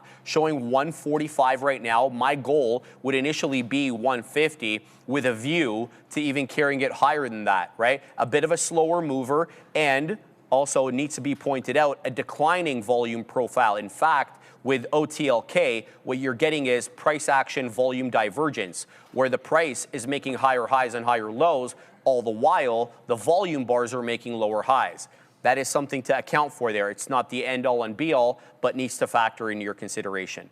So those are the ones that I'm most interested in right now. I know some of you guys have been saying OBAI. I'm not interested in OBAI basically with the way that it's setting up at the moment, but should that change, my interest also will change. So we'll keep tabs on those, Joey. Let's see exactly what we're getting here on NMRA, coming back down now into about 1 1/4. Look, I'm going to add here because I didn't get a big position at 121. In fact, I have better than 121. I have 120.5. It shows 121 though on the position board. What I'm going to do is I'm going to look to pick up more at 23, okay? So we'll see if we can get some there. I would have got the fill had I had that out, but I did not. So we'll keep tabs on that. There's news, says Byron. I'm looking, brother. Let's just have a look over here. Trump invokes Defense Production Act over systemic constraints in the munitions industry. That's a presidential memo. Not quite seeing exactly what you're talking about. Byron, let me know specifically what you're looking at. I'm looking at my blotter here, nothing really all that pressing at the moment. So let me know what you're seeing there, Byron. What do you got, Joey? Good stuff, man. I mean, this is what I was talking about. We're starting small. So at this point, we're just waiting for somewhat of a bounce and then we'll just get out break even on the NASDAQ and find something else to trade. I don't really feel like trading the TQs today because the chips are just getting absolutely destroyed. We have AMD down 4.5%. We have Oracle down 1.4%. Intel is down over 6% here today, and then Taiwan Semi down 2.5%. So NVDA, the one holding on strong, 1.5%. Excuse me, to the downside in that name. Now let's see, man. Let's see if we can get this rebound. Oh yeah, and I mentioned Broadcom getting hit today too, 3.5% on that boy. Yeah, it got smacked. That's why people are asking, is this a good opportunity to dip buy? I don't know if that's the case. I would wait for more, man. Patient hands. Full disclosure, I have 3 orders out on SpaceX. Whether they get filled or not is a different story. Now, I do believe it may take some time, but after all those locked up shares have the ability to be released, hopefully we can catch a fill. Now, what are my orders placed at? $170, $160, and you guessed it, $155. So that's what I got for my 3 allocations. I'm good with all those prices. It's literally 5%, 5%, 5%, or sorry, 10%, 10%, 15% at the lowest fill for my total allocation. So looking forward to hopefully getting involved with that. Now we have Bartoli. The stochastic and MACD show that TQ's entry wasn't ready yet. Stochastic crosses first, then MACD. Dude, listen, I'm just like, hey man, we had SpaceX here earlier today. In full disclosure, even though this isn't good practice and I shouldn't be saying this, I am truly just messing around because these SpaceX trades were good. And then if we can have the ability to get out at TQs, somewhat break even, then it's just a little slap on the wrist, a little paper cut, as they would like to say. So, yeah, other than that, guys, let's see what we have. SpaceX still holding up around that 211. We did look at the options chain not too long ago. We'll talk more about that throughout the intraday session. We're not seeing any open interest just yet, ladies and gentlemen, so be patient on that one. And then we also have the leverage products starting to come out as well, too, Shreve, just in case you didn't know. I thought it was SPCC, but I could be wrong. Let me know in the chat with SPAL. We have that SpaceX SPAL. Neil sent me a bunch this morning. One are long, one short. This is a 2X, so this is Granite Shares 2X, SPAL. Let's see what the liquidity looks like on this bad boy. Just because you always have to take that into consideration. There it goes, SpaceX continuing to move a little bit higher. Thanks for pointing this out. I wonder if we have permissions on this bad boy yet. Most likely not, but we'll figure it out here momentarily because we can get rock and rolling. $213 on SpaceX. Things can get expensive, and if you're looking for those leverage products like I typically do, AMDL, NVDL, TSLL, and the TQQQs in which we're currently trading right now, you can really leverage your system. So I like using them, Sheree. All right, man. Hangry life. I hopped on the boiled egg craze, but my let's just say your gas is crazy. What is your advice on the adverse? I don't really get that, brother. You gotta just keep eating them, man. Yeah, I guess maybe your gastrointestinal system will get used to it. Let me think this one through, but I don't have a response for that right now. Shout out to Angry. I love it, man. All right, NIVF, I'm being told here by Bovin. So Bovin asks, and Bovin obviously receives. Here we go, 104 area high. We just rejected one again, Bovin. I worry that this ends up being a double top, but it looks good. Especially since it is up 51%. So what I'm going to do is I'm going to put NIVF over here as a side chart name, and then we're going to keep an eye out on it. But I do want to I do want to announce that I did get into LION. I'm giving this one to basically 16 low double digits, okay? I've got 32s, it's showing me 40s. I'm looking for a 70 move, if not 17. 1670 is the high of the day, hence why I target that. But if we can get through that, $0.75 area, I'm looking at 17 in the face. LION is not up big. It's up 13 and 2/3, 13 and 3/4. Let's see if this one ends up going or what the situation is. CTM also making a move, coming into 80 pennies. We're going to pause for a second. We're going up to the big desk with Adara. I'm back here with one for our Euro close segment every day here around 11:30 when the European markets close. What was of interest from today's Euro close that you want to share with us? Thank you, Adara. So basically, European markets holding steady at the close overnight as they price in the peace dividend rally from the U.S. Iran intact. Now, of course, we see everything in the green, which is a good sight. Stocks Euro 600 up by 0.21%. Euro Stocks 50 futures up by 0.18%. And those were closing off basically record ceiling highs as well. And even in Germany, they briefly crossed about the 25,000 mark before, of course, flattening out near yesterday's close. But one thing to note is in the UK, they basically outpaced that of their other peers in the region. Now, markets, of course, after yesterday's surge, they've paused a bit. They're pricing in the Strait of Hormuz opening up again. And now the focus is shifting towards the Fed rate decision happening tomorrow in the US. And we take a look also, a lot of defensive gains in UK, especially as oil is sliding off. So a good day in Europe and hopefully another good day tomorrow, depending on what will happen at the Fed rate level. Yeah, I believe yesterday you mentioned that UK was underperforming the rest of these European markets. So UK seemed to be on its own this week. Keep an eye on that, and we'll see one again with us right at this desk at 3:30 p.m. to cover the Asian markets. Yep. Thank you. Yeah, fantastic stuff, Juan, as always. So make sure you guys join us here at 11:30 every morning, and then at 3:30, as Adira just mentioned, for the closing of the Euro and the Asian markets. Now, guys, here it is. We took some off on the TQQQs, looking for a little bit more of a bounce. I have no issues with getting out of this break even and finding something else to trade. I don't want to trade the futures today, even though I'm in it. It's like, what is this guy even talking about at this point? So that's why I have no issue. If it decides that it wants to find somewhat of a bottom and rebound, then so be it. We'll sit in it, but I'm going to have very, very little patience. Well, I shouldn't say patience. I just don't have much of a tolerance. I'm not going to take multiple attempts. It's not a part of my daily thesis. I was like, oh, okay, we sold off a little bit. There was some indecision. There was volume correlating with an entry, and it just didn't work out. It gave us, we had to average into it a little bit, and then we were fortunate enough to get that bounce, okay? So that's what I'm looking at. SPAL, not looking too bad. SpaceX is the one that's in play, and I want to stick with because it's definitely over the past couple of days, yesterday, today, Friday, has been our #1 trader, and we may as well keep going back to your superstar, especially if it works time and time again. Now, DRAM down 2.3 or 2.9%. I'm waiting for this to pull back a little bit. I completely offloaded. I'm going to get this at a better price. I don't even know if I'll get back in it. I bought some NASA, and I'm like, what am I even doing here? Sold it, and then I'm just like, all right, let's go buy something else, which we did, and I'm happy with. So happy to get out of that and just allocate that into something else. But DRAM, I wouldn't be surprised if we get somewhat of a pullback here. Looking to buy that one here, ladies and gentlemen. Yeah, man, DRAM, it's a rocket, brother. It keeps going higher and higher. All right, Bovin letting me know NIVF did breach that dollar area into 104.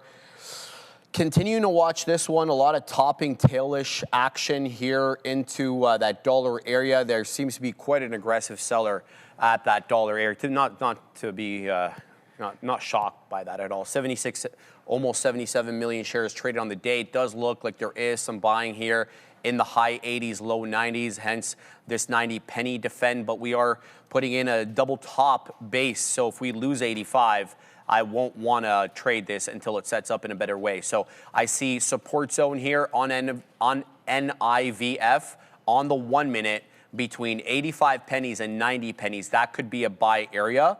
If it is, fantastic. We'll keep a close eye on this one. Let's watch as the price action develops here. I'm looking for an aggressive move either into the mid 80s, like right above 85, or a clean defend of 9, then a retaking of 95. Let's see how this one ends up trading. But there are buyers stepping in and around that 90 penny area again here on NIVF. 85 pennies also happens to be the volume weighted average price, hence why we maybe danced with it a little bit here as resistance level, because that's what VWAP does. Obviously resistance coming from the south side, support coming from the north side. We could get in here and then give it to just below 85 pennies. That's a possibility as well. Keep your eye on CRVO as well. Where did I put my CRVO? Because I mentioned this one because it's trying to make another move here into 475. Good 425 buyer here on CRVO, but I also want to mention there was a good 450 buyer previously. So watch out for this one. It's got lower highs, right? And what I mean by the lower high setup is this. So area high into 540, area high into 520, and now we're kind of rejecting that 4 2/3, 4 3/4. Some food for thought there. Holding Lion here, I've got 32s. It's showing me 31s. I've only taken one profit taker on this one. If this one loses the area low, which I've earmarked here as about 611, so 6 low single digits, I'm gone. Okay? Pardon me. I don't want to deal with this one into 16. It will have to hold up area low. And then I did add into my position here on NMRA, got 23s, showing 25s, looking for a bigger move into a third of a dollar. But NIVF, back to this one. Sorry, I got to keep going between the rest. This one feels like it might have the juice. Here comes 95. We were talking about 95 getting taken out. Here we go. So now we're going to have to give it to 85. So that means a 1-to-1 for me has to be above into $1.05 or so. Big seller at 98. Just saw this one pop up. They killed him. There we go. Looking for a little bit more. Let's go ahead and set up right at 1, okay? Just so we can liquidity test this one, and then into 103 as well. And then the stop goes below 85, as I mentioned. So we'll just go 84 and then 80 on the remaining amount. We'll see how this one ends up acting. Lion, though. I don't know how to feel about Lion here. You know, I got into this one for the reclaim of the 10 EMA, but it's starting to show me a lot of lower highs. And that has me suspicious of this trade. So we're break even on it now, but for how long, Joey? That's the question. So I worry about this Lion trade. We'll see how this one does. Bigger position on Lion than I do have in NIVF, so more important that I get that one right, man. What are you looking at, Joey? Good stuff, man. Jesse's saying bless everyone. All right, man. Thank you very much for that. Now we have a question in the chat. Joe, what are your thoughts on averaging up? Something you bought cheap on a personal account, do you take profits, then average up, or dips and just repeat? It's a good question. To be honest with you, what I'll do specifically is I more or less call it free roll. If I'm averaging up, that means I'm just using my unrealized gains to add more shares. And with that being said, you have to be prepared to get out and give those up. Now, adding more shares obviously can equal more profits, but then if the stock pulls back, then it can really, really wipe away your unrealized gains before you know it. So what I do is, as I just mentioned, using the unrealized gains to add more shares. But what does that do? That trails your stop, okay? So you have to hold it. If it comes back to your break even, there's no point in taking a loss in a trade that was already a winner. All right, so that's my thinking, and that's how I operate. Now, as for SpaceX, we're going to wait for a bottom. The NASDAQ really selling. SPY at some key support levels. If 752 breaks, then it's see you later to that. And the same thing here with NVDA. If this level breaks, then I believe that we're going to see some more downside. 208.76. Man, oh man, the chip's really bleeding. I'm glad that we got out of TQs. It is what it is on that trade. We weren't putting on too much size, but you still take a little bit of a hit. The first thing I said to Sharif is like, all right, I'm up X amount here today, up a showdown, full disclosure. And then I'm like, yeah, I don't even really need to trade, but we decided to put something up on the NASDAQ for you guys, and it didn't work. So just follow the trend. If it's to the downside, my boy Gorev talking about gaps being filled. I mean, yeah, there's a lot. You're so right, my dude. As we just enter that gap here, there's a lot of room to run to the downside, 78.13. We can look at the NASDAQ from a daily and see what we got going on. I just think we're a little overextended, and just wait for those pullbacks. Fortunate enough to get Google on a 13% pullback. I think you're going to have the ability to catch some good names, and some sideways movement isn't horrible. If we hold this range at 695, then you put up some orders, and that's what Michael Noss was saying the other day as well too, right guys? Is that, hey, we can consolidate, form a flag maybe to the top side here, and then take an additional leg higher. And I think that's going to be the narrative. I have no issues with buying these names. I like seeing this pullback. Why? Because it's healthy. Even though it's not even deep, it's just a day of selling. You had 3 days of selling here on Micron, and then it's like, oh, okay, yeah, cool. That was fun, right? New all-time high. And I think that's going to be the same narrative. Micron really tanking, helping drag the market down. $1,000.56. $1,056 right there, now entering that gap. You can go all the way down to 1K, I believe, in this name, Sharif. Yeah, absolutely. Maybe even more, Joey. Yeah, I think that's totally healthy, man. You want to see that. You want to see that form of a pullback. Why? Because it's going to give all those dip buyers stepping in, which has been the narrative for the past couple of years, anyways. At this point. Yeah, man. Absolutely. Okay, continuing to watch here, NIVF.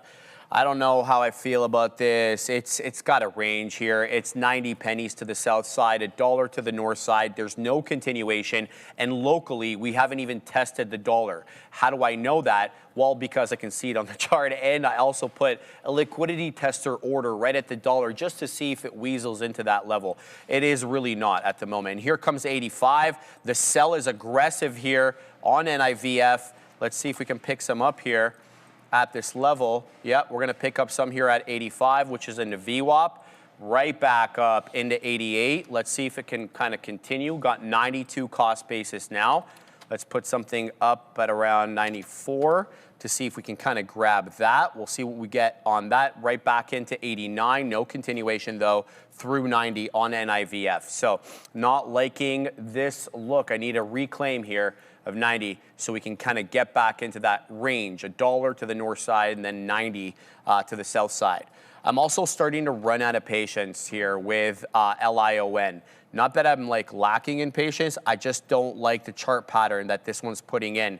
A lot of lower highs, in fact, unbroken. I think I'm just gonna take the hit on this one and we'll lose about, oh, wow, perfect out there as it just flushed into the teens. So LION out on that one will be a loser. We only ended up getting one profit taker on that, but there goes NIVF right above 90. Now let's see if we can kind of test that 95 penny area. Let's see if we can get back above there. Into 92 we go. So break even on this trade. I don't know how you feel about this one, Bovin, with that 85 dip trade. It's great that it held above VWAP and the 10 EMA are now overlapping both at 85 pennies. Problem is, it's lower highs, right? And a lot of lower highs. Let's go back to CRVO as well, because that one is reawakening. Bovin says CRVO about to take out 5. It's taking out prior bar high. It's on its horse here. And if it closes, which got another 4 minutes to close on this candle, but if it was to close here, that would be the highest closing print on the day. But it still is a symphony of lower highs, right? Like, look at this. This is what I mean by that. Right, so this trend has to get broken. Now, obviously, waiting for the 1120 bar to get taken out, which is at around 523, 5.25. You're obviously going to miss a lot of the possible profits, and that's part of the decision you have to make there as a trader is do you wait for confirmation or do you just punch in? CRVO coming a little bit down now into 480. Could be a buying opportunity here as it accumulates into 5. So I'm going to keep a close eye on this one, Joey. What do you got, my man? Good stuff, man. 305. I don't know. Like, I understand what you're getting at here with Tesla. It's holding up, right? You're definitely not wrong on that front. Oops, what did we do here? Didn't want to hit that. Let's go over here. Let's make it a little bit bigger for show.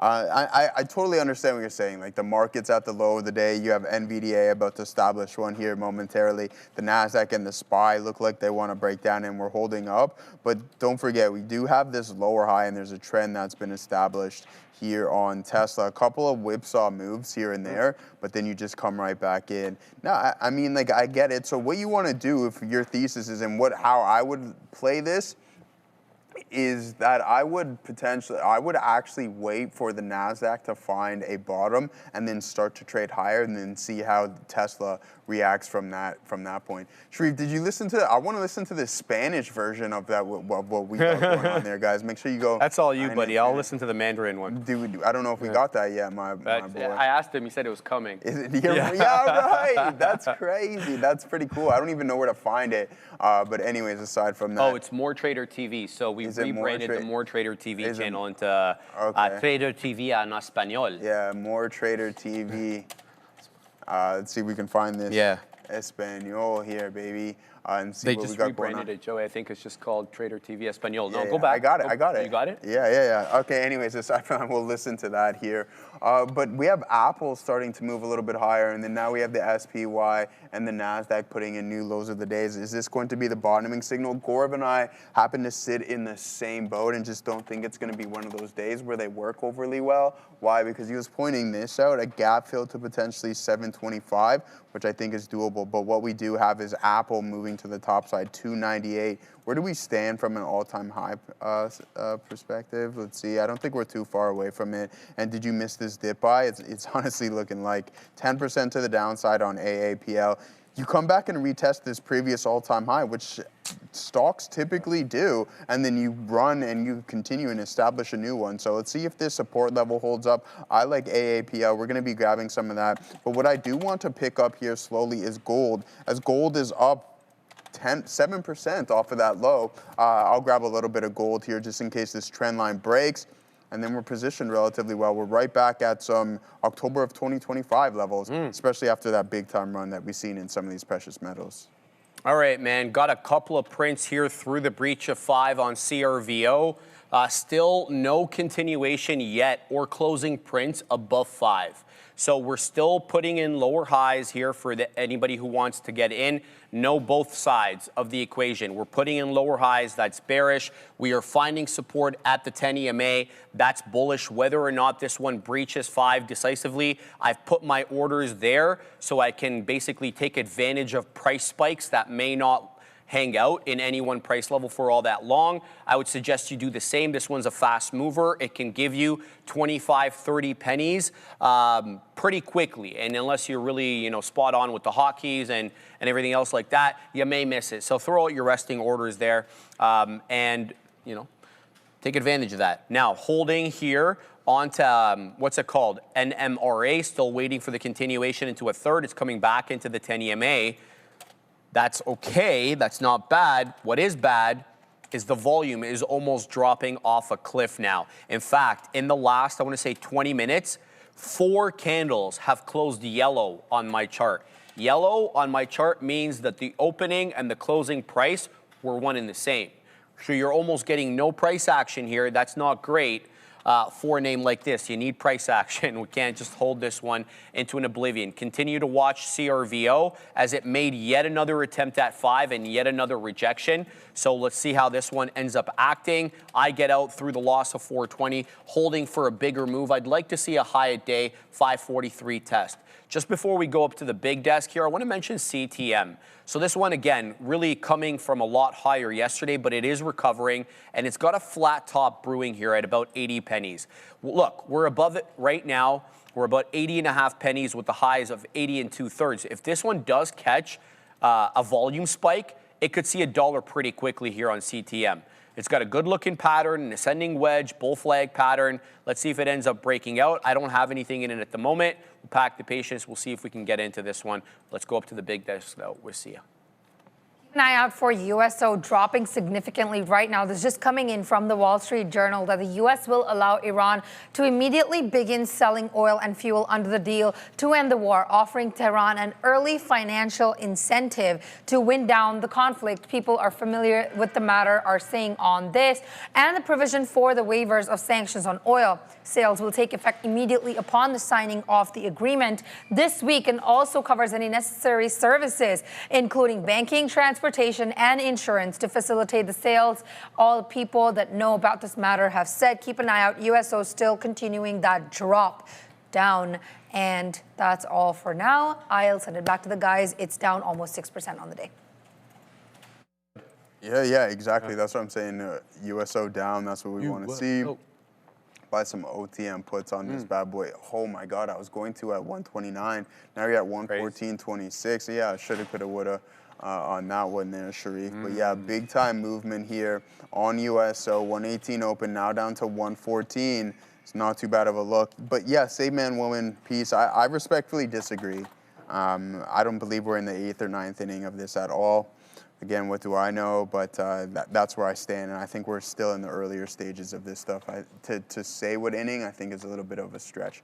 Now, here it is, right? So Google, guys, we're going to go over some of the big names. I know we've been talking about them for quite a bit here. I want to look at iBit to see how it's been performing. It finally found a bottom, 37.34.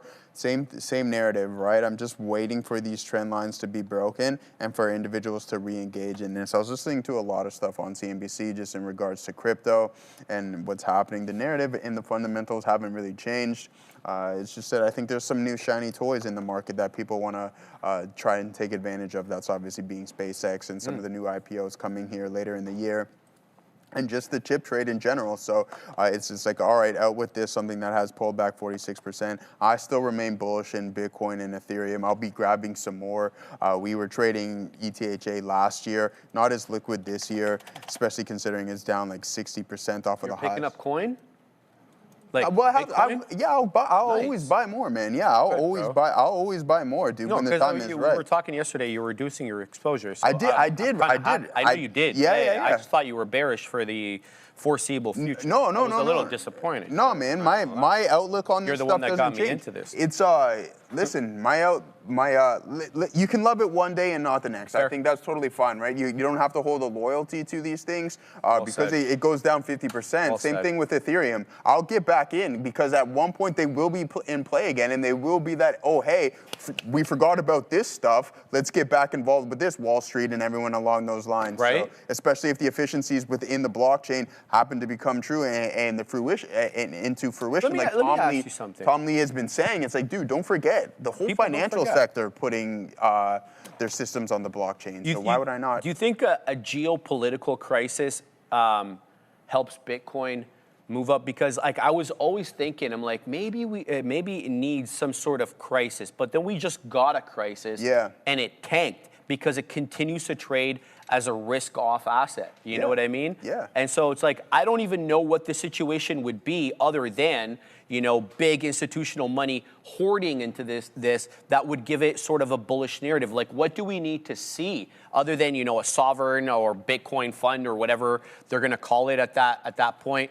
You know what I mean? Like, so it's just like, I don't even know what to think anymore. I get what you're saying. Yeah, I get what you're saying. And again, man, I just think it's a scenario where you were in play for a year plus or whatever it was, and then people forget about you, and unfortunately, you just get hit a little bit harder. Yeah. Now, as for what do we want to see from a geopolitical standpoint, who knows? What if something happens in the financial sector? It's like, hey, we need to digitize everything, and then head on to the blockchain, have these stable coins, easier to transact, everything along those lines, and you'll definitely see movement back within these names. CRVO above 5. We're in at 468, but let's go to Sia because she's got news at the big desk. Thank you so much. Just keep an eye out. Again, USO still holding that bearish momentum, going down and down, almost more than 6% down now. An Iranian supertanker carrying crude oil has departed the port of Chabahar, crossed the U.S. blockade, and heading out of the Gulf of Oman on Tuesday. Today, with its location tracker operational, the first time since the U.S. blockade began in April. Continue to take a look at USA, currently trading in the $113 region. Much, Sia. We're doing real well here on CRVO. We could be doing better here if we can get through this quarter dollar, which is clearly an area of resistance. You see that move into the quarter dollar, and then it just dropped 25 pennies in, I would say, less than a second. Here we are again trying to defend 5. So there is a buyer stepping in locally at 5. Do we have the juice, though, to get above 5 1/4? That is local bar high. And that is, I want to remind you, the high. Oh, there it goes into quarter dollar again, and it rejects again. Don't forget the 1120 bar high was 523. So it stands to reason that we clear it, and there goes CRVO into a third. Let's see now, can we start picking up steam and get into that $0.50 just got boom, Joey. $1 in the money on this one. If I had the dollar animation, I'd be doing it, but we don't have it anymore. I don't know where it went, man, but that's okay. Continue to watch here, Joey. Let's see what limit up is. We have a new high a day into 5 3/4 right now on CRVO. Let's continue to watch here. Let's see if we can weasel up into 6. Not readily apparent, yes, whether the buyers are stepping in at the 2/3 of $1. We know the high of the day is 73 on the dot. But we are rejecting right now the 2/3 at around 66 to 69. Continuing to watch here. Nothing for me to do other than wait for a breach of 6, and then we can start talking about a possible move back down to 5, where we may be able to add more. I mean, that may happen without a 6 touch, though. So continuing to watch here on CRVO. But I want to mention some of the comments. I'm just going to keep my eye on the price action here. Some of the comments there in the chat with respect to Bitcoin. JL82 brings a good point. He's like, Sharif, you're talking about this like as a carry trade, man. I was like, yeah, you know what? You're not wrong in the way that I characterized that, looking for some sort of global catastrophe to kind of boost this one, but that's what I was thinking, genuinely. 582 area high now on CRVO. Bovin, this one is taken off. Bovin, need your opinion on this one, but also the OGJ Lee brings in Sharif. All the world's money is fiat, so some form of crypto coin holds value if they can't print more money, but gold really is best. Spoken like a true investor. Shout out to my man Jay Lee. Shout out to also my man Jesse Martinez there in the chat. I just saw you, brother. What Jesse's going on there? We also got AM Sosa 72, Sia, Joe, Sharif. I'm from Argentina, and I've been watching the Spanish version. It's not bad, but I prefer listening to you guys live. It's like it lets me practice and improve my English. We'll have to hear that, man. I will. I'm going to send that over, Brendo. But yeah, that's great. Shout out to my man AM Sosa there. Does it get our dialect right? Like, you know, we're obviously using slang. Does it pick up on that? I'd love to hear back from you, AM Sosa. Thank you for the comment there. Helps us kind of gauge, you know, what we're doing over here, right? Because sometimes you guys have a better view of things. So thank you for that. I appreciate it. And Joey, what are you typing over there, brother? Yeah, it'd be a lot easier if I just said it to my boy because you know, yeah, I know it takes so long. It takes so long. So a guy from work says, "Hey, Joe."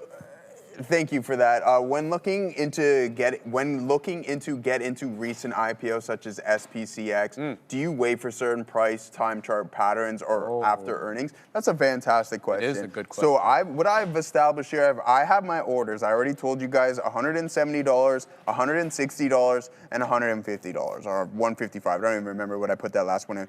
They're sized differently, right? 10, 10, 15 from percentage standpoint. But what I'm waiting for, and I don't expect these orders to get filled anytime soon, but is after all the locked up shares get released. Exactly. So when they get ACON'd, after that, is that...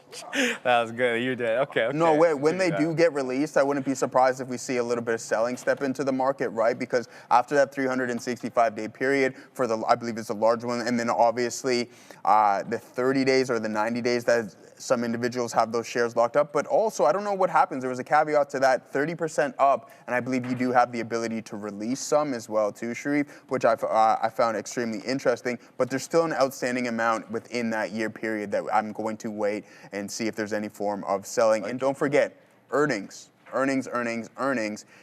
We'll probably talk about it throughout the news segment, but we all know about the total addressable market and how people have been talking about that here. Yeah. It just seems to be like man, it's just the narrative, gag, man. Yeah, exactly. It's a running gag. But what was I getting at? My days. The total addressable market within this, questionable to a lot of people apparently. We'll talk about it later. But yeah, we're going to send things off to Sia and then Neil with his lesson of the day.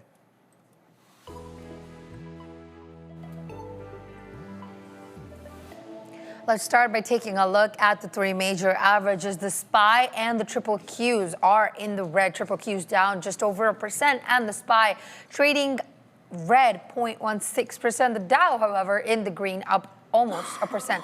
Let's take a look at some stories I have for you today. The first story we're going to talk about is a self-driving supplier called Mobileye is targeting U.S. robotaxi launch in the year 2027. Mobileye Global has announced it will launch its own robotaxi service in the United States. The company is planning to deploy an initial 100-vehicle fleet into a major U.S. city in 2027. Mobileye is aiming to scale the fleet to roughly 17,000 vehicles over the next 5 years. The move will put Mobileye in direct competition with some of the customers that do use their Mobileye Drive technology in their cars. And the company has said that this move doesn't change their commitment to supplying to its customers. Currently, the stock is up on the day 2.6%. Next one we're going to take a look at is Yum. I did speak about the stock yesterday, about the speculation about the whole Pizza Hut thing, but it got confirmed this morning. Yum Brands has officially sold Pizza Hut to private equity firm Long Range Capital as well as Yum China for $2.7 billion in total. So today it announced that it's selling Pizza Hut to private equity firm Long Range Capital for roughly $1.5 billion. This deal excludes this pizza chain's locations in mainland China. Yum China will acquire those in a separate transaction for about $1.2 billion. Across both deals now, this brand, Yum, is expected to receive about $2.3 billion in net proceeds after taxes, close adjustments, and fees, excluding a possible earnout of $75 million by 2030 from Long Range. It's also anticipating a one-time expense of about $85 million during the rest of 2026, which will largely be tied to transactions. And finally, I have for you, Novig has won CFTC approval. They've granted approval for Novig's designated contracts markets application. Both Novig and recently approved ProfitX will be up against not only Kalshi, which dominates the space, but also Polymarket, Robinhood, and Crypto.com, also sportsbook giants FanFuel, DraftKings, and Fanatics. Novig is trying to differentiate itself with sports first pitch. The company's CEO, Jacob Fortinsky and Kelchi Uka, have said that the company has received a CFTC approval to operate as a federally regulated prediction market that will be heavily focused on sports. And that's all for your happening now. Sending it back to you. To Neil for his lesson. It's all good, Sia. We got the lesson today. We didn't do it yesterday because, and I got to give a shout out to our good friend Joey Options for covering me in the afternoon. Had to go home, had to pick up the little one and take care of my daughter in the afternoon. So, thank you to Joe for that. But I got a lesson. And history tends to rhyme. And sometimes when you're looking for a pattern, you look for one big anchor event. And there was an obvious one on Friday. And if you remember, I don't know, there's this company came to market, set all kinds of records, went absolutely ham, an entire sector gave back and sold off on Friday while SpaceX went absolutely crazy. And it's what happened after the fact that I promise not a lot of people would have been looking at these names. But if you saw on Friday, and I could be talking about Rocket Lab, I could be talking about Sidhu, we could be talking about Virgin Galactic. They all had a very similar thing happen when on the day of the SpaceX IPO. They dumped. Whether it was Sidhu here, you could look at UFO I wanted to go to, not USO. UFO, the ETF, got absolutely dumped as well. So that was a pretty big sell-off. But it's what happened after the fact that is the important part of this lesson. So look at UFO, typical sell the news type of event. When the hype, you run up into the hype and then you find a little bit of weakness. What happens the next day? At the open, dump. What happened today? At the open, consolidation, dump. It's a simple continuation play. Like you have an anchoring type of event, which was SpaceX's IPO, and then all of a sudden, you just look at these related names that did the dump. And what happens? Sidhu, into a resistance, falls. And then today, in the pre-market, tries to go one little tiny green candle on the 15-minute and then trends down. I've been looking at Virgin Galactic and I'm 1 for 2. I'll be the first to admit I got wicked out of it and didn't go back to it. That's the reason why I'm doing this as the lesson of the day is because today, unlike yesterday when you got 10% shorting Virgin Galactic, I just didn't jump back in. I got wicked out when it tried to press. But it just continued to go down, gets dumped, and then is just trending off as the sellers continue to be in control. They took control when it was sell the news on Friday, and then a whole host of these names were just pretty easy technical short trades. And it's not, look, I get it. There's a million things out there that you could look at. That's not Sidhu, that's not UFO, that's not Virgin Galactic, that's not NASA. You could trade the future, you could trade whatever it might be. But all of these names, and NASA probably stronger than the others, but even the strongest name, look at it, hold support from Friday. And what does it do? It just sells off at the same level.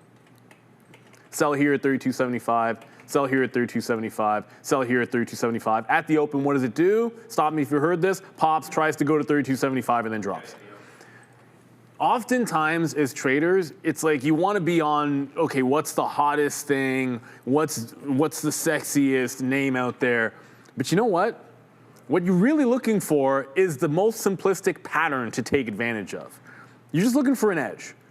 And when you've got something which is trending off of an event, that can be a simple edge for you, where it doesn't have to be the craziest or the sexiest. It's adjacent, it's in the right space because SpaceX made it go.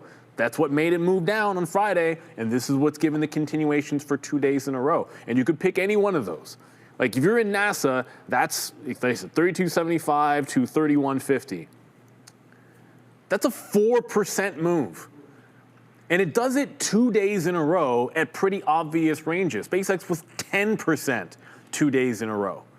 And if you can't find a way to make money with those kind of percentage moves, I mean, SpaceX to go 4%, that's $8. Are you happy with an $8 trade on SpaceX?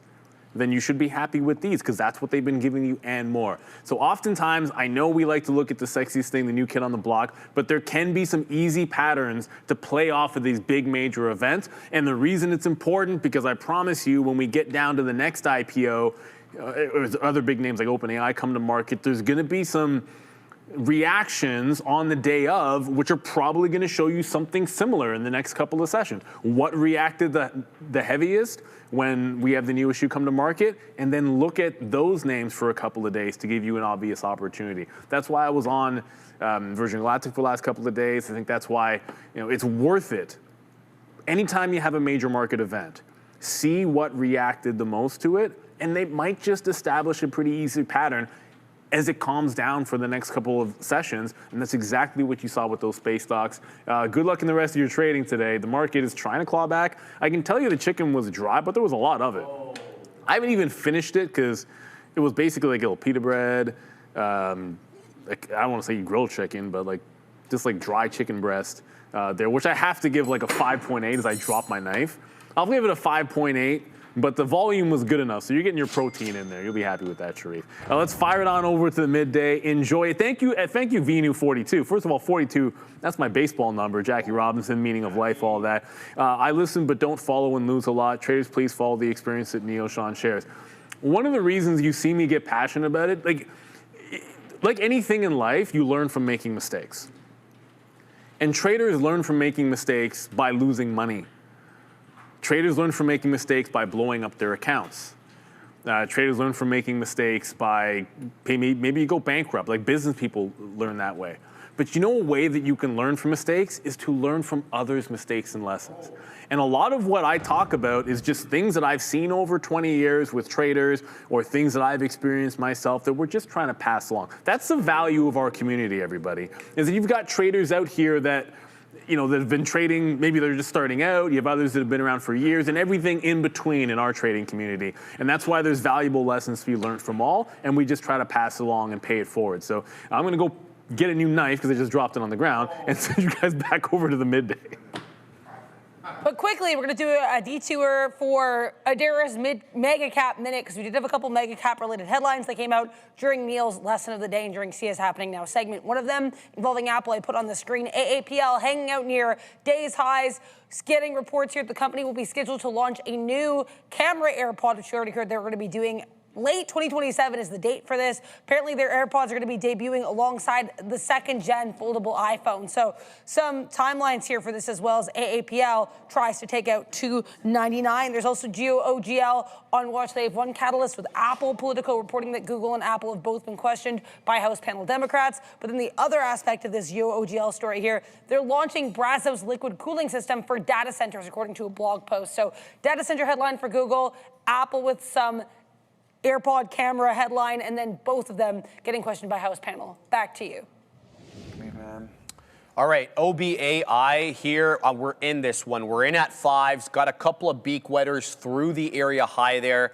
That's the good news. The bad news is that area high is a lower high. So we're not out of the woods. There does seem to be a buyer in and around 102-ish. Prior bar high takes us to 112. Current bar high, 111, where the players are not dwelling here, I'll tell you that. Here comes $1. This is going to fail.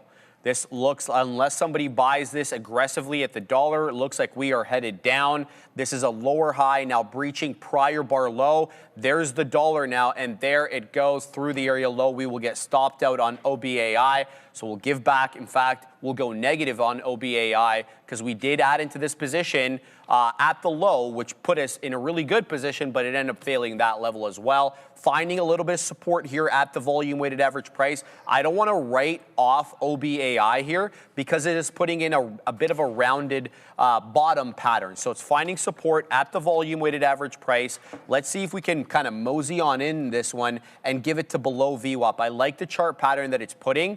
It's a rounding pattern, but it's having a lot of trouble, number one, clearing the one, like, let's just say, low double-digit area, and as well, losing the volume-weighted average price, which it keeps defending here locally, right around 92 pennies, Joey. Good stuff, man. We're posted up here at 212 on SPCX. I thought I was going to catch the fill, and then it moved $2, then we would have been in and out just like that as we're starting to experience somewhat of a pullback. If the selling gets a little too aggressive, we can always just remove the order and post up at a different level if we still feel for the long. Now, we traded the TQQQs. We took the L on it, but we go 2 for 2 here on this bad boy, helping us give us a little bit of a cushion. That's why I have no issues with just posting up right here, right above the volume-weighted average price, and then maybe we can take an additional leg higher. I mean, these names have been, like, look at this. This is an absolute disaster here, if you ask me, unless you're a range trader. If you're a range trader, then you love this. You're selling the highs, buying the lows. That works out for you, but from 208 to 209, you're just trading within this range. There's no real definitive north or south direction within this, just eastbound and not down at this point within NVDA. I'll grab a little bit more. I actually did this morning, just around 20. It was like 208.50 or 79 or something along those lines. I caught it, Phil. There goes SpaceX, man, leaving without us. This ship has sailed, Sharif, and bang, off to the races it goes. Am I going to be chasing it all the way up here? Absolutely not. Did we give back some of our gains from earlier this morning? Absolutely. But I'll more than happily walk away with what we have, considering if we don't get this fill. But that's going to be my next potential trade. I may as well just keep going back to the well that is watering us here today, Sharif, and that is SPCX. We can head back over to the options chain and see how that's been looking. There's a lot of activity. We've seen an uptick in implied volatility as well, too. Now, if that's starting to cool, think about it. We were at 199% at the money IV. Things can change pretty quick, especially as price starts to really compress within the underlying asset. Now, SPC, see, we're already down 9%, and I was documenting this earlier this morning at 230%, so you're down 40% in implied volatility. And what does that mean, Joseph, you may be asking? Is, well, think about it. You're paying an extended premium within the implied volatility on actually buying these contracts now that you're down 40%. So if you happen to grab this name in the underlying asset right out of the gate, you're paying an extended premium, a lot of demand for them, and then you know that the average true range is actually expanding. Ooh. But now what we have here is that it's really starting to compress to the tune of 40%. So you've already lost money on implied volatility if you're not an options writer. If you're an options writer, that is a positive sign for you. Why? Because if day by day, when it does really start to decay, then you're going to be able to collect premium, and you don't have to worry about a wide range in which the underlying asset is going to be trading within, and that's going to give you more conviction within your trade specifically. So, yeah, down 40% off of the implied volatility high street. All right, man. Cats and dogs wants me to look at AMKR, but I asked you what time frame you'd like me to look at. So just tag me back there, but let's load it up while I await your response. AMKR is a ticker. What is this? Amcor Technologies. Okay, cool. What do we got on this bad boy? We got a 6 2/3% move. So this is a $22.5 billion market cap.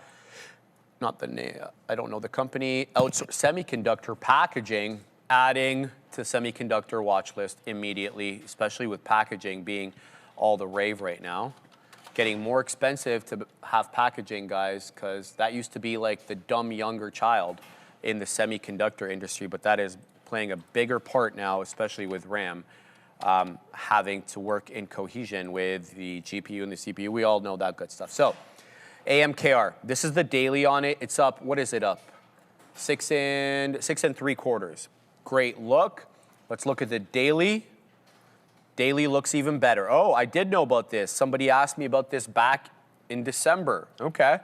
Because the only reason I know that is because the ticker is there.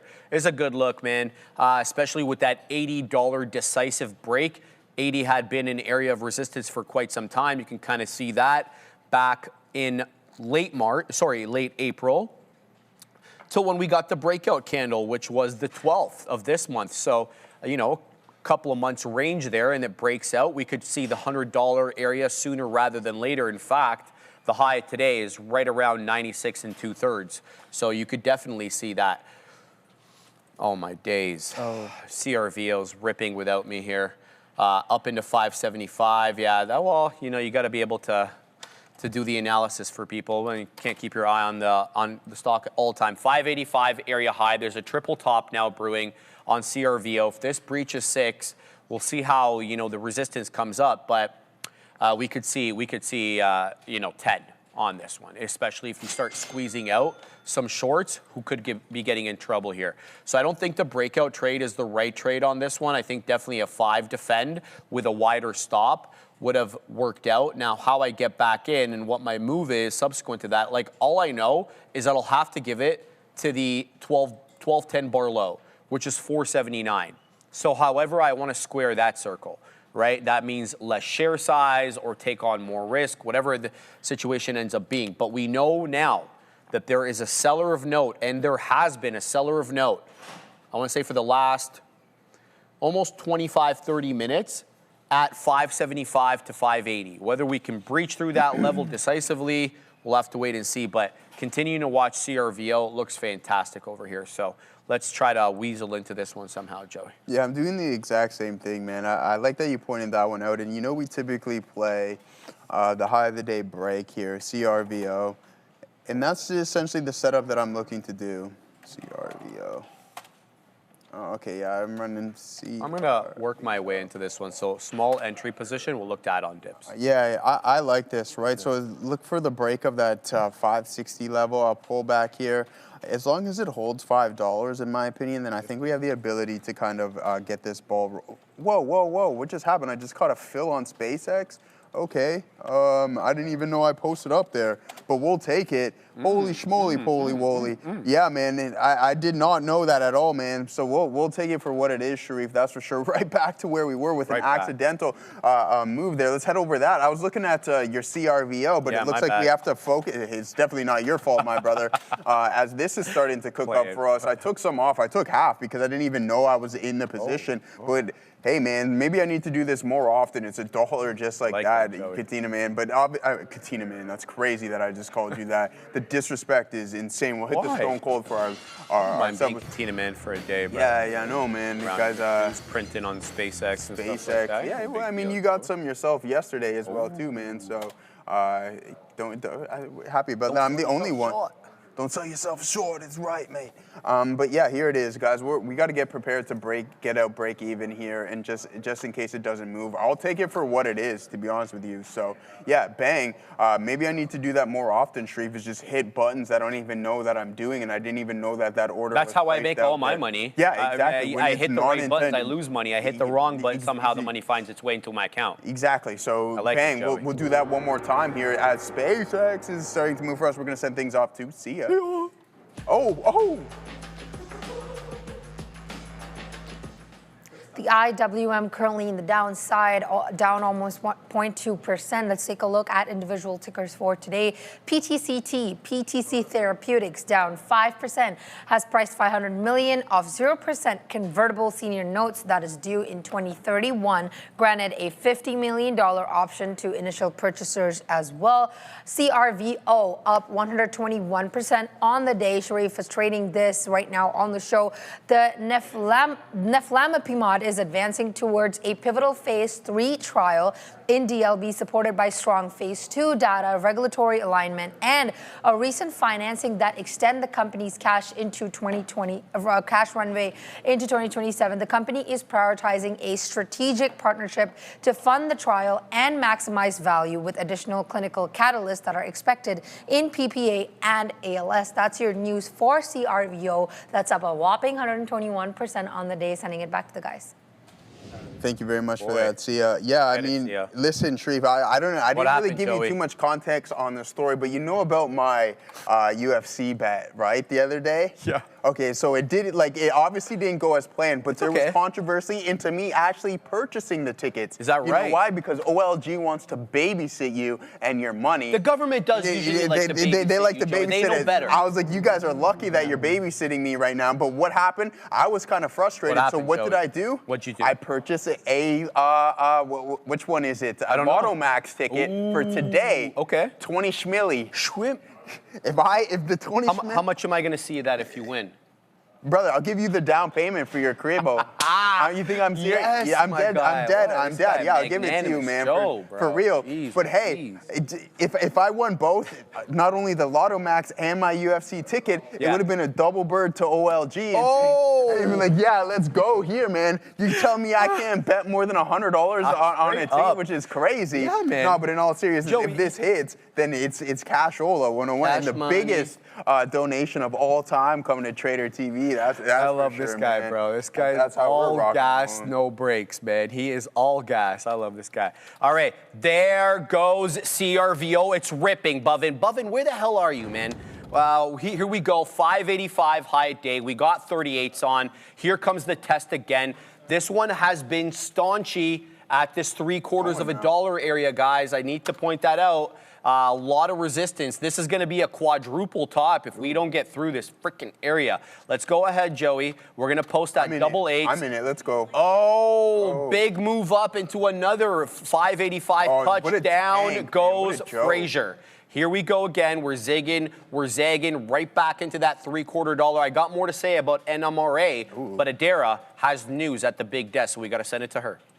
Some more clarifications here on the sale of oil by Iran, according to the U.S. Iran deal. Wall Street Journal reported about 35 minutes ago here that the U.S. Iran deal would allow Tehran to immediately sell oil, but there is some clarification coming through here. U.S. officials saying that Iran could only sell oil if they abide by all of the points agreed to. This includes not interfering with the free flow of navigation of the Strait of Hormuz. It also includes, as we expected here, not obtaining a nuclear weapon. Again, comments here made by U.S. officials off of this report that the U.S. Iran deal will allow Tehran to sell oil. That's true, but there are quite a few caveats. Back to you. All right, cool beans. Cool beans. You know who used to say that? Who? I'm pretty sure Beans from Even Steven. Oh, yeah? Is that right? Remember that show? I can't punch out of this position. I can't take profits.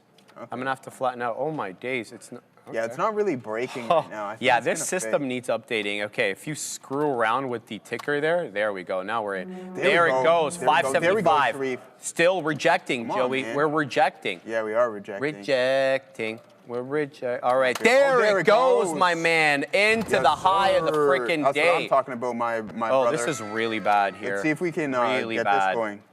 No, this is not good at all. Not good at all. If you screw up with the ticker, it won't let you punch out of a position. No my days. Yeah, shout out to... oh, my goodness, man. There we go. We'll take a little bit more. Okay, here we go. We're going here on CRVO. There it goes through 611 high. Showing a lot of resistance, 6 single digits. No continuation. We've got 37s on. It's going here, but it's got to clear 6 decisively. I'm still holding. I'm still holding. I'm looking for a bigger move here, Joey. I want to see if we can clear 6. So I just saw what limit up was there, but it didn't flat. 650 something. If it comes up a little bit higher, I'll be able to see it. So I'm going to go ahead and post. Next area here, I'm going to ask for a high of daybreak at 615.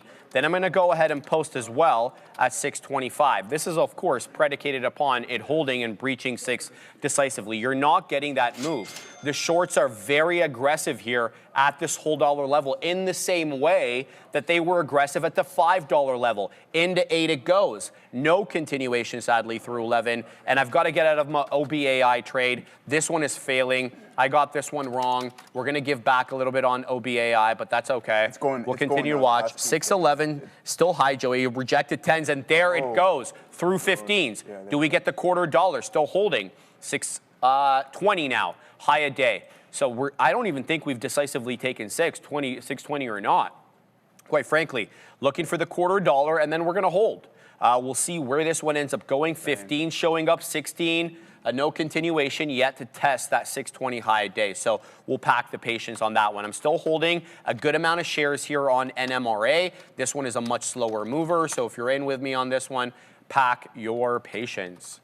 All right, yeah, good stuff, man. I think this has the ability to go. I'm watching the tape, and the ass just continuously gets lifted, so not too bad. Here it is, guys, on SPCX.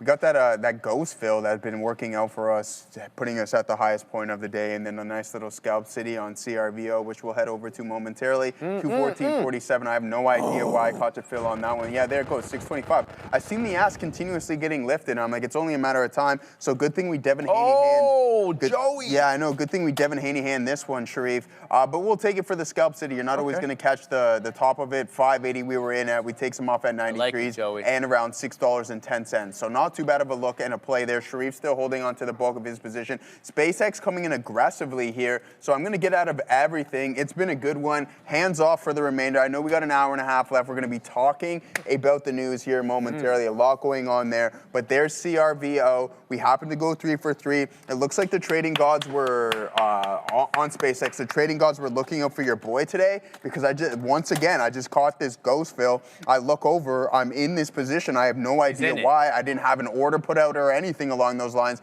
214.50, and then we're fortunate enough to catch the scalp city all the way up there. We'll go over our other trades. We caught another move all the way up from 209 to 211. And this was the bulk of our trade here today, from 208 all the way up to 217. So this one has been a bad boy for us here. In a good way. Bad man. We'll hit this.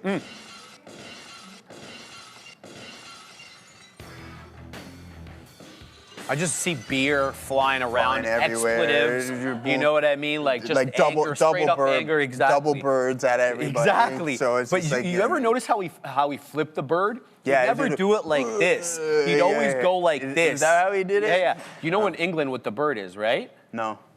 What is it? The word peace? It's peace. So in England, if you go like this, that's the bird. So you got to make sure that you're pointing forward and not backward. Did you know? The bird is the word? The bird is the word. Yeah. Explain. The bird. The bird is the word. You never heard that song? What is happening, guys? You never heard that, man? Let's send it to somebody who is taking it seriously at the moment at Daryl Page. Let's take a moment here to look at a couple stocks. We'll start here with Microsoft.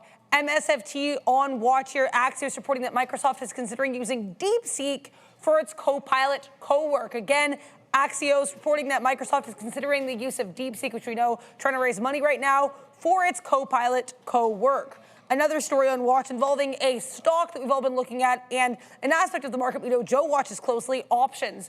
SPCX, I'm seeing here that apparently more than 1 million SpaceX options contract have been traded in the debut session. Good look here for SPCX, lots of involvement, or so it seems.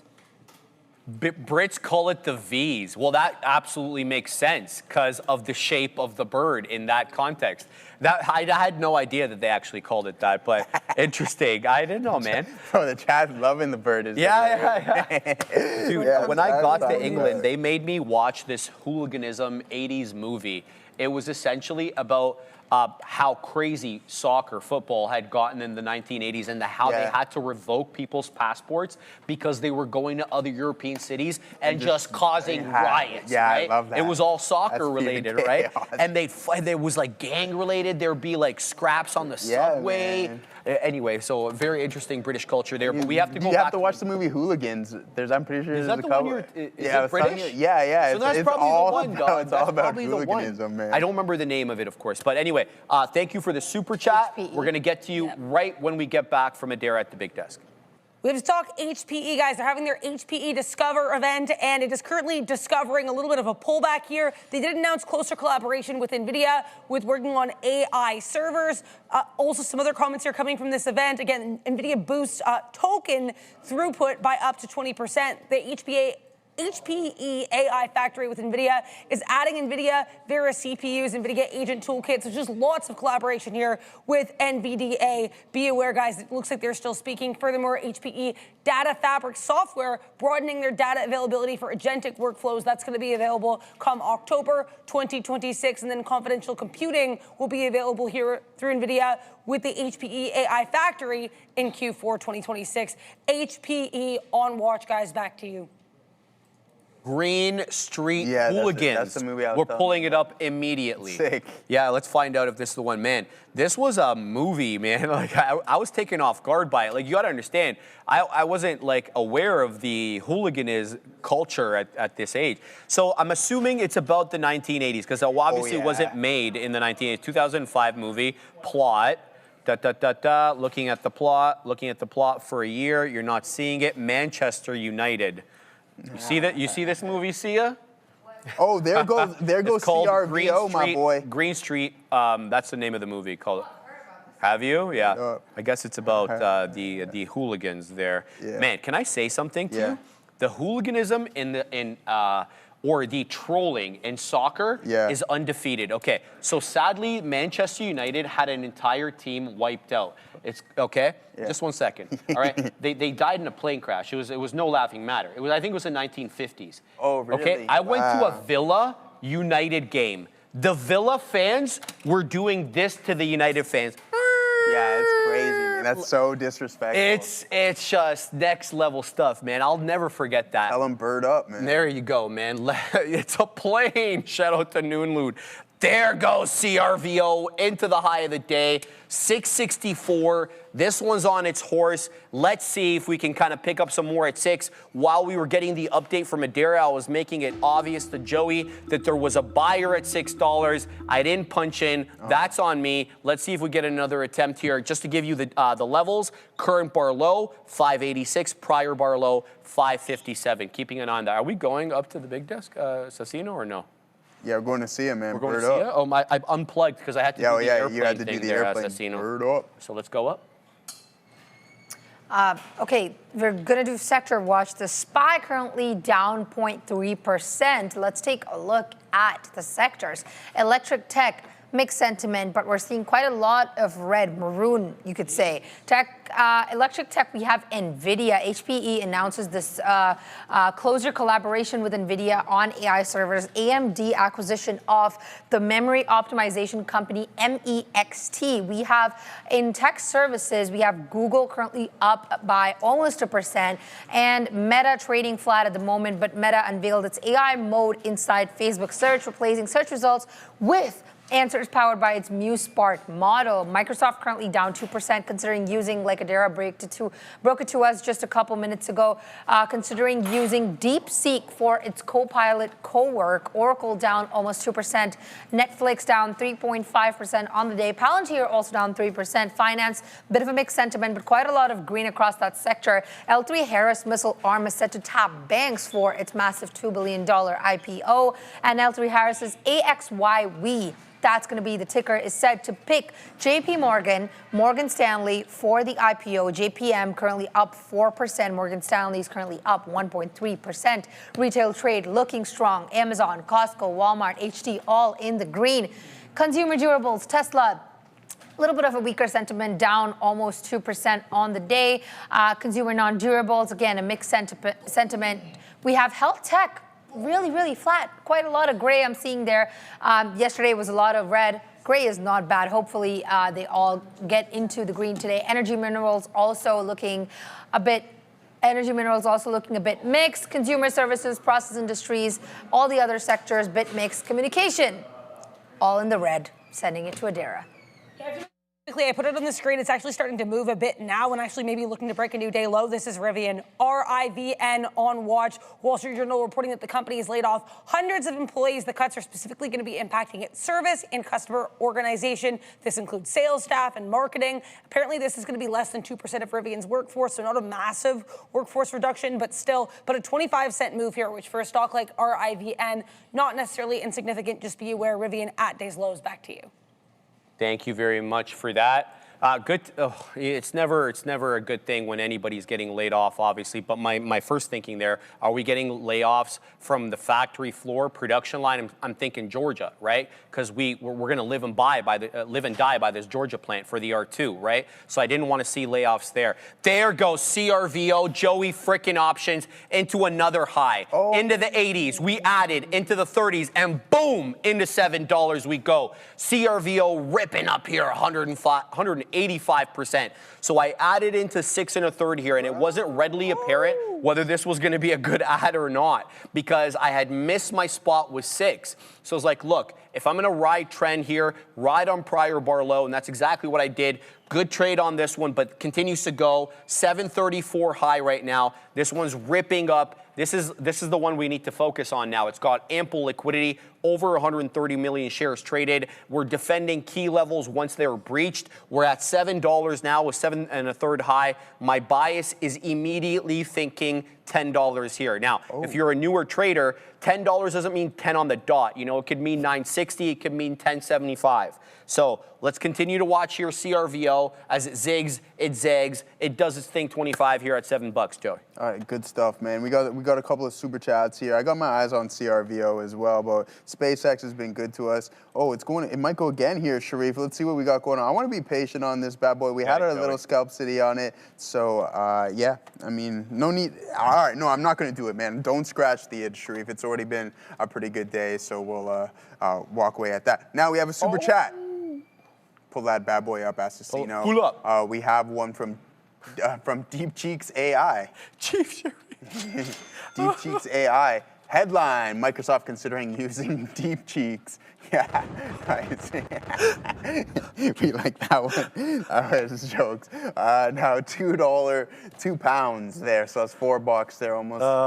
Sharif. Man. SRXH Come is moving. What, the Deep Cheeks one? No, CRVO, Joey. Oh yeah. Wait, you didn't hold that, my boy? No, I took it out at 7, Oh, man. All right, I just Yeah, bunched. Let's suck. see if we can get a nice little movement. I started small on it, so yeah, obviously Tank City on this bad boy. So we gave it back a little bit immediately as it did put in a new high. Horrible chase on my behalf, but I'm glad that we just put up a little bit. I literally risked about 10% of what I've made here today, so I'm not worried about it on CRVO, but I don't want to fall into that world of where I'm just like, oh, okay, we were at one point, I want to head back to there, and this thing absolutely goes Tank City on us, which isn't the narrative I'm about to fall into there, Sharif. So You know that song? CRVO.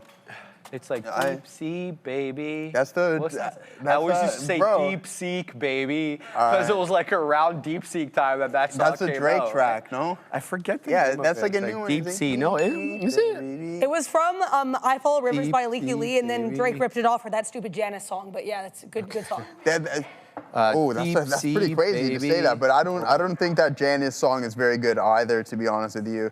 Yeah, I wouldn't go as far as it Joey. sucks, but yeah, Bird Up. Trying to find it. Oh, you guys are too much, man. What happened? Yeah, listen, we were having fun with the hell chat this and is, stuff, bro. but anyways, yeah, I mean, he listened to Drake rips off a lot of flows. Apparently, he did No, it to this X is not the one. It's not He the did Drake it version to- I'm talking about here. That's the thing. But that's the melody you're singing, though. It's like, Yeah, but it's a different So song. you're singing that a I'm different talking song, about, so yeah. we're I might not have on to that. play it a I'm going to couple get out of this trade here momentarily. We're not going to hold it too much against us. We want to get this momentum rocking and rolling as it's selling. Bang, we're out of dodge on this. We'll take a little paper cut at nothing. We lose about like a percentage point of what we had. Bro, infected your mind with that bird up. Yeah, I know, but I started with the bird is the word. Look at that aggressive selling off of 742, now down to 668. $1 just like that. Babalu Pandy coming. Did you see what Babalu Pandy has said here in the chat? Couple obscenities, and then if you can't take the position, I don't know what that means there, brother, but I hope you're having a good day. It doesn't sound like it from what you had to say on that one. That's probably going to get timed out here momentarily. No chart expert, but 1 minute movement. Think SPX on its next step to 218.90. Yeah, I think 220 is in the works. We'll head back over to our options chain and see what we got going on. I heard Adair bring us the fact that there's been already 1 million contracts. I said, don't be surprised. You're already the 5th largest company on the planet at this point, and you're going to see a lot of activity. And bright and early, make sure you join us at 8:20 tomorrow morning. We're going to be talking a lot about strategies and actual open interest if that metric comes out here on SPX, CX, sorry, I should say 220, a lot of size and 44,000 contracts open and closed so far today. That is going to be the largest, our second largest, compared to what we have at this $210 marker, 45,900. Be careful, we might get dinged. Yeah. 5 seconds. All right, man. Yeah, that's the one. I follow.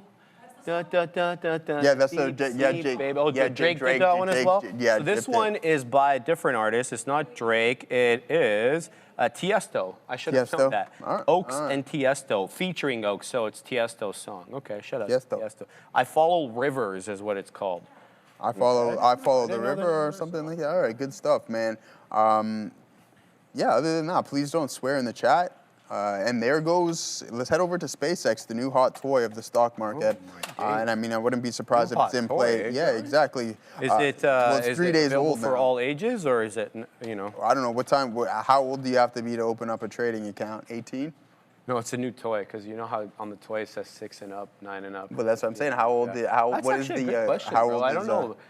Would maybe with parents' permission, 16 Yeah, maybe. or something like Probably that? Like I something don't along even those know. lines, Yeah, I have no yeah. idea. Probably 18, but because you know the government's got to babysit. Exactly. Well, that's why you can only bid $100 per ticket on OLG. Like, This guy's not gonna let that one down.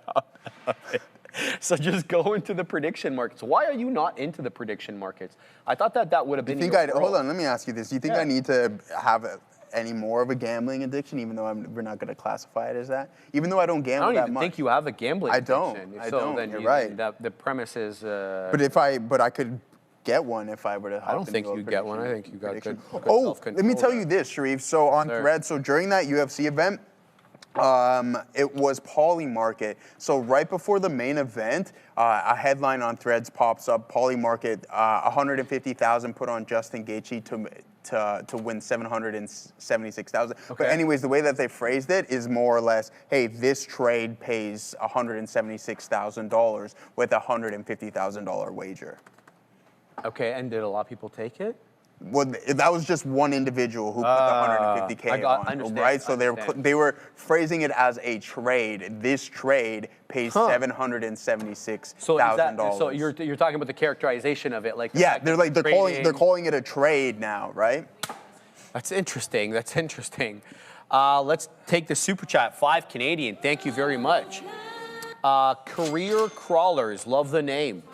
When day trading small caps, does daily time frame matter or just the 5 or 1 charts? I'm looking to trade stocks between $2 to $10. Thoughts? No, I think it does matter on the daily. Or if you know, the reason I say that is because you can encounter an area of resistance. So you need to be alive to the fact of, you know, where am I expected to really find resistance? Let's just take a case in point here. Maybe CRVO gives us something. Let's check this out, Assassino.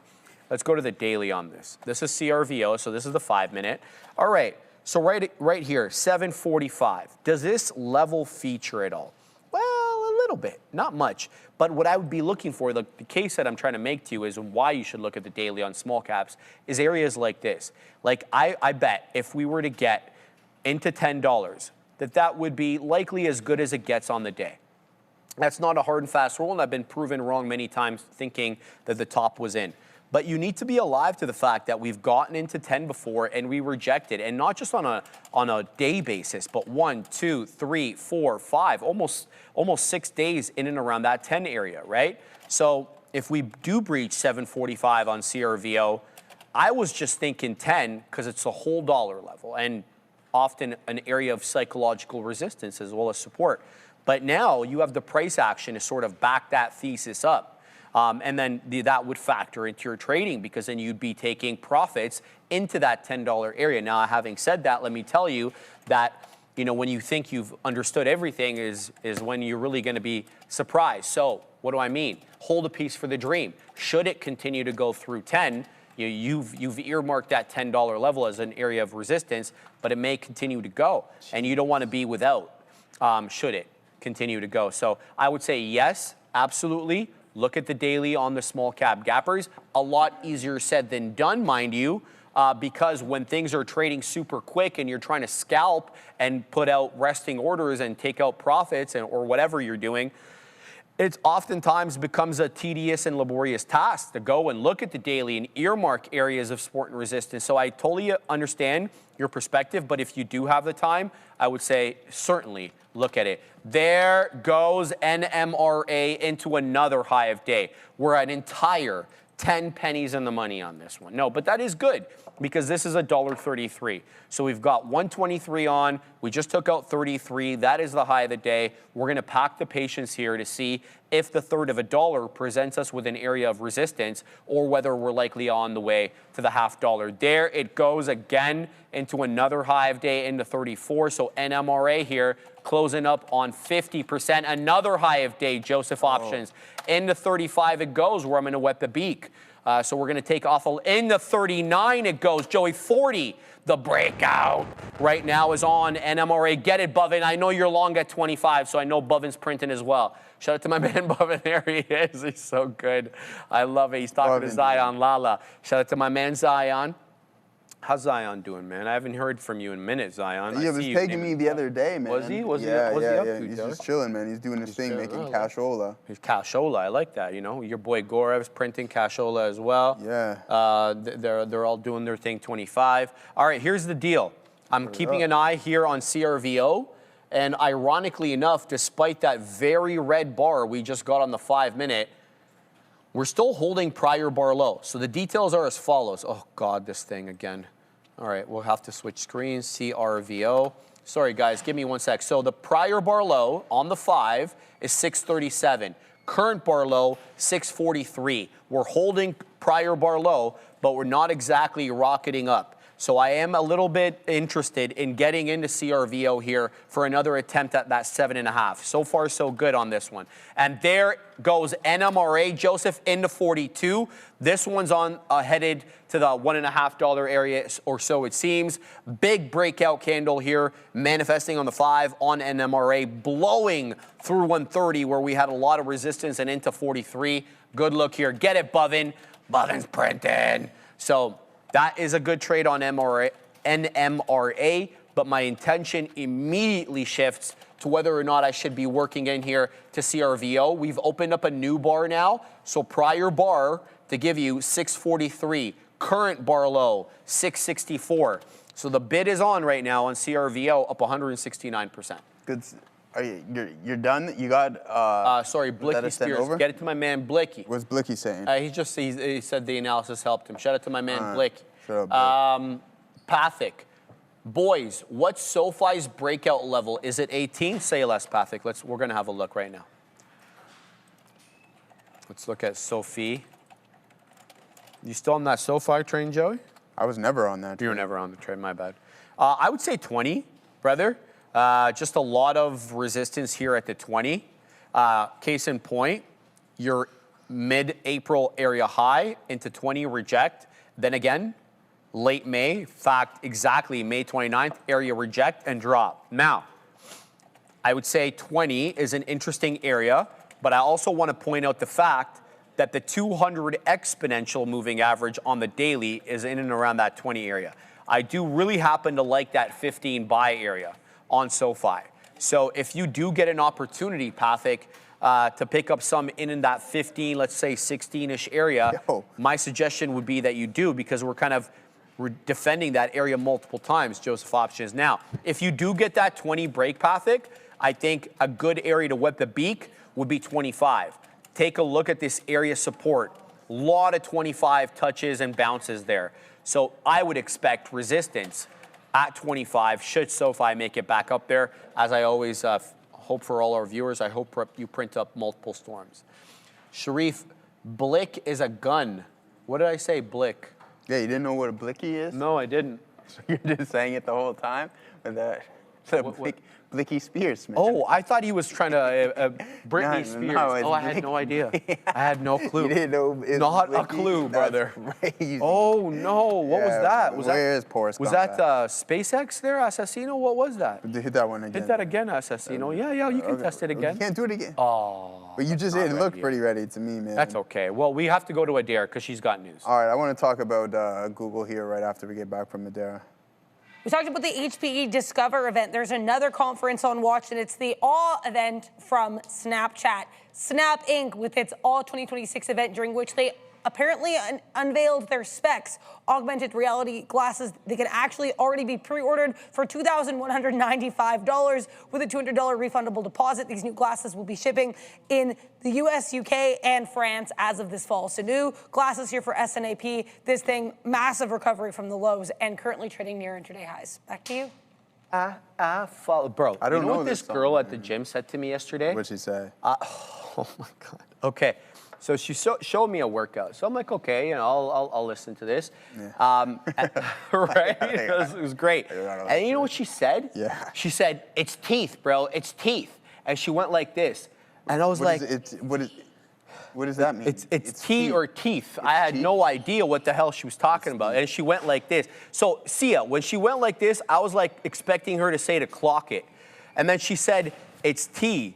What does that mean, Sia? Is it like good tea? It's an expression as in like it's tea, like it's amazing, like it's true, like this is it. Is the implication supposed to be that tea is amazing and therefore it's like clock it, but you can also say that's tea. It's tea. And she went like this. I don't do that at all. Okay, so Fabian's saying it means Did you leave right after? No, tea. No, I tea just has looked at her in the meanings. teeth because I thought she kept saying teeth. It has it means two things. Tea means gossip, but it also means if you say it like that, it's like that's tea, like that's great. Katina man having issues with the chair. Thank you, Sia, for that. I do appreciate it. All right, Thank you for giving me the Gen Z lingo because I'm old as hell. So I need an update every now and then. Why Ram going period? Clock it. Oh my God, clock it. Dude, yeah. Oh my God. Bro, I could die. Stop, man. What? I told Selena if I told Selena if I see Love Island on the TV one more time, it's going out the window. And be Sharif and me's run away. Yeah, that's hilarious. Oh my day. I wasn't wearing Speedos, boss. What's going on over there, Katina man? The Katina man, you're long or short? 205. The Katina man's long 205 right now on SpaceX. So if we can, there. Thank you, Assassino. So there it is. Bottom entry there. The Katina man left the stop at 204, in case you were wondering what his trade plan is. Long 205, stop at 204. How many dollars in the money? You said it so reluctantly. Why'd you do that? What's going on with that chair you got over there, Katina man? That's looking awfully good over there. Stop, man. Yeah, man. Yeah, man. Yes, exactly. Sorry, we're super cringe. I do apologize about that. But look, man, that's worse than. I had no idea what she was talking about. That's worse than 6'7", man. I think 6'7" is for kids, though, right? Like, what is this for then? Yeah. Gen Z, not Gen Alpha. I don't know. Well, I like how you chew up those. Yeah, and the stream is right, Jesse, man. Head over to the Spanish. Thanks, homeless God. I appreciate you. Head over to the Spanish stream. Head over to the Spanish stream, exactly. Okay, I wanted to. Let's see how it translates. Yeah, exactly. Yeah, anyways, go home. I'm glad that I don't have to watch this. You know what I call Love Island? Just dumb What do you call it, man. Joey? Yeah, I liked it like literally a decade ago, to be honest with you. Love Island? Yeah. Did you ever watch that show? Because I know did not. That's where I got all the lingo from, essentially. But that was like in my early 20s. Now I'm I didn't. almost mid 30s. All right, here it is, 375 all the way down to 370 here. I mean, with Google, it's I'm not going to call it a fall from grace whatsoever, but there were some good signals that were saying, hey, hop on the short train. And then it's been bleeding ever since. We still haven't even got that breakdown in the SPY and or in the NASDAQ, but the way that we're curling over, just continuously establishing these lower highs, it looks like we want to head southbound. Gold holding up relatively well, but this name, I'm glad that it's not tanking, to be honest with you. I'll take it for what it is. We're continuously buying some. I bought some more today, and there's a bunch of other names that I want to get involved with. We'll head over to our watch list. I feel like I'm missing something. I haven't done something that I was intending to do here today, so someone please remind me. Here it is, the open interest on NVDA. We'll head over to this week's expiration cycle, 212. I was thinking 220 could be potentially in the works, 66,800. This might look like this might be max pain on the week, even though 215 does have an outstanding amount of size, but it's starting to pick up and ramp up the open interest that is on these specific names now. We're going to be talking about this bright and early in the morning. Tomorrow we'll do a lot of options coverage via SpaceX. We're not getting open interest just yet. I'll look for on a different source just in case it is there, but I highly doubt that it is because it would be displayed on that specific platform. But other than that, guys, a nice consolidation market putting in new lows. SpaceX up to 217 here momentarily. I have my orders out. I don't know if I'm going to put something at 200. I think that'd be a good idea. But think about it, guys. We opened up at 150 bucks. You're now at 216. People, I don't even know if people are going to start selling anytime soon. I personally wouldn't. I'd be riding this train all the way up to $300, which I think it has the ability to achieve. Now let's take a look at it from a daily. Now what I personally want to see is or don't want to see, I should say, is too much selling pressure on the daily print, but some strong sessions here so far.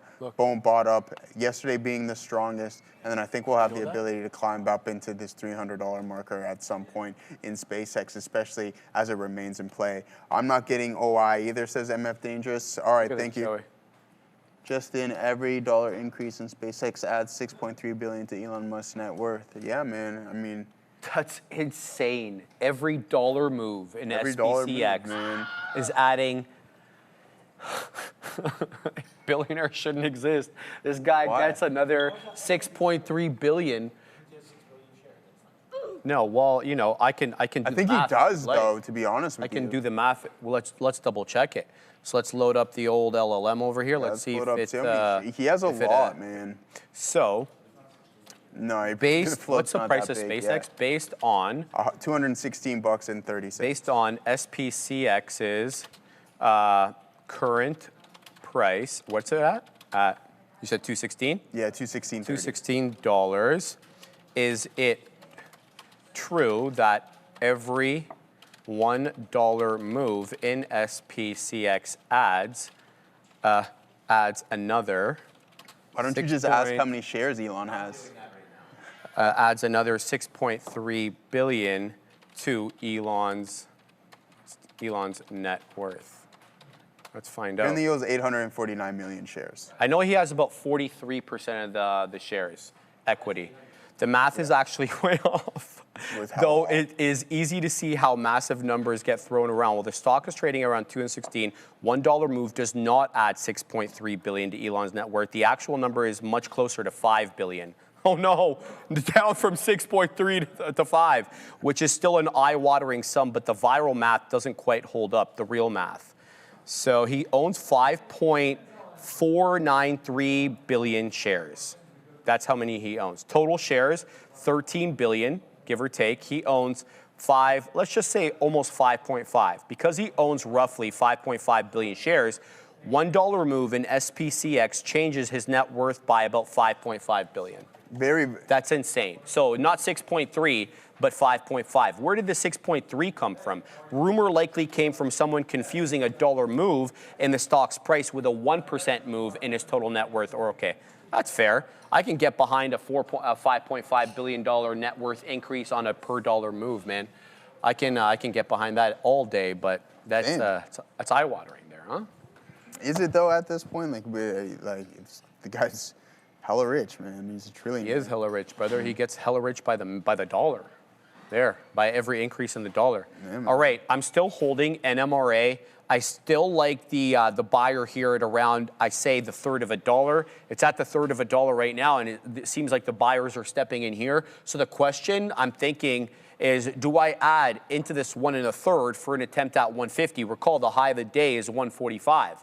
So we may have, made our move into that 150-ish area, because that's kind of how I look at the $0.50 touch. It's not an exact level. I kind of look at it more as a region. So I'm undecided right now how I feel about NMRA, especially since it's a slower mover for the most part. But yeah, we'll wait and see. I'm not liking the look of CRVO's jib right now. It looks like, it's setting up for a possible flat bottom break right around $6. And if that's the case, then, we may be headed to 550, if not, 5 to 475, because that's where VWAP is, and as well as the whole dollar level if 6 is lost. So continue to watch that. We're going to go up to Adara, and then we're probably going to start the news segment shortly. GM popping higher here. Keep an eye on General Motors as we get some comments from Lockheed Martin. We heard reports earlier that these two companies are going to be in talks for defense-related work.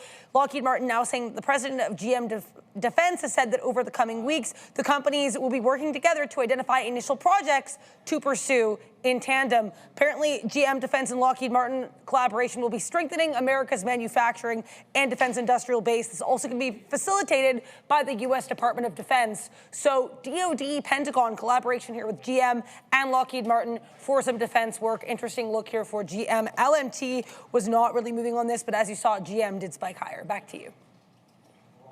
Yeah, it's an interesting development there. What are you thinking right now in terms of a trade, Joey? What are you looking at, brother? Trades, I'm not looking at anything. I'm looking to start up the news if we're ready for that. I don't know. Yeah, all right. Yeah. Let's load up the news. Let's send it to Sia and see what topic number 1 is. Let's start by talking QCOM. Qualcomm CEO Cristiano Amon has said that the company is currently working on 40+ AI device designs spanning smart glasses, earbuds, watches, pins, and other wearable form factors. Management has said that they believe that AI agents are going to and will become the primary interface between users and technology, shifting this value away from certain traditional app-based experiences. Smart glasses continue to remain Qualcomm's highest conviction category, with Amon suggesting that shipments could eventually scale from tens of millions to hundreds of millions eventually. Qualcomm is also seeing AI hardware attracting new competitors, including AI native companies like, you guessed it, OpenAI, as firms race to control these future consumer endpoints. With that, Qualcomm is trading flat, I would say. Adira, what's your take on Qualcomm? So I think Qualcomm is more just providing another catalyst here that I don't think has been talked about too much. I did mention it this morning, but I think it is of note, and it's also one that I know for a fact we had CNBC covering earlier today as well, and it's the fact that they are in talks to buy a company. Now, this is also significant because we know sometimes the market doesn't always react well in these situations where someone does have an acquisition, so keep an eye. We could be hearing some acquisition updates from Qualcomm in the coming days. The information, which again, not always the most accurate of sources, but I think we're mentioning the story regardless. They're reporting that Qualcomm is in talks to buy Torrent. The goal of this would be to expand Qualcomm's AI chip capabilities. Now, apparently, Qualcomm and Torrent are in active discussion. They're considering a price here of $8 billion to $10 billion for the company. So QCOM potential acquisition news, which also makes sense too. If you're trying to expand into this wearable device-heavy design space, it makes sense you want to have other things happening here as well. So keep an eye on QCOM. Back to you.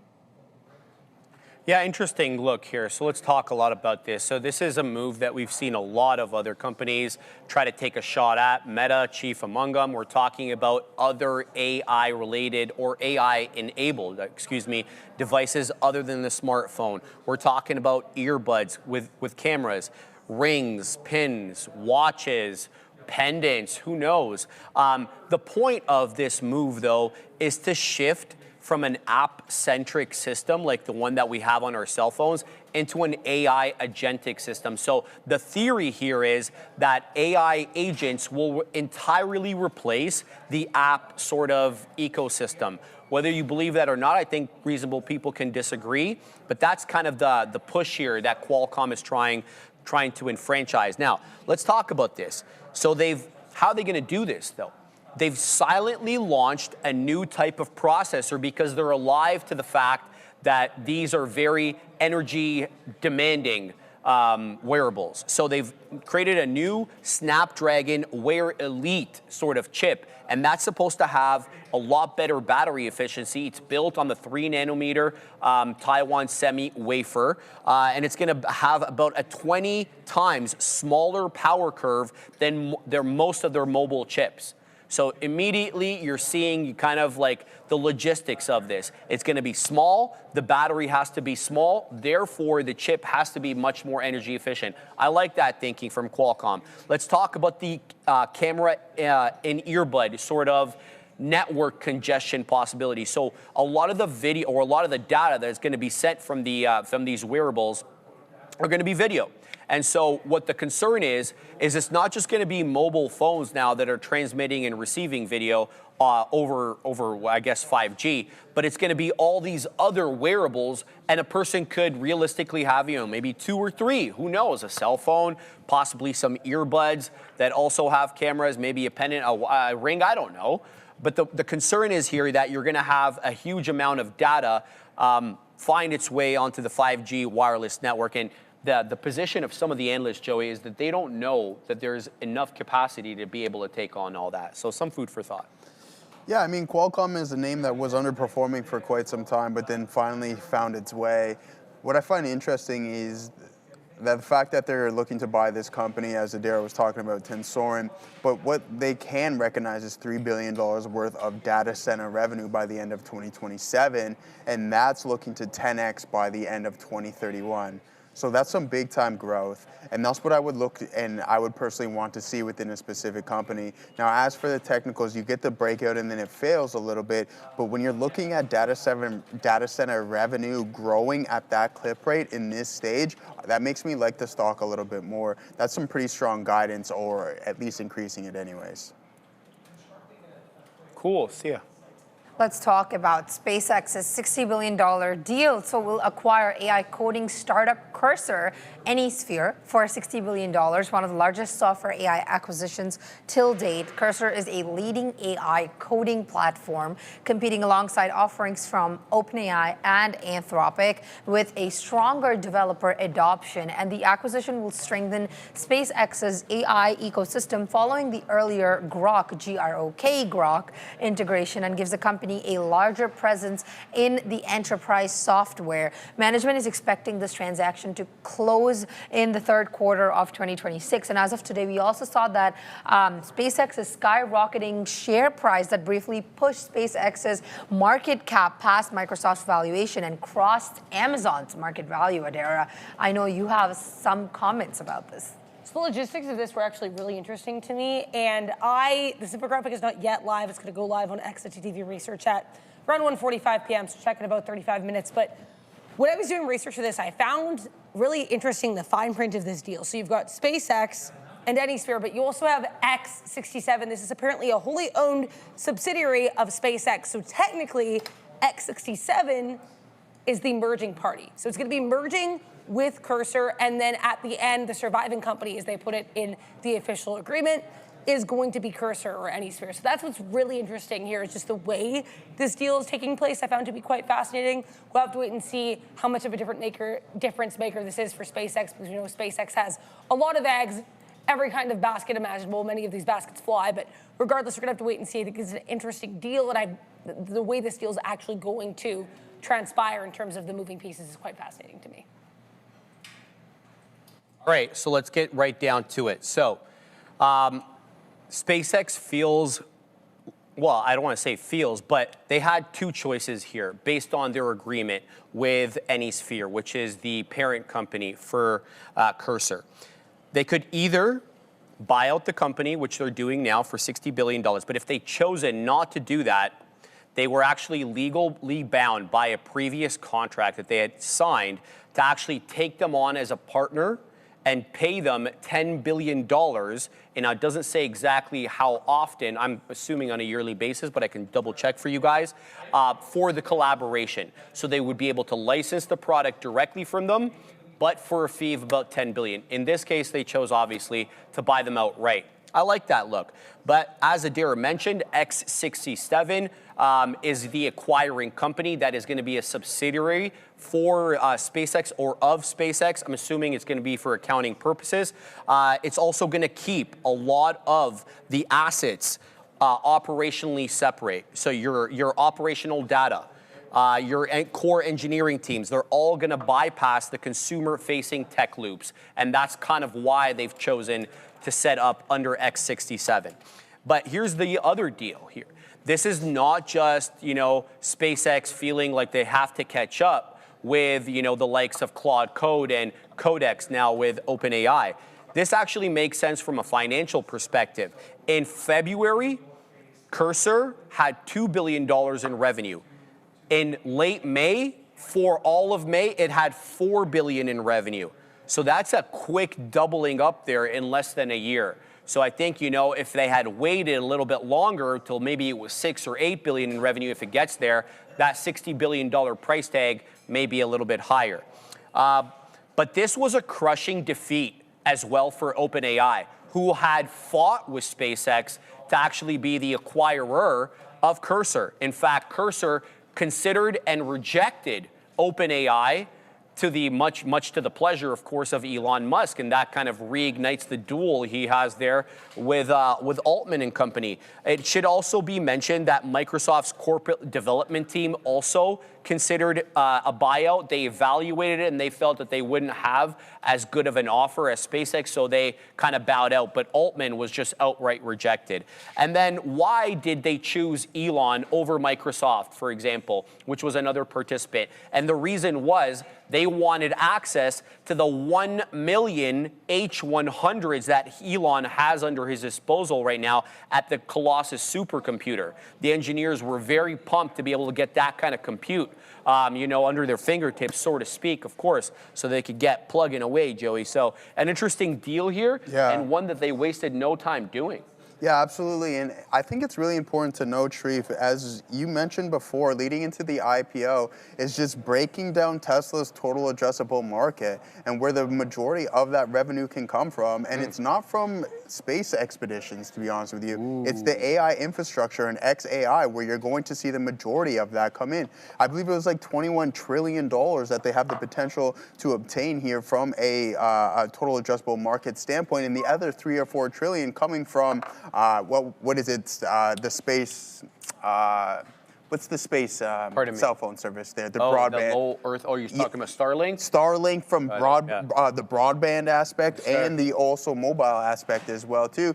Is only a fraction of what SpaceX can obtain. It's the majority of it is going to come from the AI infrastructure, which kind of makes it more of an AI play. Like it's such a small fraction from what the actual space aspect things within the company are compared to what we're seeing from an AI data center standpoint, which is very, very interesting. Can I build on your point? Yeah, absolutely. So Starship, for example, we look at that as that's the vehicle that's going to take us to Mars. That's the vehicle that's going to take us initially to the moon. But what I think a shorter term use for it is to put up bigger payloads into space. And those payloads, Joey, are also going to be the low Earth orbit satellites. Absolutely. So, right now, say you're capped. I don't know what the exact numbers are. But say, for example, their current delivery method caps satellites at 10 per launch. You're thinking 30, you're thinking 40, 50, whatever the hell it is, you know what? with Starship. So even though it's got applicability to interplanetary kind of travel, it's also got more, local activity getting these low Earth orbits. And you know what's really sick about this too is just the room that Starlink has to grow. Like there's only about 10 to 17 million people on the broadband and within Starlink itself, right? So if Elon has the ability to spit more satellites into orbit, what is that going to do for actual Starlink in itself? It can go on an exponential growth cycle if you ask me. And I agree with that. And no, it's not just theoretical. I've used Starlink twice. It is good. It's good, man. It is good. I did not feel the difference. And it's only going to get better. More satellites. One would have to assume. Exactly, right? One would have to. But the question is, Joey, does Blue Origin catch up with their Project Kuiper as well, which they're pushing full steam ahead? We saw, that little blip there where they blew up the entire launch pad. I'm not trying to make light of it, but space is hard, and these hard explosions are part of the process. It's CapEx heavy too, right? It's Absolutely. But that's the beauty about what actual SpaceX is. You said you have to break it down, and the majority of this is coming from XAI, pretty much, right? Like the majority of the total addressable market is coming from XAI. But listen, you're saying Blue Origin can definitely play catch up at some point, but SpaceX has first-to-market advantage, in my opinion. Obviously, Amazon is linked with EcoStar, or EchoStar, whatever you would like to pronounce it, which is big. But they're first-to-market right now, and I think they have the ability to grab the majority of the market share. And Starlink has only one way, in my opinion, and that's up. There you go. Yep, let's talk about our next story. Brent and oil, Brent particularly, fallen below $80 for the first time on the reports by the United States that it will allow Iran to sell oil immediately. Currently, it's trading at the $78 region. Oil prices have fallen to their lowest level in 3 months, as the U.S. will reportedly allow Iran to immediately begin selling crude under the terms of the deal to end the conflict this week. People that are familiar with the matter have reported to the Wall Street Journal that oil sanctions relief for Iran will take effect immediately after the agreement has signed. But a recent development also has said that Iran can only sell oil if they abide by all the points agreed to, including not interfering with free flow of navigation in the Strait of Hormuz and not obtaining any nuclear weapons. This was just broken to us by Adara a couple of minutes ago in the show. What do you have to say about this, Sharif? I don't really have much comment on oil, Sia. It's a very headline-driven event. It changes by the minute depending on what headline is coming out. And right now, things seem to be on the positive side with USO down 6%. Obviously, that could change, especially with some of the variables that we have between Lebanon and Israel. If that rears its ugly head, I do expect some sort of correction. My hope as an individual is that this stays with a ceasefire, but I don't really have much more other than that on it. Let's move on to the next story then. NVIDIA, we're going to talk more. NVIDIA today is preparing, sorry about that, for its first major bond offering since the AI boom, targeting at least $20 billion, as much as $25 billion in debt financing. This comes after, despite NVIDIA already generating an enormous cash flow, $49 billion in quarterly free cash flow, and fiscal 2026 revenue reaching the number of $216 billion. Management is saying that proceeds will be used for general corporate transactions and purposes, refinancing existing debt, and future growth initiatives. This money and this move certainly puts NVIDIA alongside all the other AI infrastructure leaders, aggressively tapping capital markets and spending on data centers, AI compute, networking, and cloud infrastructure continues as it continues to accelerate. But this does not appear to be a liquidity-driven raise. I would say NVIDIA currently carries only about $8.5 billion of total debt and recently authorized $80 billion in share repurchases. Yeah, so that's a great point there. It's not a liquidity-driven event or a liquidity-driven need, but let's talk about some of the issues that could arise. So people are worried. Credit desks specifically are worried, and they're raising quiet flags here, red flags, regarding the underlying risk structure. So we already know NVIDIA as a company, they've already committed $90 billion in investments as well as financial guarantees for its own clients. We're talking about CoreWeave, we're talking about NewScale, other companies as well as they've made deals with.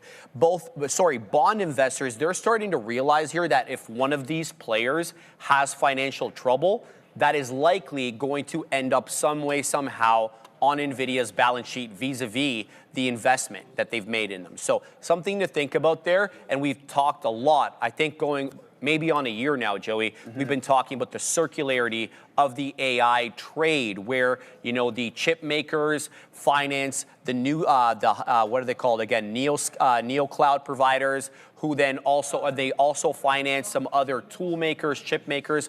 The circularity, I don't think, is lost on anybody. We've talked a lot about that. But let's also talk about the fact that, you know, mainstream media is kind of pitching this as a liquidity need, as Sia was correcting earlier, to fund these massive data centers and the expansion thereof. It's actually not. It's more about establishing a liquid credit curve benchmark, and I'll explain what that is in a second. So by using cheap debt, because they're really getting a good rate here, they're able to not dilute their shareholders out, which has a other corollary effect of not canceling out the $80 billion buyback program that they already have. So what would be the point, really, from a financial perspective of having that $80 billion share buyback program and then issuing simultaneously new shares so you can raise money to go ahead and do what all the ventures you need to do? So in this case, they've done two things. They haven't diluted the shareholder pool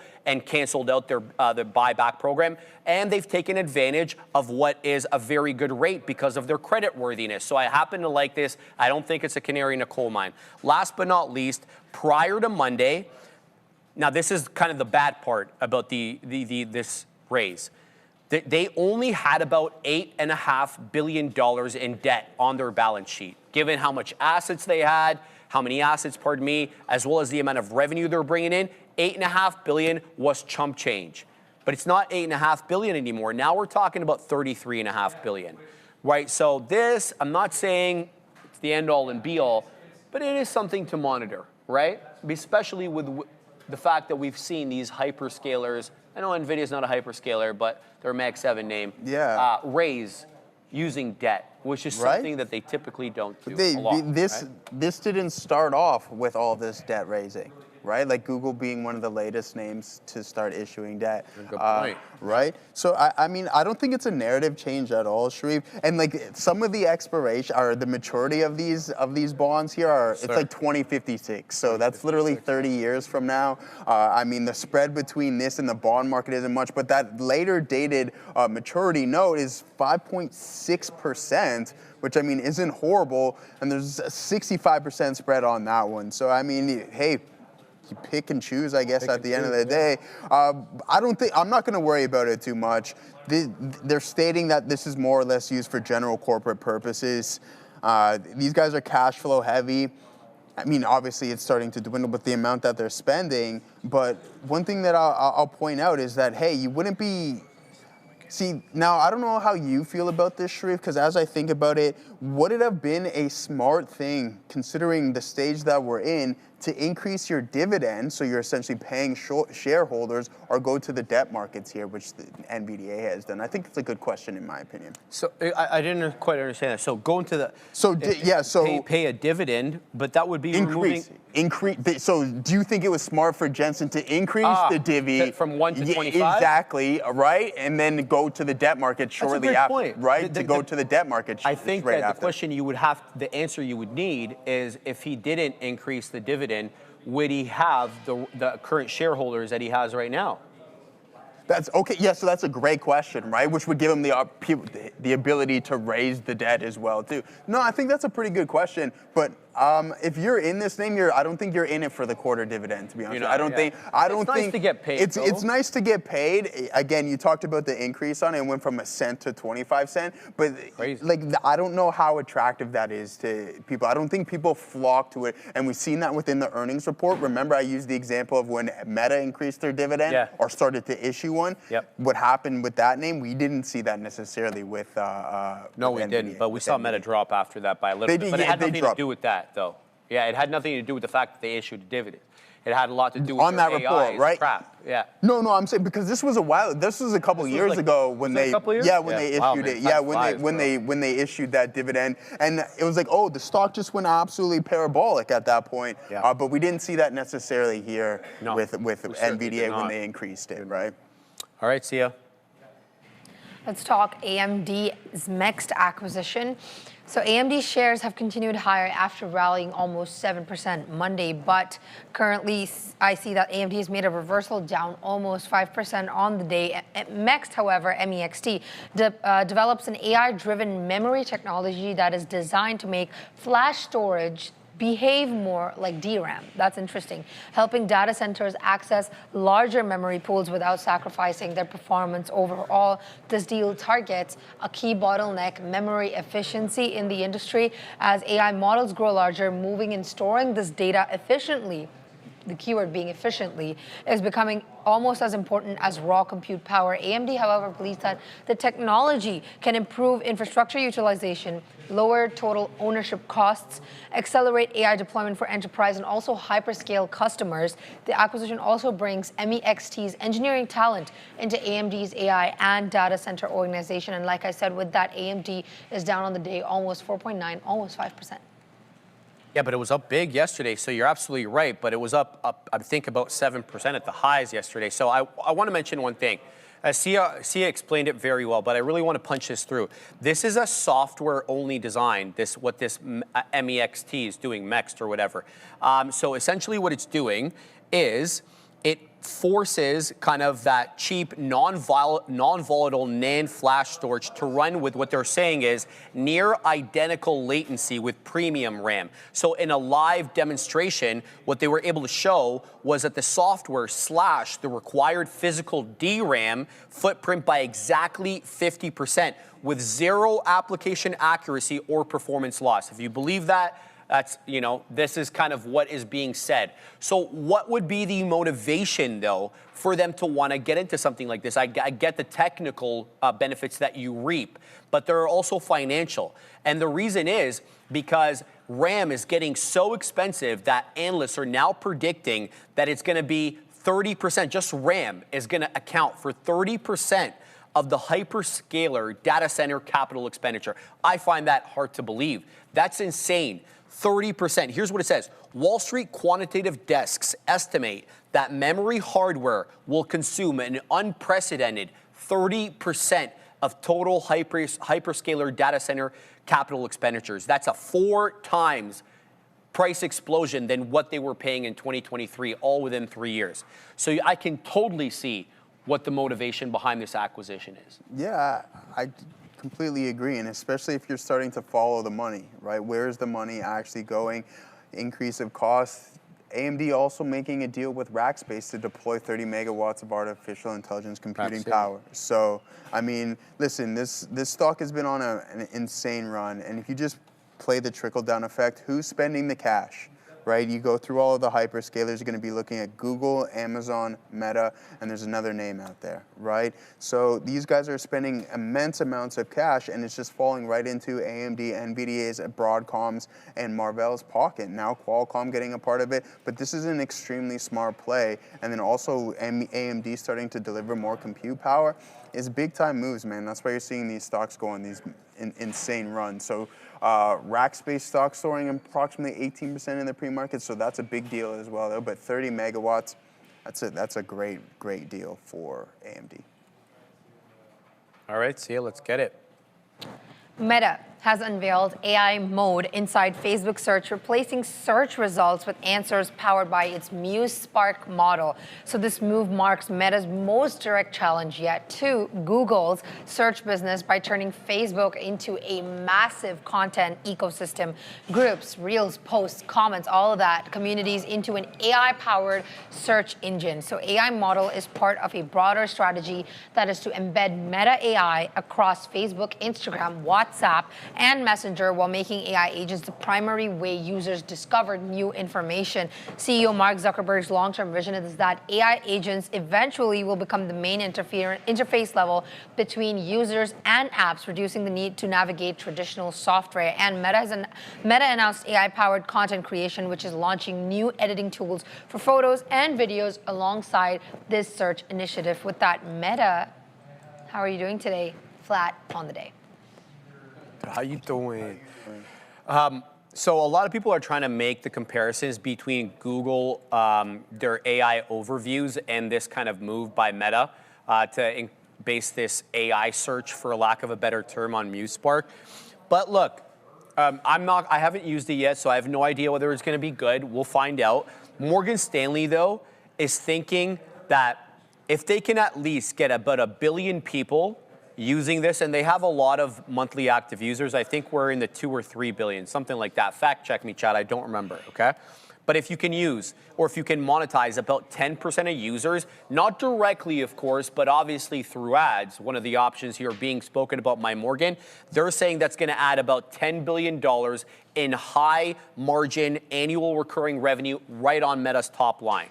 What the bottom line is, we'll have to wait and see. But this is a good move by them. It just has to actually pan out here in a way that's usable. Now, this will be the first time Meta is using something made by the Superintelligence Lab, which is spearheaded by Alexander Wang, right? So this is the first kind of main product that his Superintelligence Lab is putting out there. But it also has a corollary effect, which means that Meta is basically openly dropping their open source model on Llama, right? And it wasn't even really fully open source. We know that there was a cap. But the point of this is, right, there wasn't many North American companies spearheading the open source LLM. The opposite is true in China, where they're dominating the open source models right now. And so this creates a bit of, a tug of war. Who ends up coming on top? Do we continue with the closed source models that the North American kind of blueprint has already championed? Or is the Chinese more open source also going to compete with them? This is interesting. Because you have a lot of names within that open source, right? You obviously have the DeepSeek, you have the Alibabas of the world, and some of those other large corporations. I want to point this out first before we talk about MuseSpark, because I brought this up a while ago. So congratulations, Sharif. Your favorite social media platform, Threads, has now hit 500 million monthly active users, okay? So we're talking about monetization.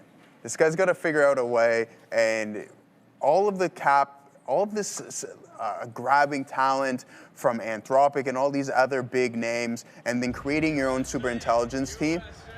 Yeah, there we go. We got the bang. There it is. Elon, that was crazy at the end. Anyways, what I'm getting at here is essentially MuseSpark equals monetization. These guys need the ability to really, really start to monetize this product. Why? Because I mentioned this from before. We don't want Sam Altman, Mark Zuckerberg and company to fall into a metaverse 2.0. And it was starting to feel like that, Sharif, without being a cloud provider, but being one of the largest names and some of the largest capital expenditure without any real return on investment just yet, with outside of your LLM tools, which was extremely, extremely dangerous. And what am I referring to here? You have Microsoft with Azure having the ability to generate revenue. You have Google with Google Cloud, and then you have Amazon Web Service, which is an absolutely insane product, bringing in substantial amounts of revenue. That wasn't necessarily the case here with Meta, and that's what scared the street, in my opinion. So what needs to happen now? We talk about the leapfrog and the ever so changing terrain of this specific sector. We need MuSpark to become that new tool that everybody wants to use. Right now, that's not necessarily the case, and I'm not saying that it can't change. I do believe that it will, considering he poached all of this talent, but it's going to take some time in order for MuSpark to gain some ground. It's interesting. All right, man. Let's go back to Sia. IBIT and Bitcoin. So Bitcoin had pushed above the $67,000 region, extending a 4-day rally and reaching the highest level in roughly 2 weeks. Currently, however, it's hovering around the $65,600 region. The rebound had been driven by easing geopolitical tensions following the U.S. Iran peace framework and softer inflation concerns after the latest CPI report. Investors, however, are increasingly focused on this week's Fed meeting. With that, the dot plot will likely determine whether Bitcoin can sustain its momentum. So a dovish Fed outlook would potentially fuel additional risk appetite and potentially trigger a rally towards a move towards $70,000, but a hawkish one would stall the rally. I'm going to put something on here, and I want you to tell me what you see here. What do you see here? Maybe support holding up there on Bitcoin. You don't feel it's like a head and shoulders spot? Yeah. I definitely see it there on the longer time. That's what I'm concerned about here. This is the monthly for anybody following along here. The BTC monthly. Just throw that BTC thing on there. So this does concern me a little bit. It is concerning. However, this is a very predictable area that we're at. The double top, January 2021, again, November 2021, long area of consolidation from February 2024 to the breakout in November of 2024. And here we are again, right back at that level. So, it doesn't have to be a head and shoulders pattern, but it's got all the right ingredients, preceded by an uptrend. You've got the left shoulder, wonky left shoulder. Maybe he doesn't do both arms, Joey. And then you've got the right shoulder forming at around the same level that the left shoulder formed at. So you get a break of 50,000. I mean, that's really I would say the neckline is at around 60,000, 62,000, 65,000, somewhere in around there, right? But the lower end you can see go into the 50s. That's why I was pointing out 50. So this is the monthly on BTC. Kind of the same thing if you look at the weekly as well. Not as clear, but definitely you can still see the same sort of pattern. So we'll see. But this is a level that I want to point out that we are very familiar with here on Bitcoin, whether it's the beginning of the decade or right now as we go towards the tail end, Joey. What was that previous pullback there as you were bringing up the monthly? I'll pull it up here again. That one a couple of years ago. The double top? Yeah. That one, go monthly there. Yeah. And that's 2021 there. So that's this is 2021, right? You get 74%. The deeper I look at this, you're now at 46%. Where's 71% going to bring us? We talked about the 70% pullback being some form of a metric. $67,000. Or no, that's less. That's it's minus 67. It's going to be around $37,000 via Bitcoin. Notorious, I seen that you mentioned that Michael Saylor has a ban and ship on Bitcoin. He has not. He purchased it. Yeah, he 1,100 not too long ago after selling 32 of them. I think that's small size. Now listen, we talk about crypto winters. I just believe that this thing gets hit harder than other assets. Has the narrative changed in Bitcoin? No, not for me. I've sold some, yes, but does that mean I can't buy it back? Absolutely, I can. I'm not. Why would I hold on to this? We've been in a downtrend now since October of last year. Let me ask you something. Yeah. In terms of income generation, when you're holding IBIT shares, can you do the same thing that you do with your other shares, like sell calls? Absolutely. Like, so you can. But that's the whole point. That's the whole point of like IBIT being optionable. That's what I was gonna ask. Oh, yeah. okay. Thanks for bringing that up. It's like BTCI. Now, What's this? Neo's Bitcoin High Income ETF. Oh, okay. Yeah, there was. Yeah. So what this is essentially what you're getting at right here. It is a vehicle that sells covered calls against the actual underlying asset. Explain how this would work in real life. Okay. Like, so what? So what the move here is? It pays a high level dividend. It pays a higher end dividend. So what it does is a income generation vehicle that sells covered calls against Bitcoin. So what happens is as the underlying is depreciating, you're still collecting the same amount of dividend. Why? From the premium that you collect from selling covered calls. Yeah. Okay. So you thank get you for paid reminding me on that. the way down. So though, you're right? getting paid, but listen, there's obviously a caveat to that. There's a catch. You still get the depreciation within the underlying asset. Well, obviously. You just collect a consistent dividend. Right? Yeah, and it can increase. So like it's $1.13 per share on a $29 or at the peak here. $1.13 per share? Right? So like think about it. It's 65 cents on a $30 underlying asset. So the point of this is that the dividend is paid through the covered call aspect of things. That's actually really, what is that, BTCI? BTCI. Interesting. Yeah. Very interesting. Okay. Good to know, man. All right. Well, you learn something new every day. What do you got next, Sia? What I got next is Snap unveiling its $2,195 AR glasses. What is that price? Snap is launching Specs, the company's first AR glasses that are geared toward the broader public instead of developers.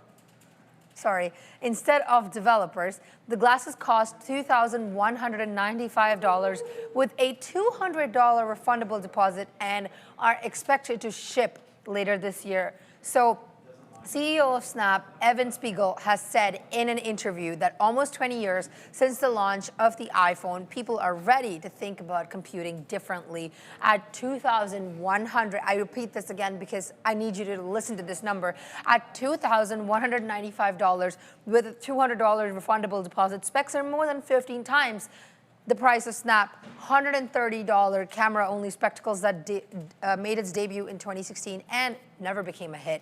The launch comes at a critical moment for Snap, whose ad business seems and is under pressure from larger rivals. With that, Snap is down 3.15% on the day. What do you have to say about this, Sharif? Show this if we can, Tiffany, please. So here we are. Everybody is in the same room. They're all looking at the same thing. Obviously, human anatomy here. Oh, he's got a digestive problem. Here's how we cure it. So this is kind of like a real life, I guess, explanation of what this would look like. Not that you always have to use it in a group setting. But this is a hefty price, $21.95, $200 refundable deposit.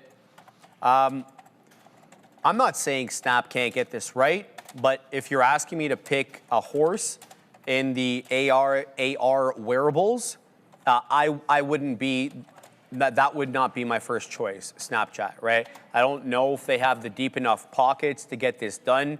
Their user base also, let's be honest, doesn't have that much money. They're younger users. Sure, they got, some money, mommy and dad's money and whatever. But this is not who I would champion personally if I was choosing a winner in this space. Yeah, there's zero chance, but I don't know what I have to say something to reason the whatever your name is. What happened, First of all, Joey? no, listen to what he says. We would never tell anybody to do something. And the fact that I actually posted on X stating that, hey, watch out in this 120,000 area, it feels off, and there might be a crypto winter leading. I literally have the dude. I was telling people to buy the top as well, and I'm going to continue to buy. I would. So, you know. But I'm saying, he's saying that I said that. I wouldn't have said that, first of all. And I actually printed, I had this conversation with somebody else, and I showed them, I said, hey, watch out for potential crypto winter in October when we topped. I don't know. Yeah, like I don't know. Does that mean? Yeah. So I don't know. Go do something else, and don't retrace his comments. I want to see what this individual has to say, because I would never say that, and I actually have proof that I did. Anyways, let's go over there. Couple different stories for you guys. Let's start with the tech story. Here is SMCI. As you guys can see, nice little spike here in this 3-minute candle. If you take a look at Dell, DELL, so a bit of a spike, but this chart certainly a lot choppier. Semi-analysis, this is a newsletter that we've been talking about a little bit more lately. This newsletter calling for some bottlenecks here for server racks. Name of this article, quote, generation-bound AI workloads could drive more rack-scale server demand. So that would be a good look for some of these server rack plays like Dell and SMCI. Supermicro, guys, still pushing higher. It's back above $30. Other headline here involves the Middle East. We have comments here being reported on by Iran state media, Tasnim, Iran seeking full assurance on access to funds in a U.S. deal. So USO to the lows again. Iran reportedly seeking full assurance on access to funds in the U.S. deal. So they don't want to really make a deal, it sounds like, unless they are fully assured they will be getting those funds from the U.S. We're going to send it back over to Sia with another story. Thank you so much, Adara. So MU has continued lower, unfortunately, after a 10.8% surge yesterday. Investors rotated back into AI and semiconductor names ahead of its June 24th coming week earnings report, but seems to have reversed, like I said, all those gains currently lagging, and it's down on the day 4.06%. Wall Street expecting an EPS of $19.63 and revenue of $34.43 billion, representing a significant year-over-year growth that is driven by its AI-related memory demand. Analysts are bullish, citing certain tight memory supply, strong HBM demand, and improving pricing towards the DRAM products. A lot of DRAM we're hearing these days in the news. Recent price targets also increased from TD Cowen, RBC, Wolf Research, reinforcing confidence that AI memory cycle remains intact for MU. So I have a bunch of things that I want to say about this. This current memory cycle, like people didn't know, is highly atypical, okay? We usually have like peaks and troughs in the memory demand cycle. You have glut of inventory, and then you have a lack of supply. And that's kind of characterized memory for as long, as I can remember. But that's all changing. We typically had buy cycles, so bullish cycles when we didn't have enough supply, for 8 to 9 quarters. And that was like the high end of the range, and that was back between 2014 and 2018. We're going, Joey, on the 12th consecutive quarter that is a historical record here of continued demand increases for RAM. And that's having a lot of pressure. That's causing a lot of pressure, I should say, on other industries. Let me make my point for a second. So HBM specifically here is what's needed by AI. And Micron makes both. They make, of course, regular DDR5 RAM as well as HBM. The problem is they're not producing as much DDR5 because they're focusing more on their higher margin product, AKA HBM. So what corollary effect does that have? Well, it hurts the cell phone market. It hurts wearables as well as other things. So what are we talking about here? Essentially 3 times the wafer. So it's phones. I'm just trying to find exactly what other industry. Phones is something else. PCs. What am I saying? So the PC market and the phone market are basically getting hit by that. So you have an increase. We're upcoming increase likely this year in cell phone prices. You're already seeing an increase right away in the PC market. Anybody who's tried to upgrade their computer also knows that, because most of these wafers are being redirected by Micron from creating DDR5 into HBM, all the different types of HBMs that there are. So that is something to worry about. Now, this company does report on the 24th, that's next week, and we already have expectations coming out from analysts. So let's talk about that. We are expecting $34.8 billion in full-year revenue, with EPS coming in at $20.21. But we're already starting to get whispers numbers out from those analysts. And now we're talking about $23 per share for Q3 and about $27 for Q4. So what does that do? Well, that creates heightened expectations. And if you miss those numbers, given how much this one has rocketed up already on the year or the last 2 years, you may have an aggressive correction as you won't, meet the demand. Last but not, go ahead, Joe. No, I wanted to ask you. Yeah, Just talking about the EPS. Did we have an analyst estimate? Is that or is That's that the whisper number? The whisper so number. The estimate right now coming out, Joe, is $20.21 full year EPS. Yeah, okay. On revenue of 34.8. Cool. Yeah. So, So that's what it is there. And then also, last but not least, there is some insider selling that we should probably tell you about as well. Obviously, this thing's been ripping up, so nobody can blame or dog some of the executives for, ringing the profit bell. But they did sell about insiders, Micron insiders, management, $92.5 million in the open market. So they weren't planned sales, according to some of these reports. Just some food for thought. yeah, absolutely, Treva. I like the fact that you brought up just in PCs and within cell phones.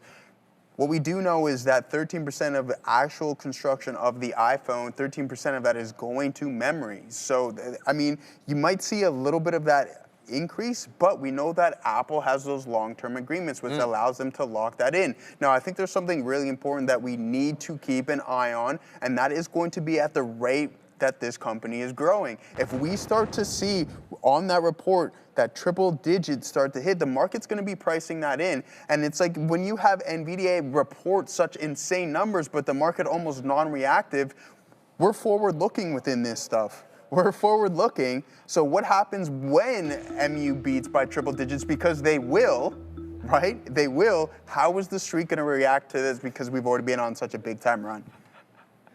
Yeah, man, bro, there's like a million of those. Whatever, bro. Whatever, bro. All right, let's send things over to acknowledge it, Joe. I did, very much so. You didn't I like the braid. Oh. Yeah. All right, Sia. I hear we're talking about the hood. We're talking, yes, about Robinhood's workforce cut. Robinhood has announced it will cut roughly 10% of its workforce, impacting about 290 employees, while also eliminating a very small number of open roles. Management has framed the move as positioning the company for its next phase of growth amidst this record activity across equities, options, and prediction markets. The restructuring is expected to result in roughly $28 million of charges during the second quarter of 2026, including severance, as well as stock-based compensation expenses. The announcement follows a similar reductions across the tech sector, including Snap, Block, Atlassian, and Pinterest. Currently, Hood is down 1.5%. Great question. What app do you use to spot insider selling? I don't know if there's a specific app.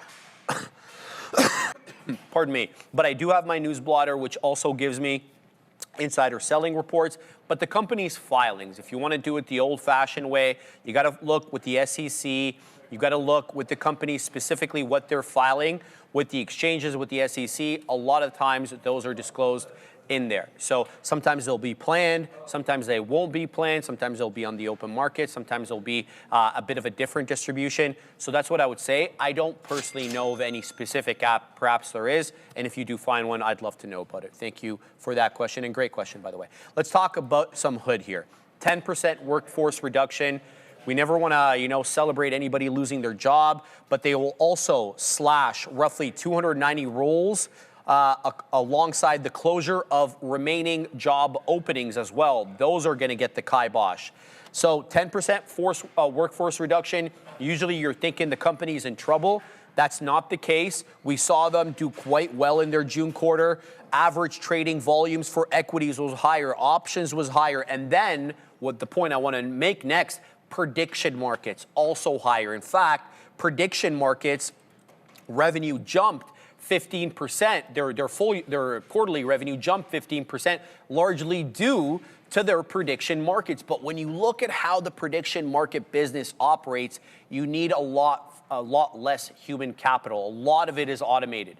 And that's what seems to be sort of as the reason or the push behind these layoffs. They're focusing more on that prediction markets kind of space, and that just requires less people to work there. So that could be an explanation. I'm not saying it's the only one, but something to think about. And then there was also an $8 million immediate share-based acceleration penalty. So about $20 million of cash here is going to be required for severance. So they're going to have to pay off those employees whom they're letting go. That's going to be about 20 million. And then there's going to be another 8 million of additional charges here, which is going to be directly linked to share-based compensation for their employees, which they have to realize a little bit earlier because I guess they're letting them go. So for accounting purposes. So a $28 million hit, give or take here, Joey. Good stuff.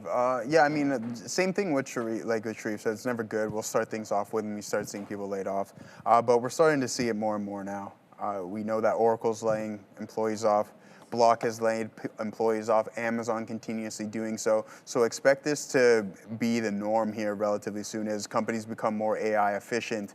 Now, as for the actual underlying in stock itself, it's not a substantial amount. Like 200 employees, 200 plus employees, nothing crazy. But I'll tell you one thing. $1 trillion total addressable market within prediction markets is huge. That's massive amount. Huge. Yeah. Robinhood right at the forefront. And then we also have the PDT rule. There's multiple tailwinds for this name specifically, and also the decoupling between that and Bitcoin. Extremely big stuff. It's unfortunate that it wasn't, there's something going on with the networking there, Sharif, because it halted trading once again during the SpaceX IPO. You couldn't sell. So there's a little bit bigger of an issue on that front. I didn't even hear about that. Yeah, bro, people couldn't sell. Hood? Yeah, on Robinhood. Same thing that happened with GameStop and AMC. Melvin Capital again, or? Yeah, maybe. But aside from that, tailwinds. PDT rule, more transaction. Sharif talking about the options activity, but also the addressable market within the prediction markets itself is going to be that next driver for this specific name. And also the fact, if we're going to talk about tokenization and real-world assets being on the chain, where are you going to do those transactions? Robinhood's right at the front of the stablecoins and tokenization of all of those assets. Let's send things off to Adara.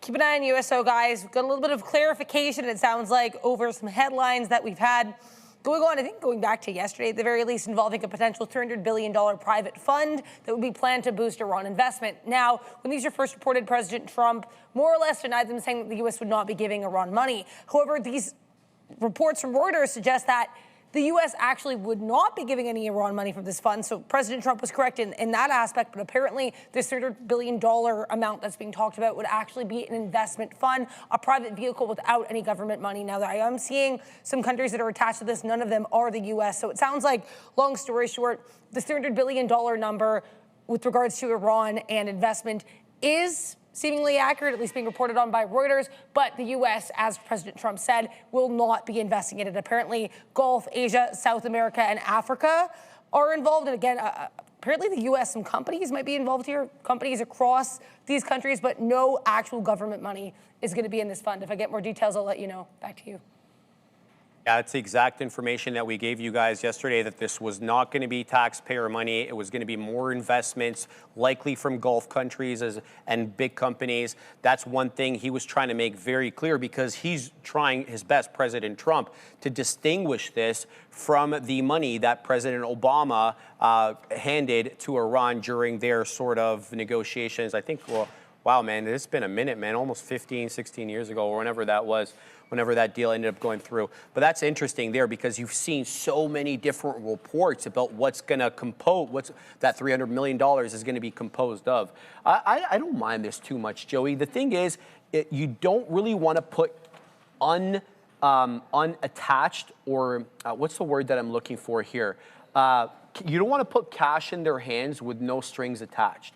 Like, that money has to go directly into infrastructure, which isn't really readily sellable, so that they could get cash for it. Because you think about this, if you take it to its logical conclusion, if you were to give them assets that are worth a specified amount of money, right, and then they go back and they sell those assets and then they have the cash on hand, what stops them from pursuing whatever sort of military objectives they have? And then that would be sort of defeating the purpose, Yeah. would it not? Yeah, I hear So what- I'm I assuming hear that what that you're saying. 300 million is going to either have a lot of strings attached, or they're just going to be in the form of investment so that you're not able to liquefy that. I don't know how you feel about yeah, this. no, I agree with you on that one. You don't want to put cash in their hand for those exact reasons, because then they can just fire up another discrete nuclear program or do We'll have something to else see. with that, right? So Yeah, we'll have to see how he ends up doing it. You know, this could work for him. It could not work out for him. He's obviously taking a big risk. In doing this, he took a big risk by starting this whole thing. So, you know, let's see how he comes out of the other side of it. I don't know that. To be honest with you, it started, but you eliminated. So what is this? The primary objective to eliminate the nuclear program in Iran. That's what he keeps stating, and that's what some of the sticking points were. If you believe some of the reports, that a lot of the sticking points had a lot to do with who was going to extract that nuclear dust or whatever they're calling it, and what was going to be done with that. Yeah. The initial reports that it was going to be taken to Russia. Now that's not immediately apparent whether Russia's going to have any involvement with this or not. So we'll have to obviously keep our ear, ready and hear what they have to say about this whole thing. All right. I think we're done the news segment because he has gone. So let's do a trade recap here, my guy. Let's go over and take a look at what was moving on the day. OBAI just rocketed up. Is it halted? It is, Joey. OBAI halted to the upside. We're talking at $1.16. Is that the official high day? No, it's not. So we have that triple top still into $1.28. Keep your eye here on OBAI. What makes me really like this potential for that 128, if not more, is the fact that it took out this local area high into 110, 112. That was where I got caught on this. I was thinking, okay, hey, we above that 105 area that we had trouble with, but it ended up dropping back. So let's take a quick look at what OBAI looks like over here on the trading screen. Let me just pull this up here. Joy, do I have OBA on another one? Because I do. Yeah, but we got here. It is.